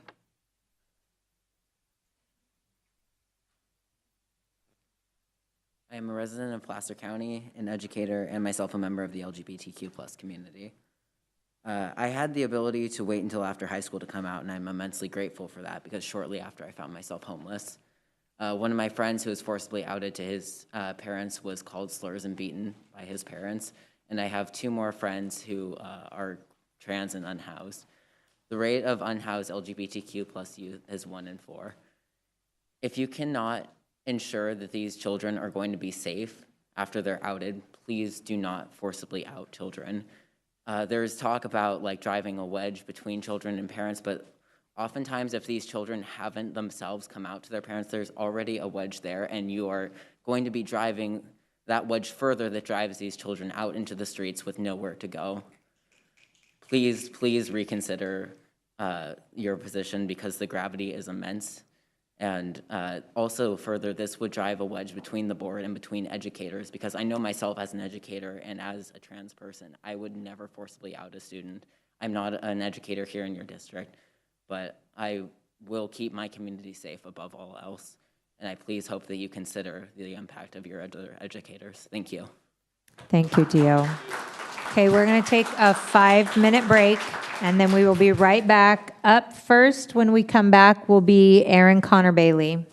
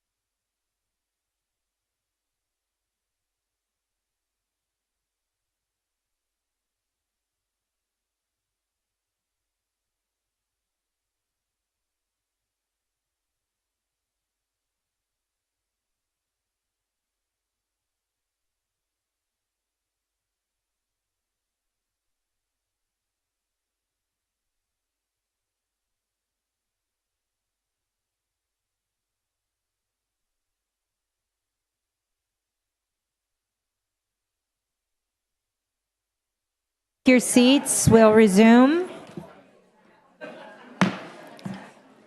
All right, I would like to call Aaron Connor Bailey to the podium, and on deck is Stephen Barassa. Good evening. Thanks for having us all tonight. My name is Erin, and I have been an educator in Placer County for a great many years, 20. I raised my children here, and I'm also a member of the LGBTQ community. I want to assure everyone here that I hear from both sides how desperately we love our children and our families, and as always, it's astonishing when they share the same value that we could come at it from two different, very different directions of what's best to keep our kids safe. I want to reiterate to you that you've heard from a lot of people tonight that they were not safe at home when their news was shared of who they were, what their bona fide identity was. The rest of the comments I had, I'm going to substitute something else I heard tonight, another personal story that hasn't been said tonight. I heard from someone here who was outed in junior high. That person was stabbed by another student the next day, which is shocking and the very epitome of unsafe at school. That makes my heart pound really, really fast. And I want to say to you that creating a witch hunt against LGBTQ children in their own learning environment is not only unacceptable, it is outside the purview of an education board. I don't know what you think you're doing here, but this should not be it. Please continue to serve children, not your religious interests or any others. Safety is not just about what happens at home. Thank you, Aaron. Up next is Stephen, and on deck is Kevin Cooper. Thank you. Well, I'm a senior member of the gay community. At the time, it was called the gay community, and then all the letters started gradually being added on. And it's overwhelming to see this today in 2023, just the support for the LGBT community. It's mind-blowing from where we've come. But you know, I want to say that this policy, whichever side you feel about this policy, both are supportive of our community. You know, parents are our strongest allies. They're our strongest support. They're our champion, and they're the ones that love us the most, and we got to give them a chance. You know, I'm very concerned about the medicalization of children that's being advanced, and I'm very concerned about what's happening in the state capitol, the incremental bills that are being passed that are designed to strip away parental rights. And that's really what's on the table here, is they're trying to take away the rights of the parents and give it to the state for medical decisions. It's happening with birth control, abortion, and now gender-affirming care. One particular bill, AB 665, which is on the, working its way through now, allows a 12-year-old to check out of their home and into a state facility and without any abuse of the parents, just they don't want to check out, they can do it. And it's very frightening. We need to defend our children, and parents are the line of defense for their kids. Thank you. Thank you, Stephen. Up next is Kevin Cooper, and on deck is Lance Christensen. Hello, board. Thank y'all very much for taking time to listen to everybody. I had a chance to listen to the hoots and hollers from speeches who people, I guess, were using thesauruses to remind our community how bad we are. Most of these folks from out of town, based on the license plates I can see. And the hoots and hollers you guys generated for an idea that government can replace parents, which is silly. I had a chance to listen to everybody talk at you and tell you how bad you are. I had a chance to listen to them be creative in the way they described you. I live here. I taught a lot of kids in this town how to hit baseballs. Girls do cheerleading stuff and made sure they got financing. Sunday school, football, the whole thing. And I'm tired of hearing that. Board Member Sutherland, we're a good community. And the people that work with you that come to do this kind of stuff are not nice people. They come and they throw emotional rocks at people and talk about all the bad things that are going on. You have a degree from UC wherever. Mine's not. Make them bring the data. The state tracks suicide. The state tracks a lot of stuff. And we know for a fact that there are no people listed in the state database that went through suicide in Placer County because it's tracked. Ask some questions. I'm tired of people using their problems as an emotional stick to take away parents' rights. We have kids. We work with them as best we can. We love them. We sacrifice for them. And I'm tired of hearing about how terrible parents are. Mistakes are made, but nobody's giving their parents' rights up to any government. We're doing the best we can, and I'm super thankful for your support.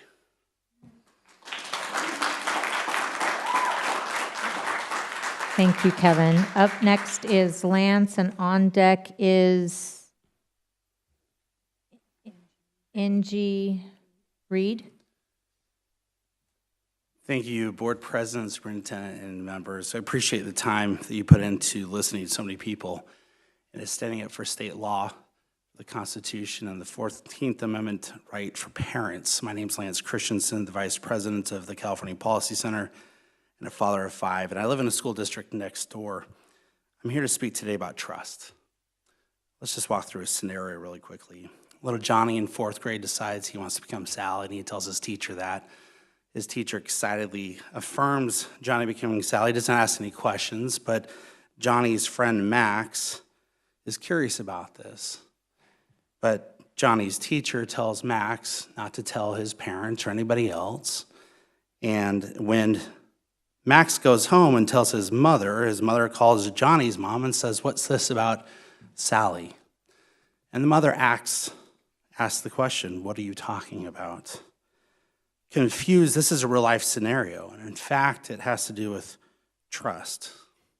When the trust is broken between a teacher and a parent, as has happened to me, it's very difficult to get it back. We've heard a lot of heartbreak today. So much pain in this room. There's a lot of problems in our society that can't be fixed here. It's going to be fixed in the family. But if we want to talk about fiduciary responsibility, you just ask your colleagues in Spreckles School District how much it cost them when they hid the identity of kids who had been transitioned. You swore an oath on the Constitution. It's above all other oaths that you gave. And in the end, if you want the best parental notification policy, honesty is that policy. Thank you very much.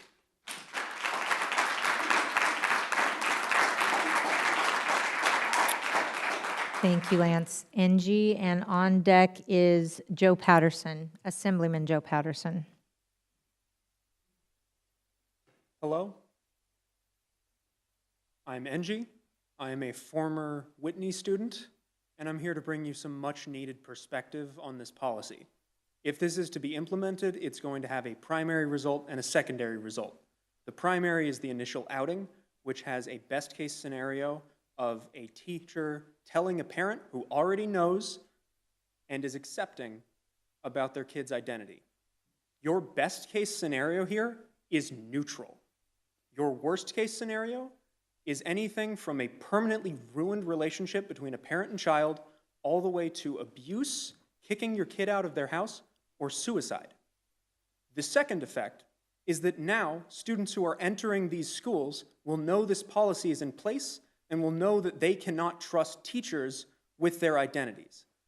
The only shoulder that someone who cannot trust their parents has to cry on is being taken away from them by this policy. If you implement this, it has 0 positive effects. The best case, again, is neutral and a myriad of potential negatives. Thank you.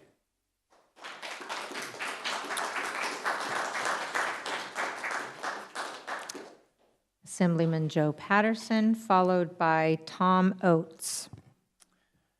Well, great. Thank you so much for having me. My name is Joe Patterson. I am a father of 4 children, 3 of them which go to Rocklin schools, proudly, Sunset Ranch Elementary School, and a 4th eventually will go there as well.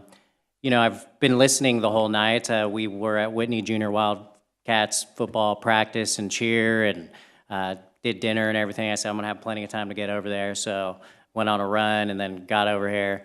And you know, I just think it was really that important to be there with my family first before coming over here, but I appreciate all the people that waited many hours to be here. But I'm not really here to talk about the policy. Actually, I'm here to just really thank you for your service and the commitment that you're making to the community, all of you, and staff included, for sitting through this. You know, in my professional life, I've been on the receiving end of you know, some interesting comments and really hateful comments.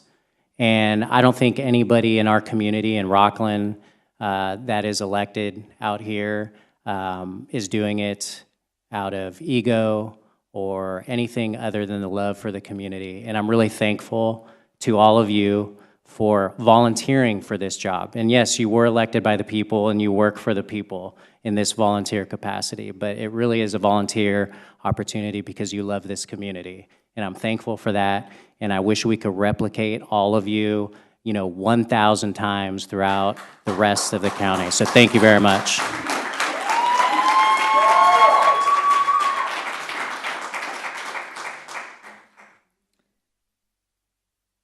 Thank you, Joe. And now Tom Oates, followed by Kathleen, Victoria, Gwen.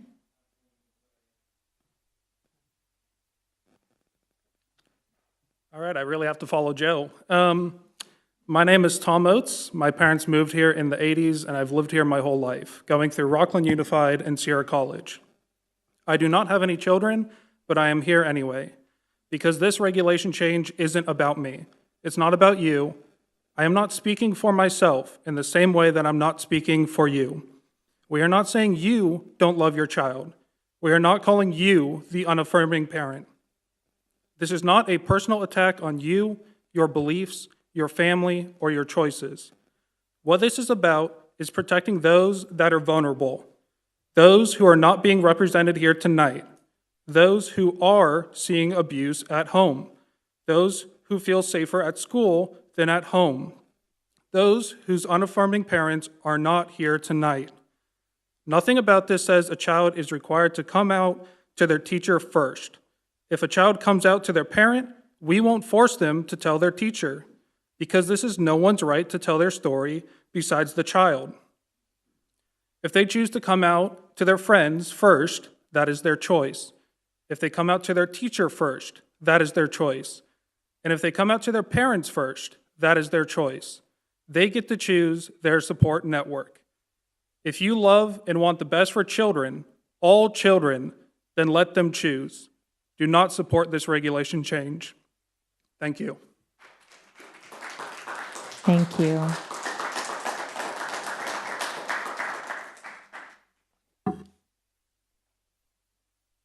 Catalina. Up next, Amanda Dixon.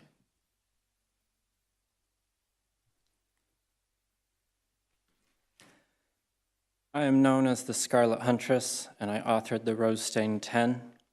I was born in Salinas and raised in Soledad, but for the past several years, I'm now the 3rd generation in my family's 1965 Loomis estate. Over the past month, we have been moving in our 4th. Our son may attend Whitney or Dar Oro next term. My educators saved my life. Due to birth trauma, I have several cognitive disabilities, testing off the charts in some areas and well below where they should have been in others. Due to this, I was in and out of special ed, mainstream, and honors courses, as well as IEPs throughout my education. Some years later, my youngest son, who was very emotionally troubled from his alcoholic parents' relationship, was also in these programs.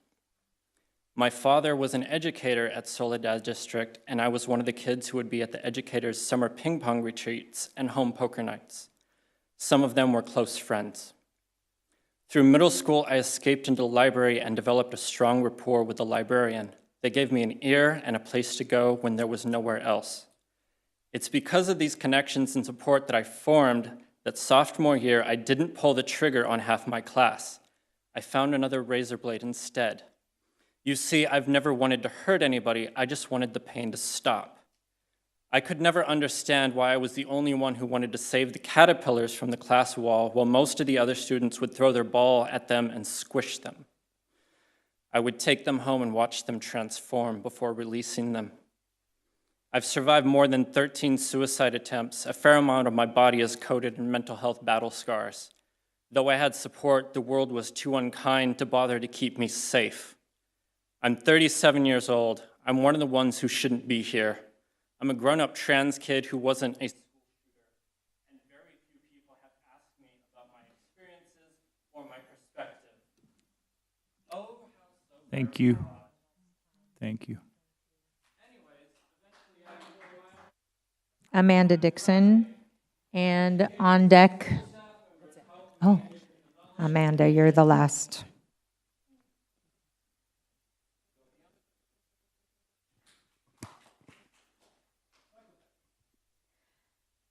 My name is Amanda Dixon, and we have 2 children in the Rocklin district. I've served on committees for the last 4 years.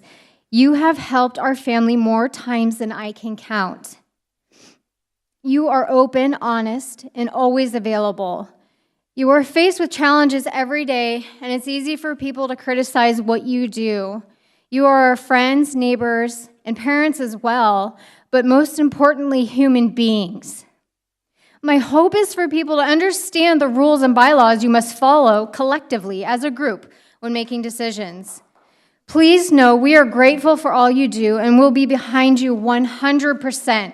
We go to church. We do not go to Destiny. I have 4 gay uncles, and I support them just the same. Where is the other side being represented today? Where is the safety for the Christ-loving children and parent involvement? Oh yeah, they got blocked and bullied outside. Where did these people get bussed in from?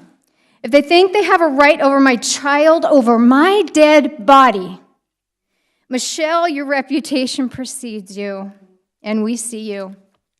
Please continue to listen with an open mind, but block out all the negativity and childish behavior. When life throws you a curveball, knock it out of the park. Pass this policy. This has always been about protecting the children and the family unit. Thank you.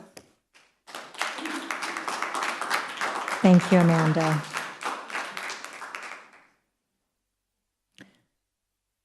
Do we have public comment? So public comment. Right. And there's no more on the agenda item.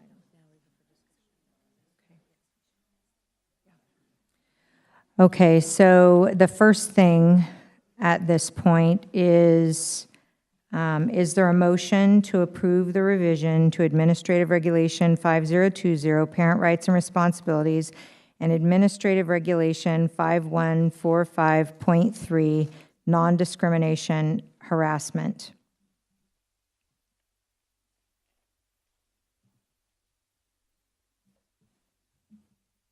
So moved. First by Trustee Counter, is there a second? Second. Second by Trustee Sadoff. Georgia, will you please call the roll? I would like to just speak before this is taken. We've heard so much tonight, and I just want to really think about these comments and that have been made multiple times, that this is addressing a problem that doesn't exist. We know, all of you know up here, that our USD teachers are not engaging in any of the impropriety that others have talked about in other areas. And instead of encouraging the trust and encouraging those who come out in support of you to say, just know our RUSD teachers are not doing that. They're not encouraging secrecy. They are just accepting students at face value. And we have the tools for them if they say, I don't know what to do, I want to talk to my parents. Nobody is encouraging secrecy as has been described in other areas. I also think it's really important to say we don't have the supports for students to follow through on this, for students who then are outed. We don't, to ensure that they're safe. And I feel that with the changes or the considerations that you've made to say, well, this isn't for private conversations, this is only if they actually want to show outwardly some element of who they are, I think it's right on to say, okay, well then it's not really about trans, it's about you wanting to show that you're trans. And again, we don't have the ability to make sure that these students are safe. And that tells me that it's not even really about it. That's telling me that there are trans kids that will exist and you're okay with it as long as they're not open with it. And it reminds me, it's erasure of them. And it reminds me of what you all did last year with the email signature thing, where you don't want teachers to be able to have inclusive messages in their email. So we're gonna take away signs that students feel that there's support, and then we're just going to throw them into whatever situation. We have to think about, each of us have to think about the outside world, outside of our own home life situation. I believe that everyone that spoke here truly feels that they will care for their child regardless of what they do. I think all of these are the best intentions, but we are a public school district that serves so many, and we cannot claim to know what other parents feel or would do. So those were some of the take-homes from all that we heard, and I really feel that we have an opportunity to channel the concerns that both interests have into parent empowerment to constructively improve relationships of this three-legged stool. I actually agree with you on that, and I think that can come from this. I don't think they're mutually exclusive. I think we can do both. I think we can definitely do both. Georgia, will you please call the roll? Oh, sorry. Did you want to say more? Okay. You know, Michelle, I thank you for your comments. I think we heard a lot tonight from people who care, are concerned, are afraid, are worried, and a lot of times we go about things in different ways. I will say when it comes to we cannot claim to know what parents would feel or do, I agree with you. I agree with you 100%. And that's why this is actually really important to me, because I do think there are a lot of assumptions being made that parents wouldn't care deeply and wouldn't want to walk through a situation with their child. And so I do think there were many things said tonight that were actually quite inaccurate statements, and I do feel a responsibility as a trustee to address a few of them. So I'll go through them really quickly, but I want you to know, earlier we got to share our whys of why this was important, and it's been said many times tonight that this is a political agenda, a religious agenda. I will reiterate that I have had parents, teachers, staff approach me about this policy because they're very concerned for a variety of reasons. But there were many things quoted tonight that we haven't spent time painstakingly going through every word of the proposed policy. That's actually not accurate and not true. We have not only received very clear legal counsel that the policy that is being provided tonight does not break state or federal law, and I'm happy to go through a few of those in just a moment. But I myself has also met with multiple civil rights attorneys, both at the state and federal level, that have agreed with that. And so I have had people ask tonight why I'm comfortable moving forward with this policy, and I do think that our parents, our students, our staff deserve to hear from us. And so I want to share with you why this is a struggle hearing such grave concern, but why I also feel it is not the place of a trustee to go against many things at the state and federal level. Several CalEd codes were quoted tonight, many of them CalEd Code 200, 220. 200 is about equal rights and opportunities for our students, which I fully support. And actually 5145 shows that. I fully support equal rights for all students. 220 that was quoted talks about no person shall be subjected to discrimination. I 100% agree with that. That is not what this policy says in any way. There is talk about Title IX, AB 1266, CalEd code violations. Each of those are unsubstantiated. Both AB 1266 and CalEd code do not indicate anywhere that notifying a parent is prohibited. 5145 shows multiple areas that our students still have the rights that are afforded to them as they should. And I know some in the community are concerned about that. Tonight, what we are discussing and we are addressing is a conversation with a parent. And right now, there is no state or federal law that says that a student's rights supersede a parent's rights. It's not in writing anywhere. And so it was also mentioned Chino Valley's resolution. We are not passing Chino Valley's resolution tonight.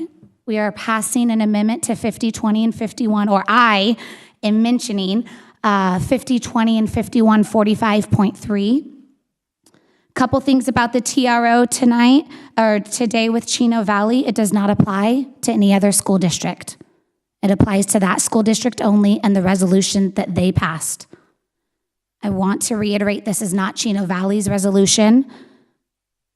Additionally, it makes an assumption was made in court today that parent rights should be waived due to possible harm. I will never support harm in a home, harm of a child. Never have, never will. That is not what this policy says. This policy says that at the request of a child, this policy says that at the request of a child, at the request, it says it 3 times. Finally, I want to get back to our policies. 5020, why this is important to me, and it connects to the statement said a little bit earlier, is in our 5020 policy, which is actually enacted back in 2019. We're just making one amendment. It is a very important policy because it cites CalEd code 20 different times as to the rights of a parent. And there are actually many rights that when this was first brought forward and I saw it, I said, that's already in our ed code. It's actually, this is already addressed in our ed code, and I'll read it, or in our 5020, and I'll read it in just a minute. But it was communicated to me that our policy is not clear, that our regulation is not clear, and that without this verbiage, it is unclear. And that is why Section 21 is being added in. And I just want to mention a few of them if you haven't had a chance to look at 5020. Number 16 speaks specifically to a parent receiving information about any psychological testing the school does involving their child. This is Ed Code 51101. Number 17 already states, again, this is from 2019, backed by CSBA and Education Code, to refuse to submit or to participate in any assessment, analysis, evaluation, or monitoring of the quality or character of the student's home life, any form of parental screening or testing, any non-academic, goes on to talk about counseling programs. Number 19, to question anything in their child's record that the parent guardian feels is inaccurate or misleading or is an invasion of privacy, and to receive a response from the school. That's Ed Code 51101. Finally, 20, to provide informed, written parental consent before their child is tested for behavioral, mental, or emotional evaluation. This is Ed Code 49091.12. There have been abundant comments tonight that it is our responsibility to follow state and federal law, and right now that is what is required of us. This notification policy is covered, I believe, by 16, 17, 19, and 20. However, I've been told abundantly by staff that it is not clear, and therefore it is the responsibility of the board to make clear the right and role of a parent to work with the school, with their student.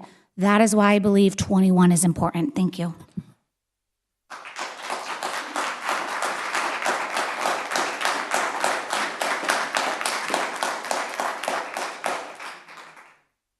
I will say, though, that these points here, which are often related to evaluations that are done with consent, I don't believe that that applies.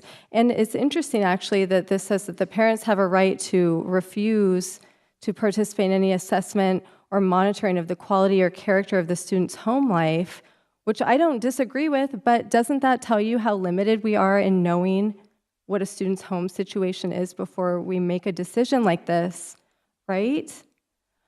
This is, and to say that it's not discriminatory when we're specifically talking about one group, that is on its face discriminatory.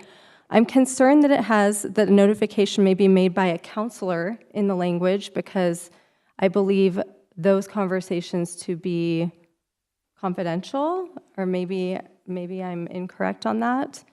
But I do think that the one thing that we know is legal is what we have in place right now, which has not posed any problems right now. And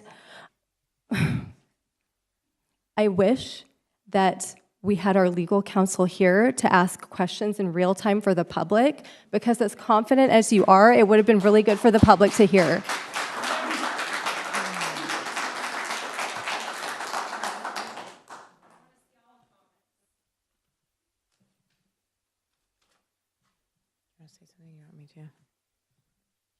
I just appreciate, Derek and Julie, thank you for working with the attorney. And, you know, I appreciate the 16-page legal memo that we received. I have full confidence in that. And I know that was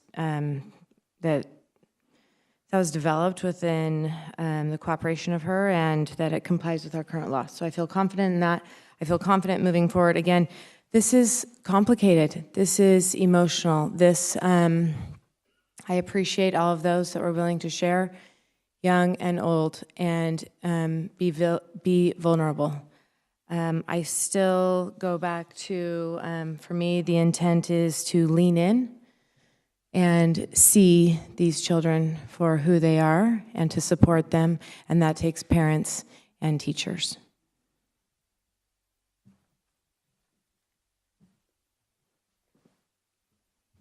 It was brought up a couple times, Chino, their policy, other district policies, et cetera. I think in our conversation and looking at different things, in no way in Rocklin do I want to just copy and paste something that was done by somebody else.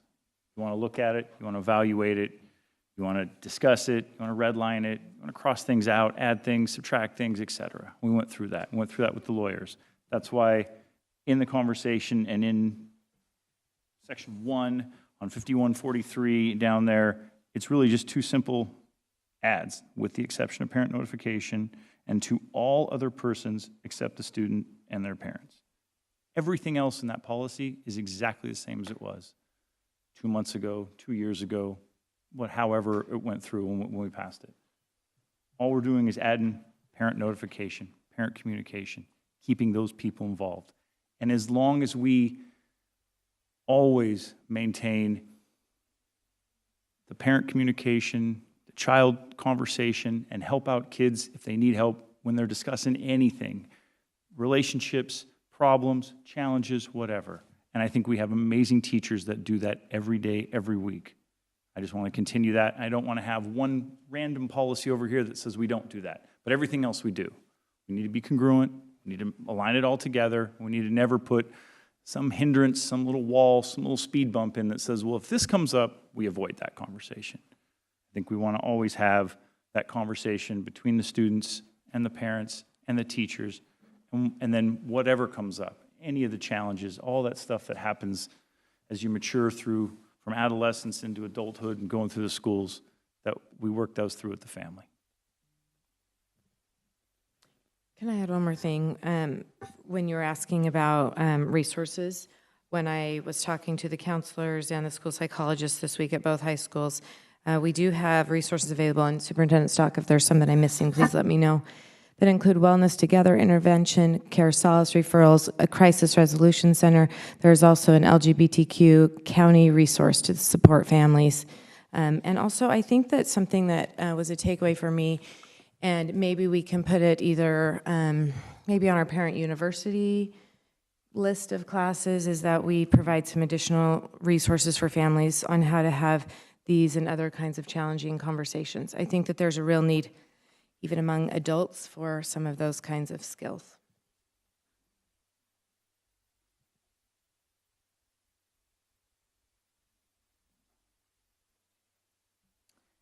Okay, Georgia, will you please call the roll? Derek Counter, Yes. Tiffany Sadoff, Yes. Rochelle Price, Yes. Michelle Sutherland, No. Julie Hupp. Yes. Motion passes.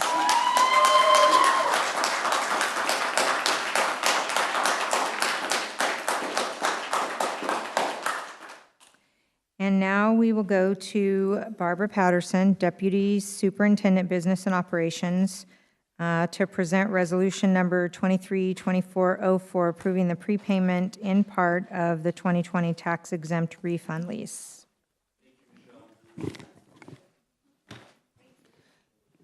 Thank you, President Hupp, Board of Trustees, Superintendent Stock.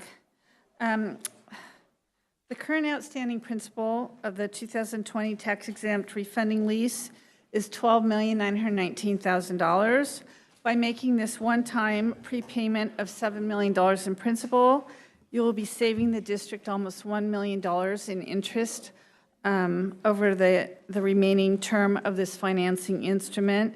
This payment will be made with the proceeds from the sale of Lot 49. So staff requests that you approve this resolution. Any questions? Thank you for all your work on this, Barbara. Yes, Yeah. thank you so much. Thank you for going through that. So much work. And there's no comments about this. Okay. So do we have a motion to approve the resolution number 232404? So moved. Was that you? Yeah. First by Trustee Sutherland. Is there a second? Second. Second by Trustee Price. Georgia, will you please call the roll? Derek Counter, Yes. Tiffany Sadoff, Yes. Rochelle Price, Yes. Michelle Sutherland, Yes. Julie Hupp. Yes. Motion passes. There was an item 8 on the agenda. It was an information item